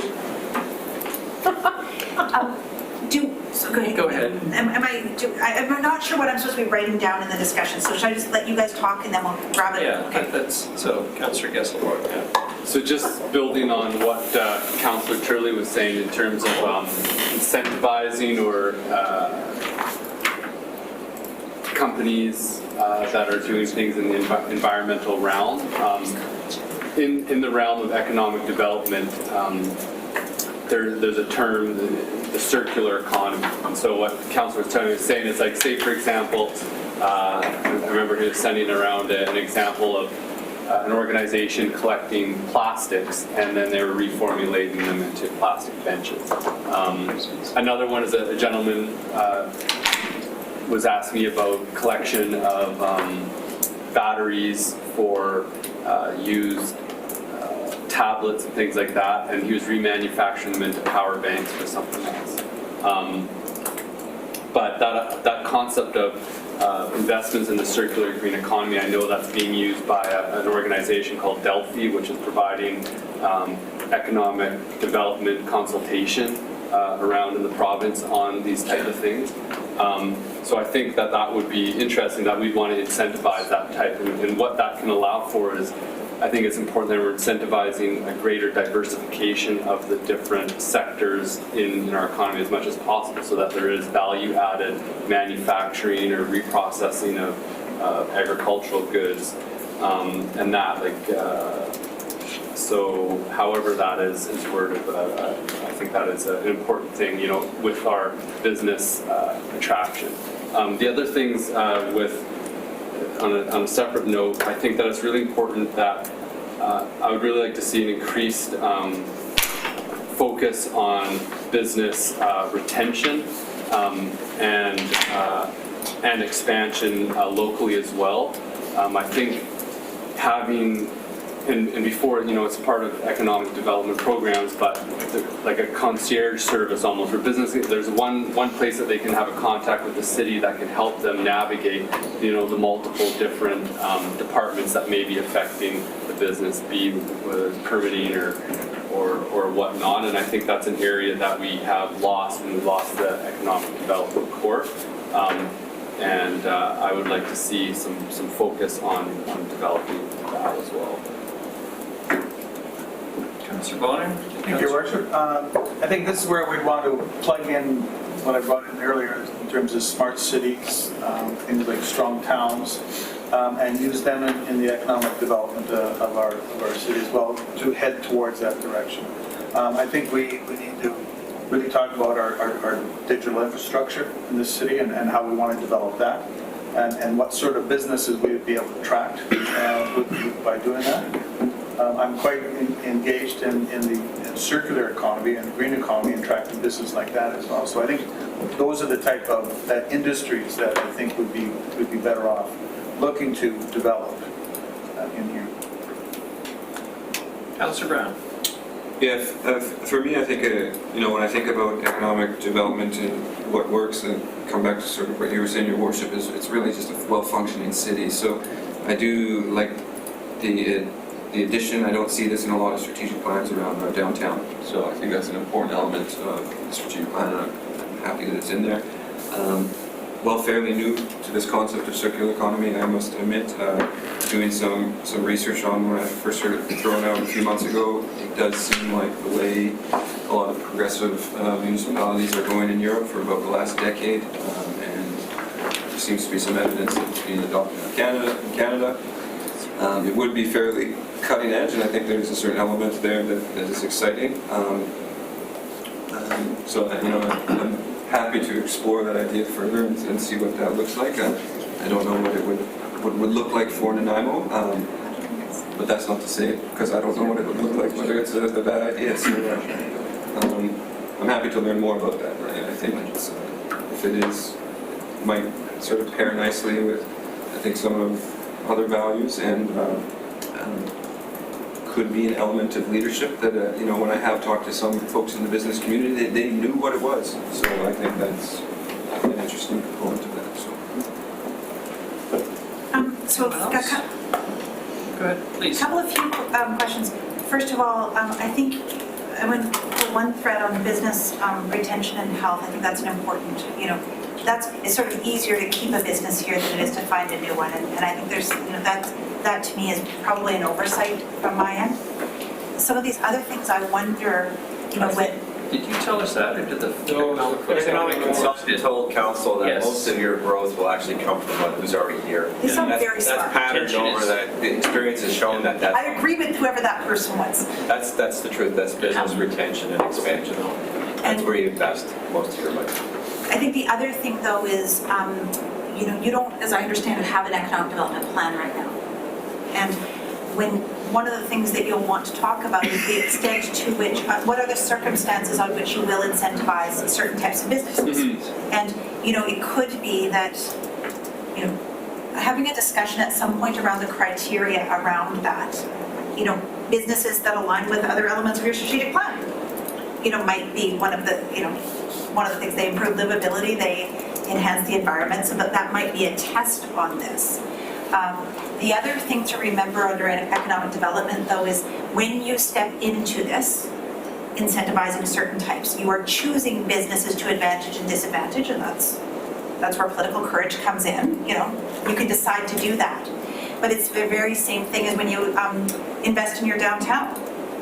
You are deciding to give preferential treatment and support to those businesses that happen to be in the downtown. If you improve their, you know, you might improve their sidewalks and not someone else's. These are where forced choices come in, and I shouldn't say forced choices, but difficult choices at times.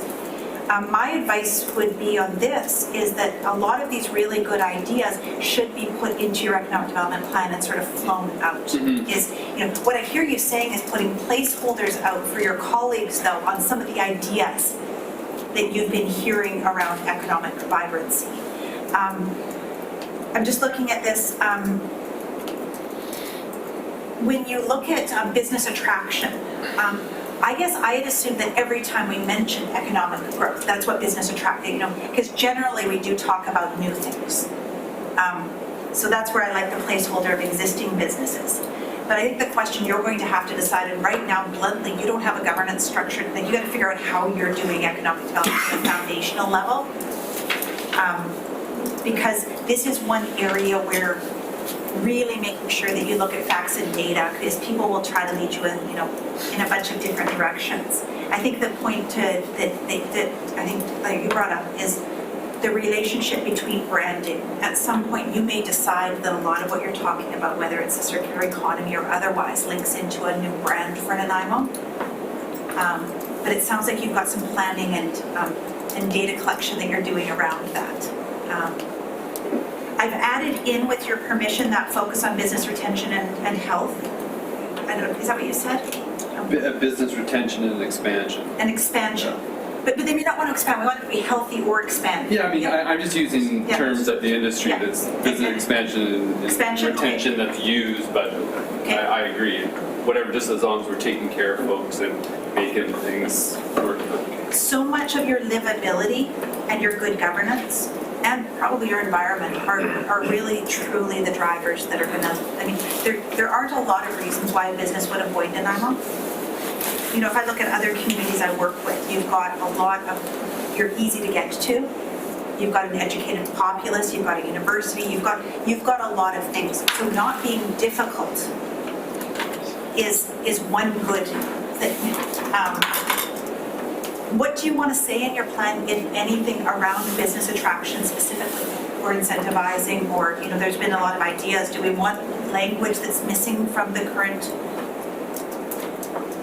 language in front of you to be added or changed or removed?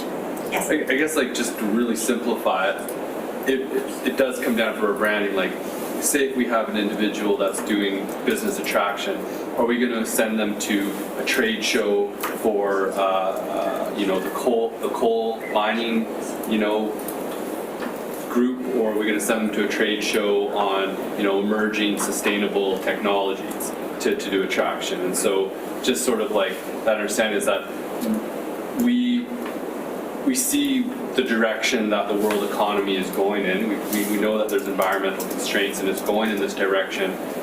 We want whoever's doing that process to be going down looking ahead and attracting kind of things that are going forward. Not to exclude, of course, all the other different service businesses that, you know, make up a community that, of course, that we need to retain and attract as well. Your Worship, after the economic workshop, could I just kind of, firstly, it sounds like this is a pillar, so that's important information. That's good.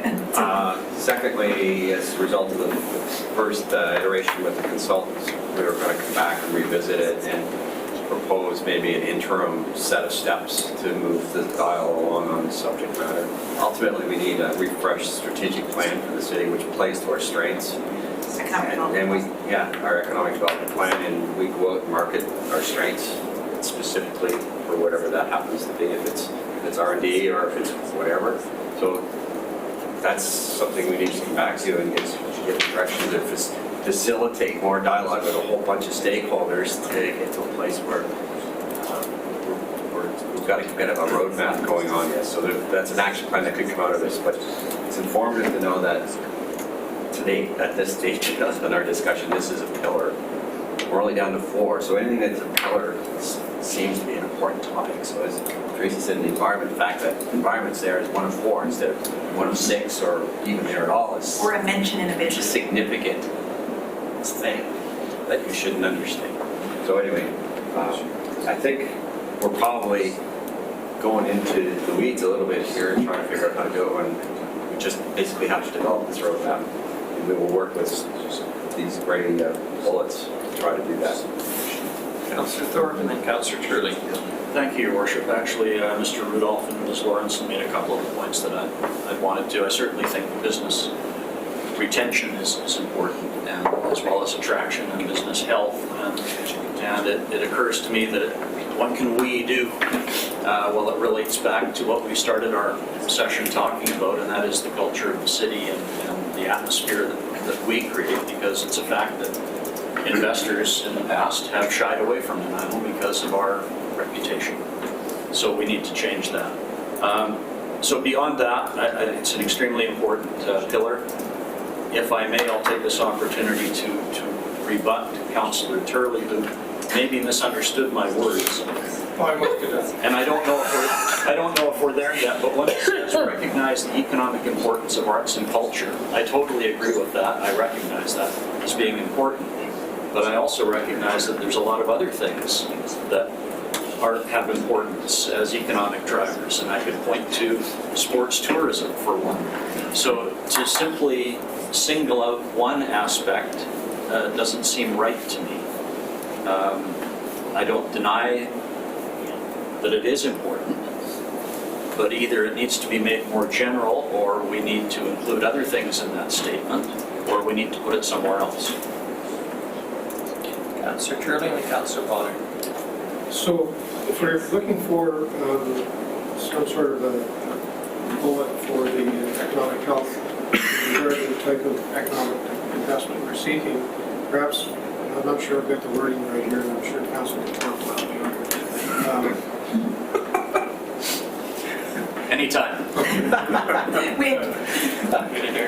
Seeking economic investment that fit, and I got our pillars, but I know that's not right. What I'm trying to do is look at what we're trying to focus on and seek investment. I did the same thing. I was copying you, I think. I added language exactly. This is scary. I know, right? Great minds think alike. Yeah. Full self-defense. I'm trying to bring reinforcement to the table, Councillor Armstrong. Do not resist my efforts. Do you mind if I test the language just to see if I have the similar language? Just before we position Nanaimo as a great place to grow a business with a focus on businesses that align with our strategic direction. Yeah, I like that. So that would send a message to those environmental, businesses that, but livability actually, it doesn't exclude others, but it would make it more problematic. Something like that is signaling to a resource business that this may not be the place for them. Do you understand that? Like, if we put that in, we are sending a message that some may not be a fit for you. Are you okay with that? I'd like people to think about that, because just keep in mind, These are your roots. Well, these are the roots, but also, I mean, do we want to discourage another Coastland Mills from setting up that takes crappy wood and turns it into veneer and sells it around the world so that people build wooden structures as opposed to steel and concrete, which is far more environmentally damaging? That we want to discourage, do we want to discourage, you know, the secondary manufacture of forest products? I mean, because, no? Well, then we want to be quite specific about that. Go back to my standard line. Councillor Bonner. Thank you. It was, when I read the resilience, and it talks about the needs of citizens, but I'm not sure, I wrote the word developers, because sometimes the people who come to our city and do work here don't live here, or they are from outside. So I didn't know how to stick it in there to recognize that they are an entity that does come here and spends a lot of money. Developers or investors? I don't even know what my resilience statement even means anymore. I love that you admit that, that's really. We're in trouble with you. Well, no, I literally have no idea. I think it was about diversity, economic diversity, but the way it's written, it doesn't really mean that. Change it to Greens or good. Well, I think we're trying to develop a city that's got a fiscally responsible footprint. Where are we now? It's been Jake. So that we're not putting our development in the way of harm. We're not putting a subdivision below a dam. We're not putting, you know, we're being responsible. We're building our waterfront up for the future tides. Resilient. Mr. Lindsay, say. Well, I think when I read that in the context of economic health, I'm thinking too, like where Denham's been historically, where it's been industry town, and if one industry goes down, you're hurtled from where you have a more diverse economy where we can withstand those blips now. I think that's where I thought we were trying to get. Councillor Bonner? Yeah, I just wanted to follow up. I'm going to probably disagree again with Councillor Thorpe. Back up my friend Jim here. I do think that recognizing the economic importance of arts and culture is very important, because it certainly came up to me during the election. I did have a conversation with someone about sports tourism, and I think it's a great idea. I just think that this involves so many more people, and it's a much larger part of our economy. So I think it's very important that it should be there. Councillors Gesselbrock, Brown, and Hemmons. In that order. Well, building on that, I think, and supporting my friend, Councillor Thorborg. I got a friend. I heard a Disney soundtrack.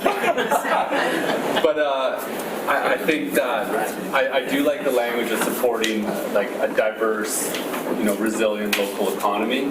Can we make that stop? Can that be it though? Under resilience? Support it? Diverse local economy.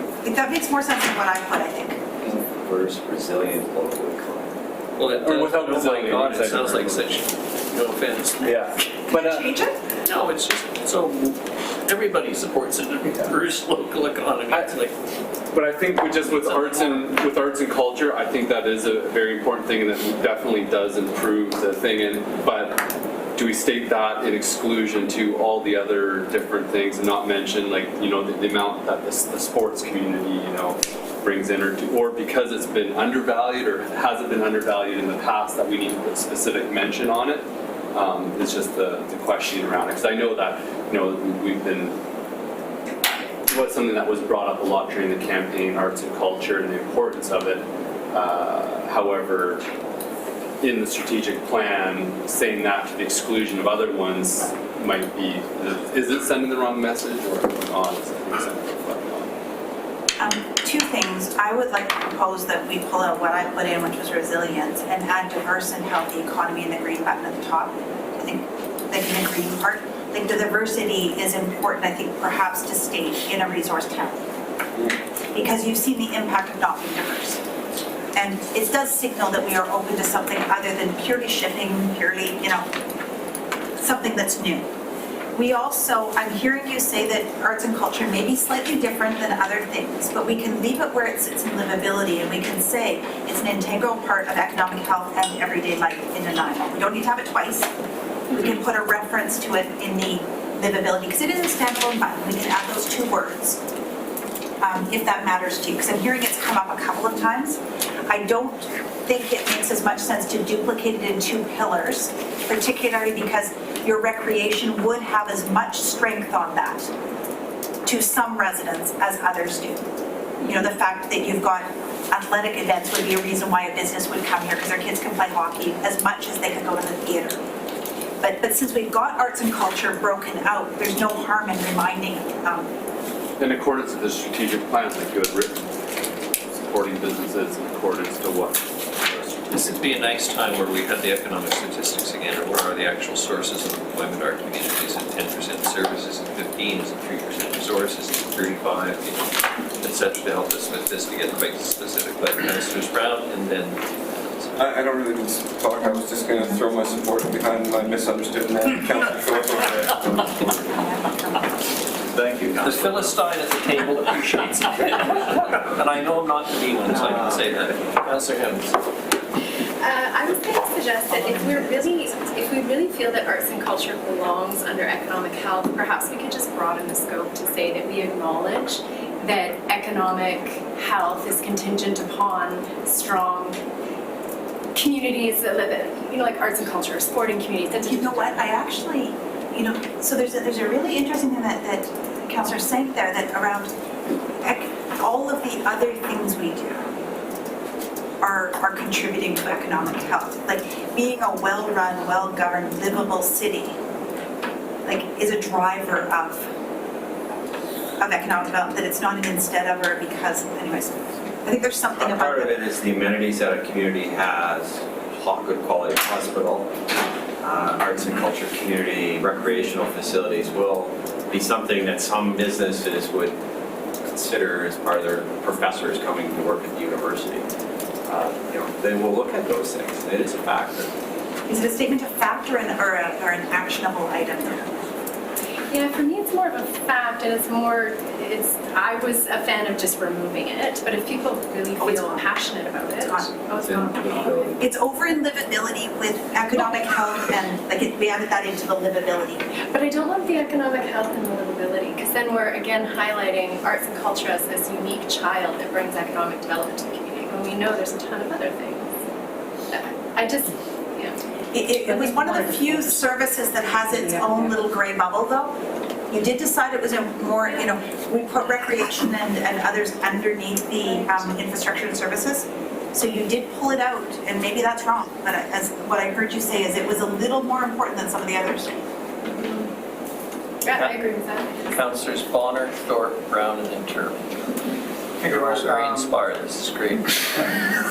And the reason I brought it up is because I think Nanaimo has already said that arts and culture is extremely important, because we have a arts and cultural plan that we're actually coming up to the end of it. And so I think we've already made that commitment, and this would just reinforce our commitment to that. That's why I brought it up. Councillor Thorpe. Thank you, Worship. I guess I'm not really sure where we're at with this. But again, I do recognize the economic importance of arts and culture. But I'm sitting here thinking, okay, what brings tourists to spend their money in our city? Some of them, it's to go to the Port Theatre or the Symphony. Some of them, it's to come to a hockey tournament or something. But probably more than either of those, it's because of the natural amenities in our environment. It's the natural beauty that we have here and the facilities that we have here that go with it. Our waterfront, our pathways, and so on. So I still think it's wrong to single out one when there are others that I think are just as important. So I would be in favor of broadening the statement rather than getting rid of it. But I'm not in favor of it as a standalone arts and culture. They're important, and we won't mention the others. I'm sorry, Ian, which pillar are you seeing it Well, expanded under? as I say, I'm not sure where we're at on this now, because I'm hearing that we've moved that over to livability. Yeah. I would have probably kept some statement under economic health about we recognize the economic importance of our natural surroundings, our sports and recreational facilities, our arts and culture opportunities, and maybe that's getting too detailed. If we don't have actions associated with it, it shouldn't be any. It's a statement of versus an action to, and I think those actions are captured elsewhere. So for me, the whole problem was just identifying that And one it's gone aspect. under economic Yeah, count. okay. Okay, I'll be Been good. resolved then. Councillor Brown, then Councillor Turley. Got it. Yeah, just, Support me. good thing. I actually want to move on from that. I think we might be straying into the territory a little bit as we want to tell people this is important rather than saying, hey, this is an item that we want staff to go away and create some actions under. Because I think everybody agrees arts and culture is important, but are we at to the point where we're saying, yeah, staff, take this item and then go away and develop a plan on how arts and culture feeds into our economy? I'm more candid fruit. I'm not sure if that's what we're trying to do. But I want to go back to what Councillor Bonner was talking about around smart cities, and I think you've talked at length about digital infrastructure. I'm just wondering, Council, is a digital infrastructure plan or anything like that a priority in terms of how it feeds into our economic development? Digital infrastructure means. It would be our internet connectivity. Many of the larger gaming companies and high-tech companies require a really strong backbone. And when I talk about it during the campaign, is seeing that we're using our street lights as ways of providing internet access. And the whole idea is literally someone being able to work on the beach while the kids are swimming, and they just rattle off an hour or so of work, and then everybody goes out and goes skiing or something like that. Right? It's just that the ability to work in that kind of environment, and the city being able to provide that infrastructure, not only hardlined into buildings, but also available to everyone. And the reason I bring this up is that although we have gained some tech companies, I do know we are also losing some. And so, Getting tactical a little bit though. yeah, but when I'm looking at these gray bubbles, I don't see where something like that fits. That's all. I added business attraction in, remember? Okay. I added a bubble position in Nanaimo as a great place to grow a business with a focus on businesses that align with our strategic direction. The economic development plan would fit under that, and it would identify any opportunities for infrastructure upgrades to attract unique types of business, similar to what Councillor Bonner suggested. The plan would do a scan generally of where you're ahead, behind, or not necessarily just because you're behind, where you could leapfrog ahead in order to be unique. That's generally what an ECDEV plan will do, is say what businesses are you uniquely situated to be more advantageous for than others would. Before I jump to Councillor Turley and Councillor Gesselbrock, I must say on the arts and culture side, we've already put our money where our mouth is in terms of a $4.3 million commitment to the Port Theatre. So, Councillor Turley. Yes, Your Worship. So, being the flexible guy that I am, I would like to suggest that instead of the residents' place to recognize the importance of arts and culture, to be some wording that reflects the inclusiveness of all our amenities within the city. And because I still think that it's more, in my mind, a tool for the economic development, whatever form it takes, to be able to use to sell our city to the outside world. I don't know if that fits in as a strategic plan or not, but I've actually made a note to talk to the mayor, like when you actually produce your plan, that would be a great thing to have in the mayor's message. That much of the discussion in developing our strategic plan was around the interrelationship. There's a good way to message that the other natural assets and advantages we have. I've just made some, not to be presumptuous, but some draft notes that could frame this in that wider angle. Can I just throw something out, because it's been sort of washing around in my mind the last minute. Many communities have what we have. To take it back to high school in those embarrassing days when I had zits as big as mountains. If you were to school dance, there were lots of girls you might have asked and wanted to ask them to dance, but you went to the one who you thought was approachable and might say yes. And I think that has to be part of what this community is about, because we are competing with Campbell River, which has lots of lovely natural amenities. We are competing with Victoria, and Duncan's a charming little place too. So I think approachability, and that's not the word, but when it comes to that economic development question, lots of others have the amenities as well that we have. We have to look like we would say yes to you, essentially. Now it's over to Councillor Gesselbrook. Wouldn't it be easy? So, Nanaimo is the gateway to Vancouver Island. No, that's separate, but That was the last thing that you just done. what I actually wanted to say was that it was an interesting discussion that we had with the Minister of, was it Technology? Ms. Sims, yeah. But she, just around a technology plan, was saying that there is a big pot of, that there is money that the provincial government is looking to invest, and that they have supports down in the provincial government right now that can help us develop a technology infrastructure plan. And that is something that, possible investment that can really help our connectivity to other jurisdictions and provide all these things for ECDEV that we're talking about. So something it's operational, but to have our eyes on. Just wondering if we should have something under innovation under this category. I think it was at one time. It's in the very green box. Yeah, so position Nanaimo as a hub of innovation. And it's right in the... Councillor Brown. Hub City.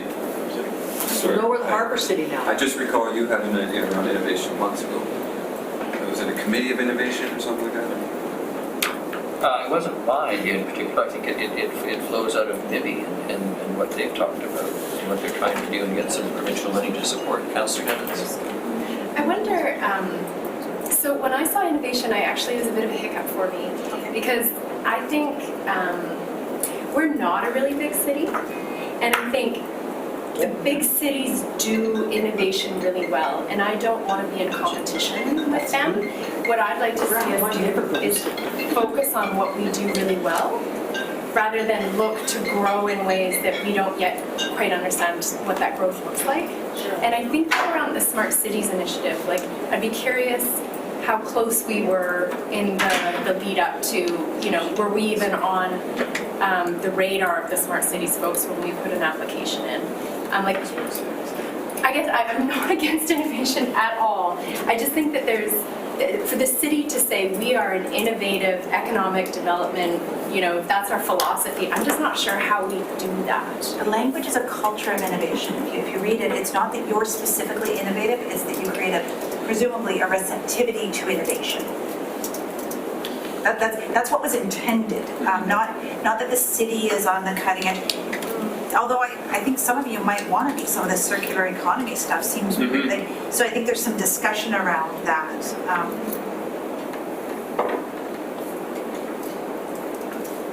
Glances to the clock are becoming quite common. Only because I'm Councillor Gesselbrook, and I'm going to firmly shut us down at 2:30 for a 15-minute break. Councillor Gesselbrook. I think the language and the point to innovation is it's an important word just to create that kind of culture where we are hungry and trying to move the dial on whatever and attract people. So I like the word in there, but I understand where Councillor Evans is coming from. But I think it's meant more in the cultural sense. I think we would try to refresh this document once again. In this next 10 minutes? In 10 minutes. 10 minutes worth of refresh. Just to make sure I got it though. And then come back and then sign off to the extent that this is a draft. Commit to come back within a couple of weeks with some more information around the bottom. This time probably without Tracy's involvement before the stuff. You're breaking up with me. Unless you really... We're seeing other people maybe. And any sort of closing comments that any members of council might have about this, just so that, are we on the right path, or are we 95% there, 20%, just so I guess we need to have clarity around process too. One of the suggestions, one of the questions would be ultimately, where does the public fit into this discussion? I think we should probably touch base slightly on that, because it's all been online. but on the spectrum, do we want to inform, engage? I know there's been some question around that, so again, this is council's document, but at the same time, you could bring it before council and ask for input at delegations and so forth, or you could do something a little more broad, so. Or you could do a video inform. So I'm not saying, I'm just wondering, if you were to put a wrap on today, how do you put a wrap on today's version, knowing that this is step 2 of 3 or 4 steps? I'll look to anybody to say anything, otherwise I'll step in and fill the void. I go back to what I said earlier around, I won't say it, yeah, it's cost. In other words, going back to the tax rate. I know, I can't resist, it's too funny. We have to go back to the folks, so to speak. I mean, it's one thing for staff to then provide its commentary on what the draft will get today, and that's really important. Because at the end of the day, they're the smart people in the room who are going to try and implement this, whatever it is we've created. And frankly, I must tell you, I'm all really pleased with what's happened here today. But there has to be some public consultation, because we may just sit around here and think this is just Jim Dandy, and maybe even the staff will think it's Jim Dandy, but you're going to throw it out there in the public, and there's a whole bunch of people that say, what the hell are you talking about? You know, and if we don't have community support for it, sorry, we haven't done our job as politicians, and at that point then we have to decide, are we going to then educate the public, or are we going to try and push this, are we going to explain it, are we going to refine it, but what are we going to do? But it should face community scrutiny. With great respect to Dennis, you can't represent the whole community here today. Councillor Gesselbar. I like the process of taking, 15-minute break, then refreshing this thing, and then we can come back and have a conversation on how that we want this presented and sort of the next steps. I think that's, to cover that thing around how we want engagement to look like. So we try to tidy this up today as best we can.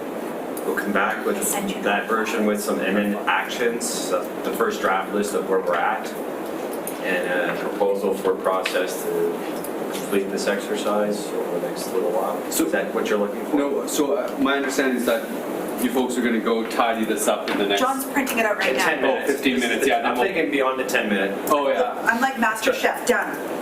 It's been printed, so. And then we'll come back and have a discussion on sort of the next so step. the next half hour or whatever it takes, and then beyond that, then we would go away and We need a 10-minute break, come back with and then you're going to have a new document in front of you. Okay, so, well, let's take 15.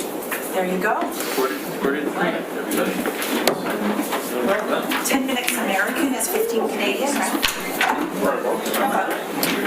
So you can keep getting rid of the old ones if you want. Is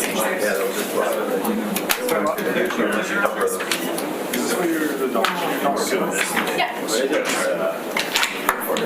There's only the public then there's a school. I will not back here.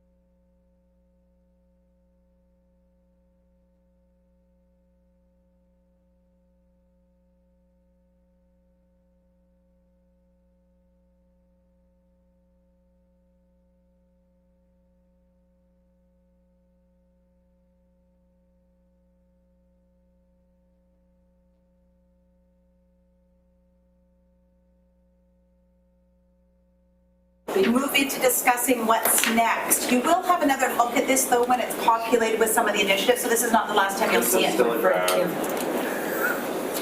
Until it's eventually I'll be asked to adopt it. It's not obviously today, it just needs to be reviewed thoroughly and actions put under it or where we're at. Which could be the backside of this. Are you, Tamina, are you missing one? No, Oh, you were looking all anxious I there. was just looking to see who was speaking. see who was Jay, speaking. yeah, Jay. Thank you. Couldn't hear. Okay, sorry. So this is well, if we all know what this is, it's a product of today's discussion, so that's all it is. It's not, we're not committing to this, but we're committing to that's where we ended up. And there'll be time to look through the wording specifically, reflect on the discussion that you've had today. To me, there's been really good discussion around things like advocacy and facilitation and leadership, and where those words fit under certain places. The fact that we now have, we've gone from 6 pillars to 4. And one of those is environment, which I think Tracy pointed out is different than a lot of municipalities. And so we need to continue to work through this, but maybe not take so long the next time, back in a couple of weeks. Our schedule's pretty full. Meaning we won't take so much time between the meetings, not that today's very time. And so I don't know how, but so our process we propose to come back to another committee of the whole workshop with council with this and some additional actions. That would be sort of where we know we sit now in the organization and delivering on some of these things. We need to have an environment workshop here with all the things that we've got on the books and in other documents. This might help inform this a little more. There's also an action that's coming out that I'd like to come back and revisit the economic piece a little bit more. To see if there's an appetite to go to another step in terms of actioning something around that. So there's actions already sort of mobilizing a little bit here. And I'm not sure where we've landed with the process, but all these meetings are open, and I think we just have to clarify that maybe at the next stage how you want to go, how you want to complete the exercise, and without going too many months into it.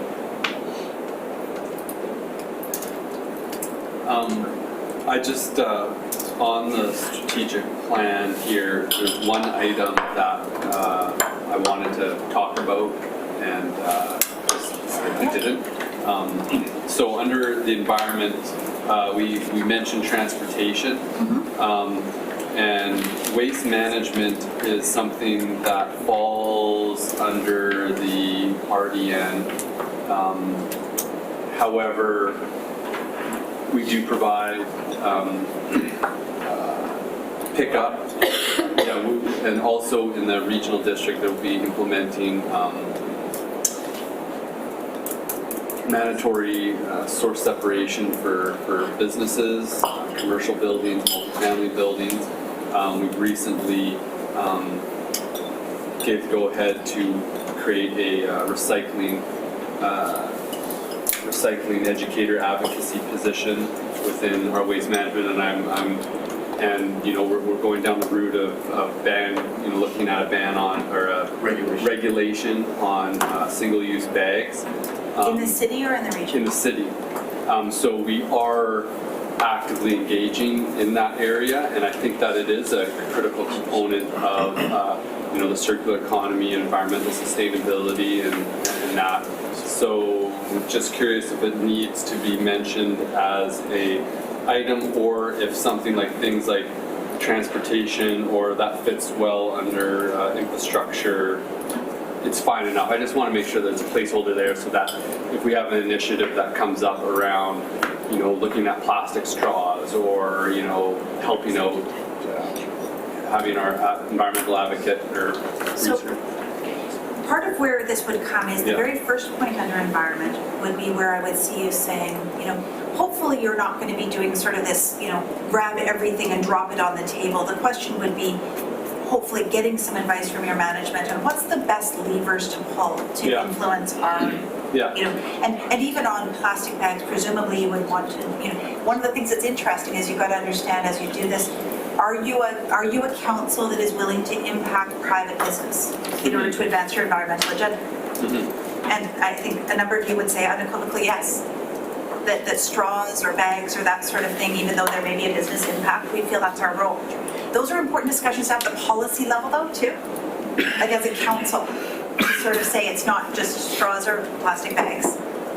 This is where, Right, and so that's, I think that it is something that potentially to make sure that is mentioned here, because I am pretty sure that this is going to come, like our regional district is taking quite a leadership role in this, and being a municipality, we're well positioned to support that. And when I look at the sustainability, community sustainability action plan of Nanaimo that was done in 2012, there were items on zero waste and these things as well. And so I think that having a placeholder for this would be important so that we can have these policy discussions. do you think that there's a place, and I'll ask all of council this, do you think there's a place in the environmental theme for a focus area on something, we apply our environmental focus to our regional activities as well? Or, I'm trying to understand what the, because waste would fall under that. When you go to the regional district, of course, you don't ask your council regularly what to vote on. So having some direction on how to use that. I don't think you can ask your council to vote on that, because when you're there, and this was Exactly. something, I went to the seminars there, when you're at the art, and Josie talked about it really well, I'm not representing the city of Nanaimo when I'm there. I am representing the RDM. So a statement like this, Councillor, a statement like you're proposing about, we will use our same theme, to the extent possible, we'll use them in influencing our, it gives some direction before, in advance on, I guess I'm not really sure what to do with this. Apart from being like, when we're at the RDN, we can be voting for the RDN, but for Nanaimo, if we have a regional body that is moving in a certain direction, allowing us to do something, there's synergy that exists, and we can just increase our effectiveness in moving that direction because there's alignment of the different levels of jurisdiction. Correct me if I'm wrong, but what I think you're saying here is that our action right now with regulating plastic bags currently does not fit on any. Yeah, I'm just curious. Yeah, and I would like it to fit on here. I think that goes under environmental responsibility. Ms. Gorey? Thank you, Your Worship. So I think that the plastic bags fits under taking a leadership role. That's kind of where I see it. And then the regional district stuff, I see it focusing on city operational impacts, so focus our environmental impact, climate change contributions, and city decision-making and regional participation. So, I guess the question would be, do you see yourselves as council coming up with, because generally, my recommendation is that when you identify these focus areas, you ask your management to provide recommendations to achieve these. If you have ideas, you toss them to management to say, what do you think? But hopefully we're not driving initiatives just because, we're still making those evidence-based decisions. Is climate change in the environment, do we need to, when we talk about leadership for climate change, is that different than environmental leadership? Well, straws and big plastic bags, I think is different than climate change, which is where the leadership piece came in, which was you said it's a part of it? Yeah. Yeah, I mean, my understanding, like, if you look at sort of environmental sustainability on the whole, there's like, main areas of leverage.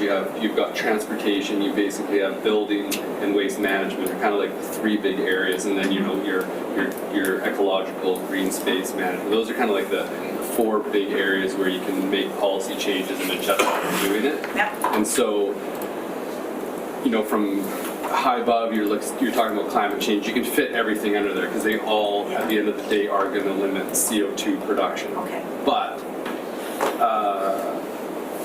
just for using as a communication tool, I don't know, and I would just like to make sure that we're not going to be able to left field when we're talking about looking at our waste system. Is there proposed language I can? So, that first category, climate leadership, just throwing this out there, if it was changed to environmental leadership, and then it read to take a leadership role in preparing our systems, infrastructures, and our citizens for climate change and environmental stewardship. Sure. Can you repeat that so that because we're going to put it in here? and environmental stewardship is And then the category has changed from climate leadership to environment. Do you like the leadership? I put a question mark in there because I just threw that in. Is that as the heading? Okay, good. Climate change and environment. Great, thank you. You've raised a question on an environment, but it's been sort of on the back of my mind for a while now, is our alignment with the RDN. And I'm wondering if we need a bullet under governance that talks about alignment. It seems to be a blending of the two entities here at times, because most of you attend RDN, but you mentioned there's policies coming out at the RDN level. Are we wanting to make sure that we're aligned? Are we leading it, or is the RDN leading it? I'm just a little curious about if there's a need to say anything about that or not. So there seems to be some parallels and comparisons, I sometimes feel, between the two of us. I recognize the chair of the RDN. Thank you, Mayor. Which hat is he wearing? Is he here as a guest? I think that's a really good point, Mr. Rudolph. I would hope that's meant to be covered under relationships. That's, But maybe That would be an it action. needs to be spelled out more specifically. I'm not sure, but it's a very good point. And I think personally, I'd like to see a lot more work done in cultivating that relationship and seeing where we can help each other. Why aren't you doing that for us? Try. one of the activities that I recommend under relationships is with any of your key relationships, at least a discussion and a sharing of the strategic plans. Because first of all, we're looking for misalignment. You know, they want to put, your neighboring First Nation wants to put a smelter plant. But you want to look for misalignment first, and then you want to say, are there opportunities to leverage what we're doing in a way? But that is one of the things post-strategic plan that should be one of the first discussions is help me understand what you're focusing on. And it's usually done at the staff level first with a discussion at the elected level, if appropriate. But I think that is a really important catch and one that normally would be under the relationships, unless you want to highlight it. You have a pretty good relationship with the regional district, don't you? Like, it's not broken. No, but even, Great. It's new. We control the It's very new. no, but even having been in the regional district side of things, it doesn't seem like that's an area of dysfunction. It isn't a or- dysfunction, it's just we talk about program delivery and then making sure that left-hand, right-hand are aligned is sort of where I was wondering. Yeah. Yeah, it's like if they're doing education around, source separation and regional district, not to double up even, it's an example. Do we want to put some language around looking for alignment into the relationships, or do we think are we comfortable it's captured? I personally think it's there. I think it is aligned. I think Nanaimo needs to be, quite frankly, a little more forceful in some of our initiatives and agendas, because I think there's a perception that the regional district is there to serve the electoral areas. And we're the biggest partner, and we're the biggest payer. And I think we need to put forward our wishes and desires more forcefully. There is perhaps an opportunity to hold more space that you've earned there. But the chair can be overruled, so. We try as best we can. Yes. Can I, on a separate issue, I'm just curious about process, Tracy, are we going to nitpick this some more, or are we moving on to? If you have nitpicking, we can pick now. If, I have one. yeah, please. Oh, Jesus. Is it a nit or a pick? It's What number? I think it's a very constructive suggestion. Okay, sure. I like those. Can you guess? It's under livability, arts and culture. Yeah. And I'm going to suggest simply adding support arts and culture and recreation as integral parts of everyday life in Nanaimo. Leave out the first and support arts, common culture. And Thank you. Who at this table does not value recreation in our city, and that word is not mentioned? Oh, Cheryl. You can be open. Okay, good. Councillor Bonner, and then Because I showed on the Campbell River one. And this was another nitpick, and I'm not sure what the answer is under partnerships on economic health, we recognize First Nations probably in the middle after private sector and educational institutions. Would we be more, We would be wise to do what you're just about to say, yes. as we work up First. the list a bit? Yep, Yes, should be first. Alphabetical. first. No. With First Nations, comma, the private sector. Yes. Good capture, thank you. Respect. Mr. Van Horn first, then Councillor Cummins. I don't want to speak once in exchange for all my departments tone or It's under livability, infrastructure, and services, and I've been trying to attack it from the standpoint by writing a staff report, how would I put this in? And it's the phrase, "to enable residents to support one another in achieving." I'm not quite clear Yeah, I don't like that. how we would operationalize it. I think the front of it and the back of it are good and clear, but just what that would mean, I was a little... Is it to achieve an active and healthy place to live? Is enable residents to support one another redundant or useful at all? Well, just in the terms of the language, I think I'd say to support one another in living an active and healthy life. That language is... Not everybody's gonna have an active. She wasn't answering Ms. Van Horn's question. Why do we need to enable the residents? Yeah, That's right, I don't like enabling. Enabling is a very You got the negative partners. connotation. Can we take out to enable residents to support one another? Yes. Yes. To achieve, and to, community infrastructure and services to achieve, To support. to support, good, yeah. An active and healthy place. The city as, Yes. okay. Thank you, that's helpful. Councillor Hemmings? Councillor Brown had an amendment to governance structure under economic health, and I can't remember what it was, but I liked it. And this one is repeating the last one. So ensure economic development efforts are governed and measured to provide value to the community? Well, it's actually, it's worship that got the original one, I believe, but it was ensure our economic development efforts are governed and measured. Oh, sorry, is that it? No, or sorry, this was mine. Ensure economic development efforts are governed and measured to produce value for the community. But yeah, instead of the shall. Okay, Anyone else? you pretty much get anything in those last 3 minutes. Councillor, Yeah, one thing under relationships is just this stakeholder, does that include First Nations? Which one is that? Yes. I would say so. That's a tricky one, you don't want to call. First Nations. We can take out stakeholder actually, and that actually becomes more powerful. Right, yeah. And you should never use that, it's which. Okay, invest in relationships which impact and support our community. They use that. Okay, these are actually helpful knits. These are not picks, these are knits, so this is good. And remember, you will have a whole, like, please let's keep improving this if you find ways to tweak it. This is a sort of, I gotta be honest, at 4 a.m. this morning, some of this language, so if it's not fresh, this is really helpful. you don't have to pay overtime, do you? None of it. I worked way slower when I was paid by That's the why hour. consultant fee's cheaper. Councillor Thorpe? Just for another answer pick, under economic health, the bottom of balloon business attraction, I just wonder if there's a better word we could use instead of a great place. That just seems a little generic to me. Maybe a preferred Oh, good.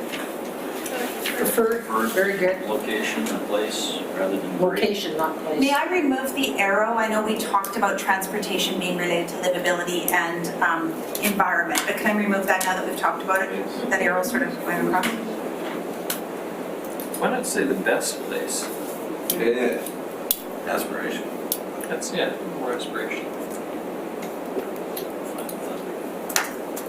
The best. I mind yet following your clear. That was almost a poke, not a peck. Okay? Are we ready to talk process? Next steps? Okay. So Jake and the team will be taking each of these bubbles underneath the green and identifying, what's already occurring and perhaps some recommendations to move the needle on those.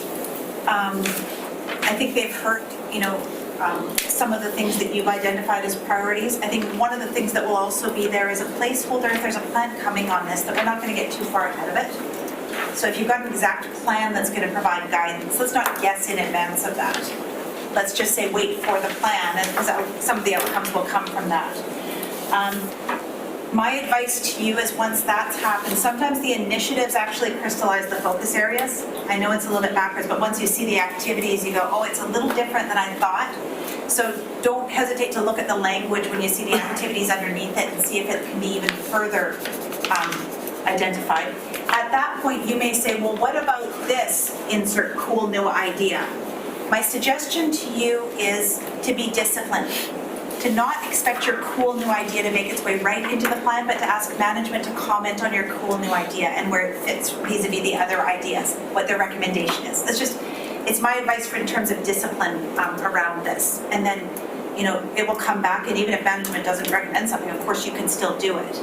But to continue this practice of, even the way you've designed this process has been highly respectful of management's competencies. And I know they appreciate it, that you haven't decided what trains to run, you've been really designing the tracks.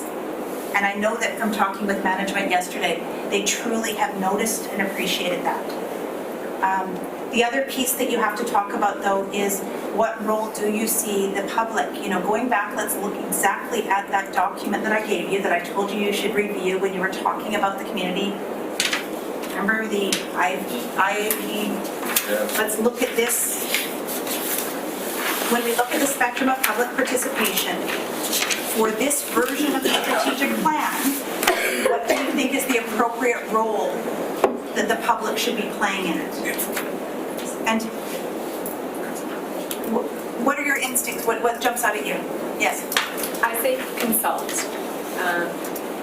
Because if it's solely informed, we're receiving really no feedback on it. So I'd like to bring this to the community and say, what do you think? And then if we hear major dissent, then maybe we come back and revisit. What do others think? Yep. I think consultation is very important, and I think being only 3 months since the election, that was a grueling process of public consultation, and seeing what we've got written down here, based on at least what I ran on, is very clearly reflected in this. And I think, I'm not sure how quickly our Director of Communication is going to be online, but I think we need to put work into our public engagement consultation processes in general. And that's going to take a while to get that on board. So I would be more comfortable in informing at this stage in the short term, and then maybe in a year's time go out more once we've got more robust systems in place and get feedback from the community on sort of how we're going on that. I'd be comfortable with that, as opposed to like getting feedback that potentially that would change. I don't think that we'd get much back from that, but I'm also Councillor Turley, then Councillor Wallner.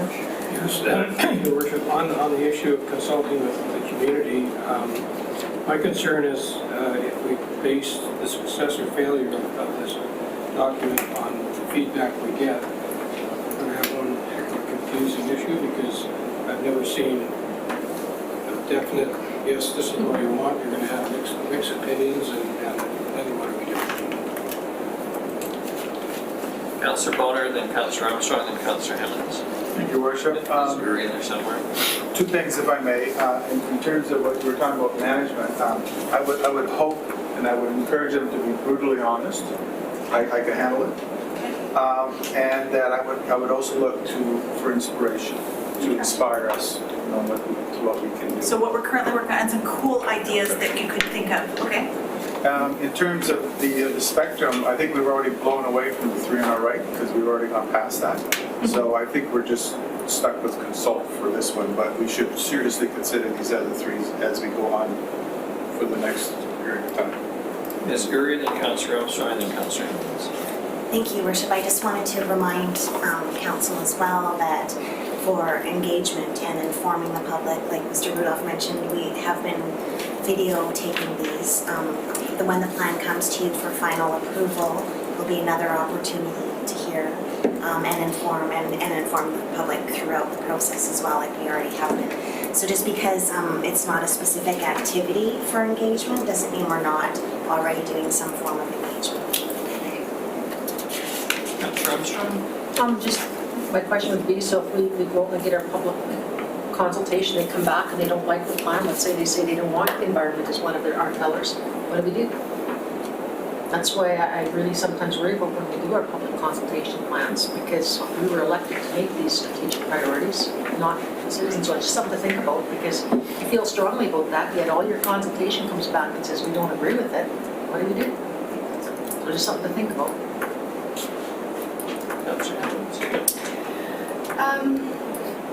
Gosh, I agree with everything that's been said, and engagement is messy, and we're not, in my opinion, is we're not looking for consensus, we're not looking for people's thumbs up, we're just saying, this is what we came with, and the language of if we hear massive dissent on something, I think is very intentional for me.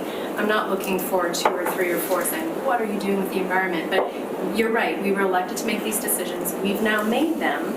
I believe we were also elected to check in with the community, say, are we on the right track here? This is our strategic plan. These are the tracks that we're going to be driving on. Perhaps, maybe in a year we say, okay, so this is what we came up with. We did just do a grueling kind of consultation process through the campaign. We feel like this accurately represents so much of what we heard. In a year's time, we're going to come back and consult you on this. I don't know. There's a lot of options, but I think we need to tread very lightly here around decisions that we're making on behalf of 90,000 people. Can I just understand what that means about treading carefully? Sorry, just.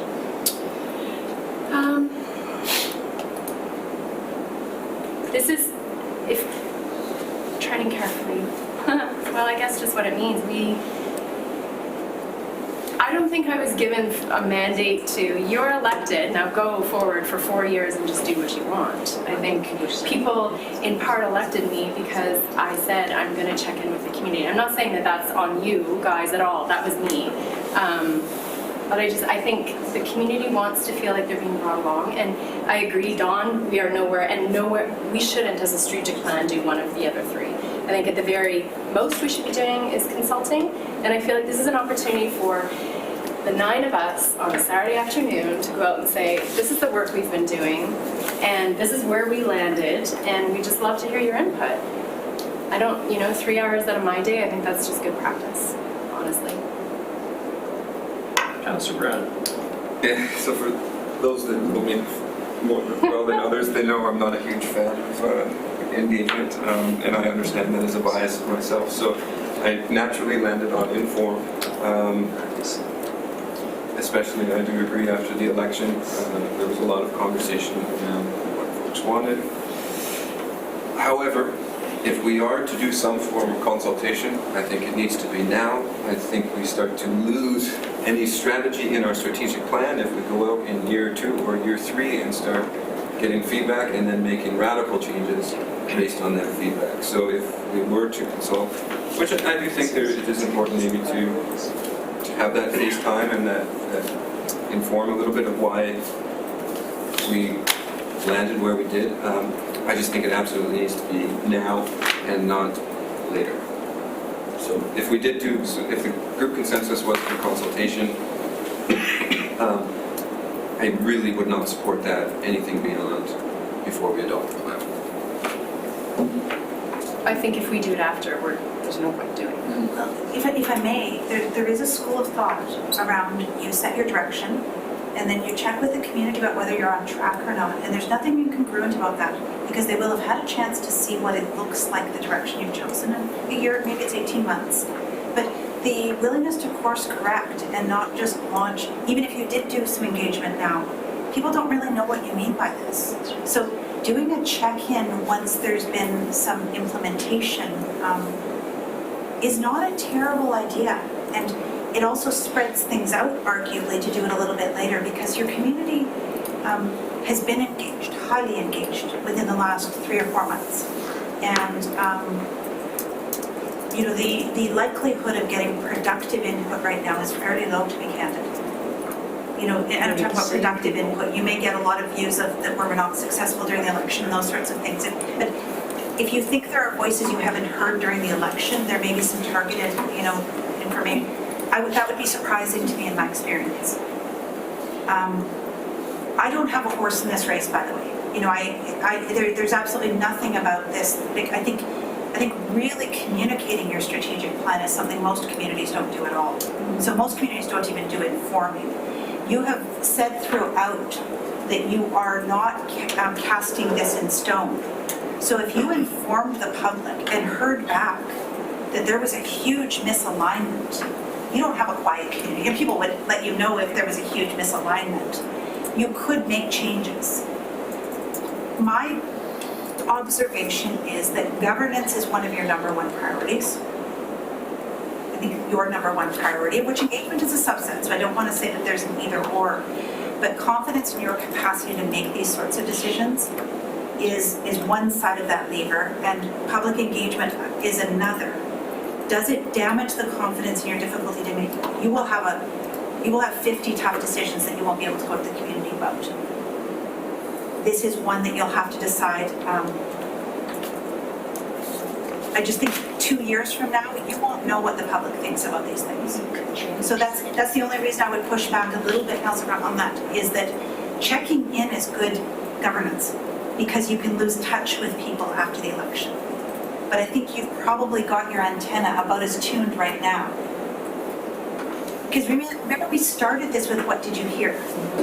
The very first activity we did in this process was what did you hear in the election? What mattered to the community? And I can refresh your memories about what you heard, and you can maybe even take a look at whether I can send that back to you if you'd like.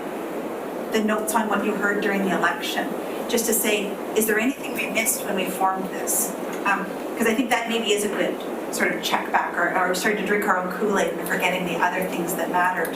But I did do a check back on that as I was preparing this. And there wasn't any huge missing things that I observed from what you identified the public wanted. And remember, I asked you not just what did you run on, but what did you hear? So even the people that aren't at this table, remember we considered the perspectives of the people that weren't successful in running for office. So anyways, it's just food for thought to, when you look at this engagement, to really say, what is the goal? And this chart is super useful. These communication people know what they're doing. And remember, there's a lot of, if you're going to consult, you have got to be willing to inform the public on all that you know so that they can appropriately participate. Otherwise, you're just informing under another umbrella. You're informing in a more casual setting. There are some cool ways, though, I was talking at the break, to actually make, just really quick videos of what your strategic plan is. And you could, I can do that in a day for you just real quickly, just so that people know what, and they'll let you know, to make it clear what you all stand for. Anyways, I just wanted to say that don't dismiss whether you do it now or not, the benefit of checking in with each other, first of all, and even with the community, can be super valuable, especially with a 4-year term. That's a long time. Councillor Hammonds? I think informing, if we do choose to have an element of consult, I think informing is going to be 80 to 90% of what this process looks like. I would love to see a video. I would love to see talking heads. Like, this is what we prioritized and this is why. As for the consult, I think it can literally be an afternoon. And one of the things that we heard loudly from folks during the community engagement process is that they felt like they didn't know how to access their counselors. If you don't have the confidence, the wherewithal, the whatever to come to the podium on Monday night, there was really no way in. And when things went wrong, and we know things kind of went haywire, they didn't know how to get in. They didn't know how to have that conversation. So I think the more often we can be out together chatting with people, the more confidence the public is going to have in us. Not necessarily, it's going to do good work for this, but as us in a group, we're going to be showing that we're going to be doing things a little bit differently. And for me, I think it's worth an afternoon.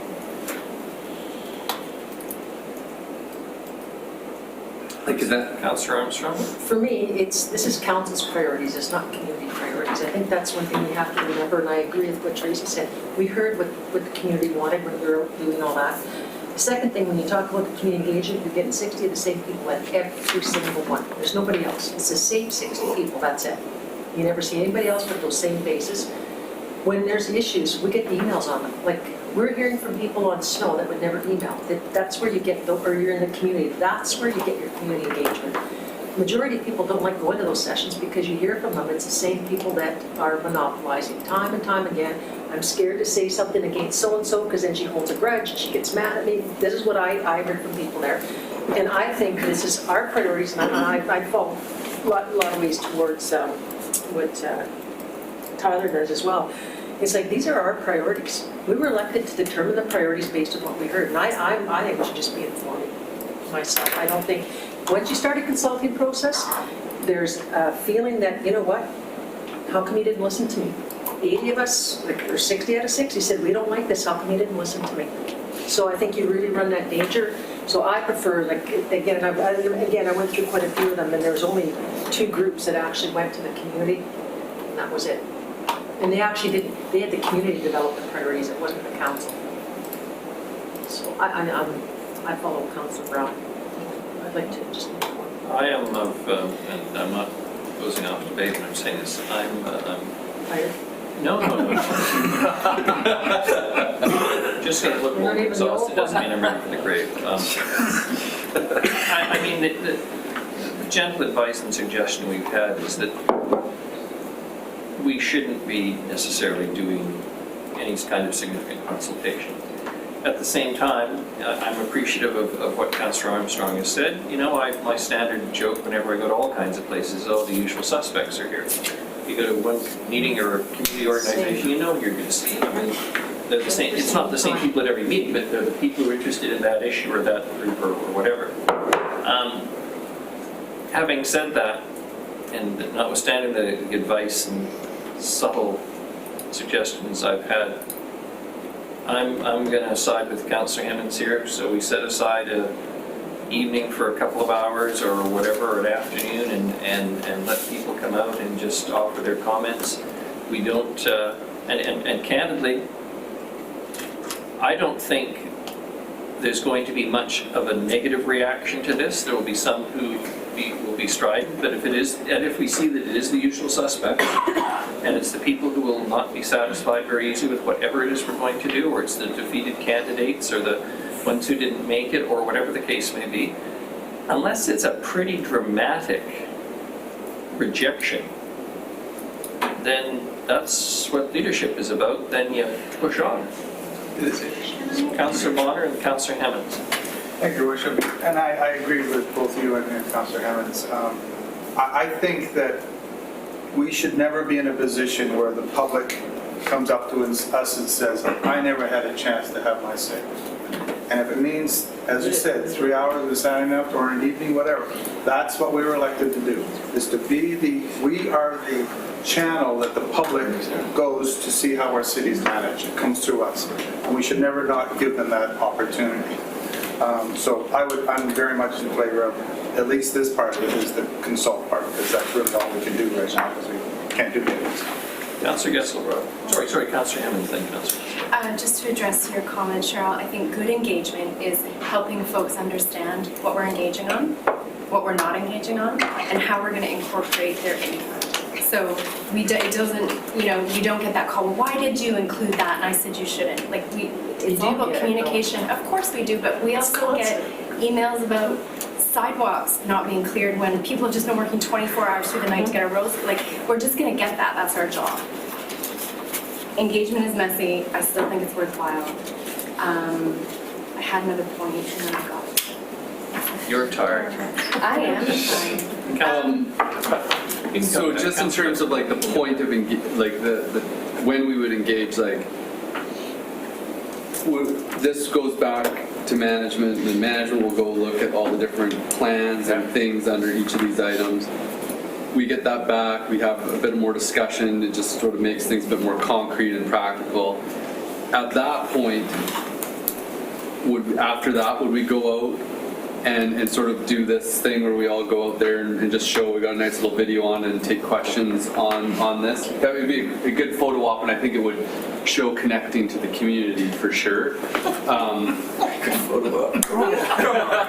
my God, he's going for higher office. No, but I mean, I think it would be somewhat symbolic, showing that there is engagement and we're connecting and having conversation. But I'm just curious, like, at what stage? Like, I don't think there's going to be a whole lot of information that we're going to receive back from the public on this. There's going to be people that'll have specific things, and it'll be a time to have a bit of a conversation and connecting, which is, I think there's value in that. But yeah, My like advice is, just going with this out there, Yep. I mean, like, this doesn't really mean much. well, but that is your strategic plan. right. So my advice is if you're gonna go out, you go out on your directional end, not on the initiatives underneath it. Because why would we populate it with all of the initiatives if the direction is wrong? And the challenge with it is that, anyways, you could do that, but my advice is you do it now, before it's fully baked. Yeah. Otherwise, it's fictional. Okay. So, what a waste of stuff. and I worry bluntly that this isn't enough information to, It's nowhere near. you know, so you've got to decide this. We have this trouble between us, you know, just on the semantics of what does this particular thing mean, that anyhow. But if you wait till it's fully baked, you are informing. Call it like it is. Like Yeah. if it's fully done, you know, Isn't it in fairness though, I mean, I would see this and frankly, I'm quite happy to go with something like that and say, look, you know, this is where we're going. This is the general outline. How we operationalize that will be made in specific budgets, in specific years, in response to specific projects and suggestions and driven from staff and advice from the community. But this is basically what we think is the right direction for the city. And firstly, I mean, I think that's what you have to do. I don't want to go out there with a large document that I ask them to critique, because everybody will find something they don't like. I get that, but I just think it's basically, look, are we off base with governance excellence, environmental responsibility, economic health, and mobility? Are we completely off base? Are we out of touch? Did we not listen? And then carry on. I'm not looking for. I think to talk to Councillor Bonner's point, I think all of us, certainly most of us, all of us, I think, understood that we had and were expected and we wanted to do things differently. And that means more transparency and to some extent may mean more process, and you could argue this is more process, but I don't think the risks or the downside are enough to merit us just pushing ahead and saying, right, we'll come back in a year. I think the risks and upside are such that we do that 2 or 3 hour session and see who comes out, and I don't expect there'll be much of a reaction, and then I think we just carry on from there and we figure out all the specifics as we are expected to do. That's what we're elected to do. I mean, you could think of the community as the ultimate council. They're the ones who decide the direction the community wants to go, and then, you know, staff are supposed to operationalize it. Well, in fact, they hired us, in a sense, to do it, except we're going to do it through the staff. But they hired us to take the train along these tracks, in a sense, and that'll be our job, and to justify it and explain it and satisfy them that's the right thing. If I thought there was tremendous risk to this, I'd rather err on the side of consultation and take the risk of that than I would err on the side of someone coming back and saying, you know what, I had 4 years of this under the previous council, and now you're just doing it all over again. The previous council actually sat down with the community and developed a plan, because I was part of it. So they had far more community engagement. It's a great process. I just. That happened in 2010. Except on that event center thing. Yeah. So, aware of my own biases, I will say that I do feel that probably the sentiment to go up and have a check, even if it's just 3 hours Saturday afternoon, I'm more than okay with it. So that's Councillor Bonner, the Councillor Thorpe, and Councillor. And just regarding your train analogy, which I think is great, and we just got to remember, yes, we're driving the train, but all of our citizens are on that train. So, Nice. Whether the rest of us. Councillor Thorpe. Go in. Well, Can't top that one. anytime there's a station, they can get off.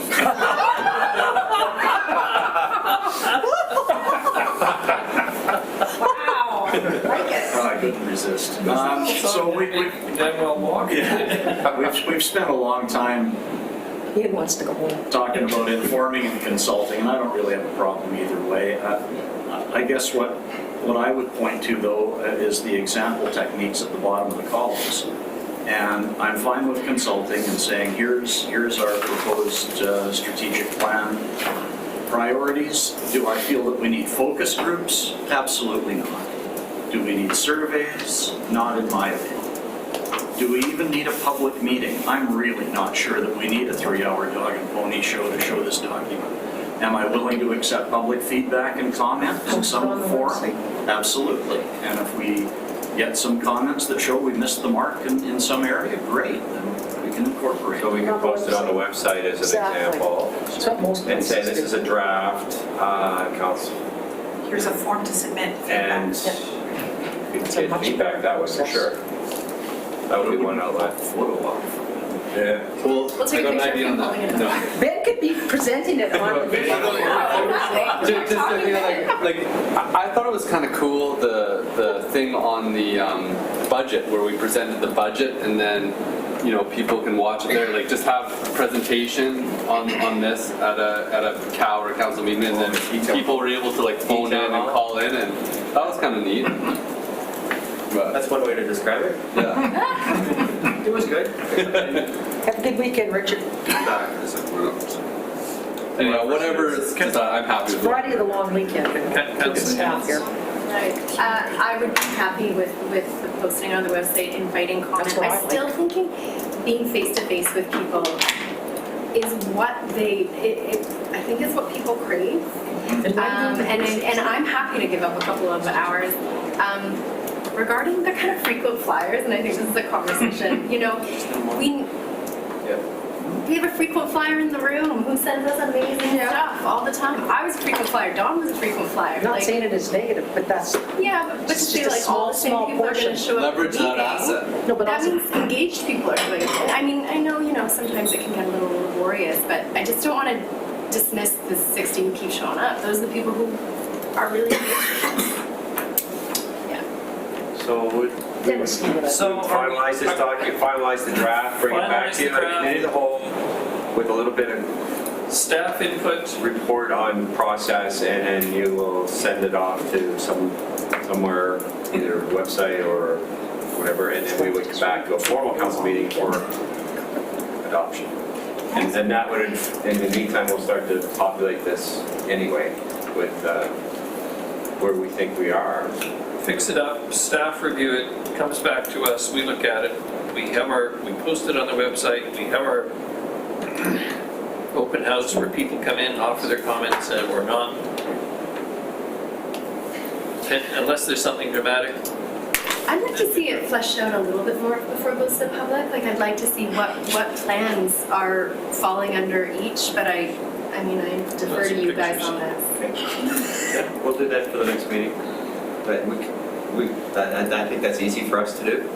Okay. See what's in the work program, what do we do now that seems to be aligned with these things. It's not everything we do, it's just probably some highlights and things that would be in the work program, i.e. OCP review, Parks and Rec, finance.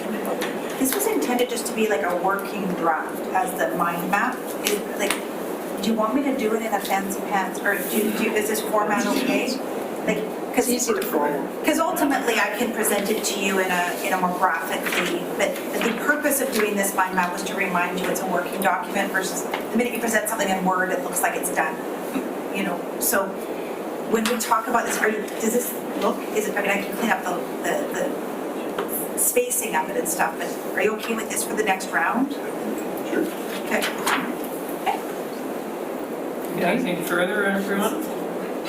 I'm confused on what we're actually doing.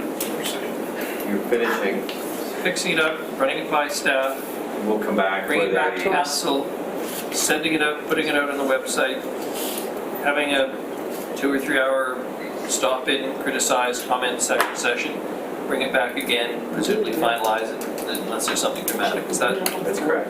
Okay, thank you. You also could decide you don't want to have a 2 or 3 hour, but you're going to have an open meeting where you decide to approve this. We'll give you some You can options. invite people to come to that. Yeah. because you're gonna be We have to do together. it anyhow. I mean, look, if we put it out on the website with great respect, and we get 0 comments or Yeah. 5 comments, and they say they like it, Yep. no offense, I'm gonna save the city's money to say we're not committing all of it. That's part of engagement. Total, like, we're speaking the same language. We'll see how it's People are done in not- strategic planning. See how engaged the engagement is. Well, we do have to address it at a council, that's where I think. We attach this to the modular. One weekend. discussion. Anything further on our item 4 on the agenda? If not, let me express on behalf of Council, no, not yet. Let me express my thanks to Ms. Lorenzen for her work on this and her assistance in guiding what I think was an extremely useful and valuable day of proving once again why it's such a delight to work with this council and the staff we have, that we can make progress further.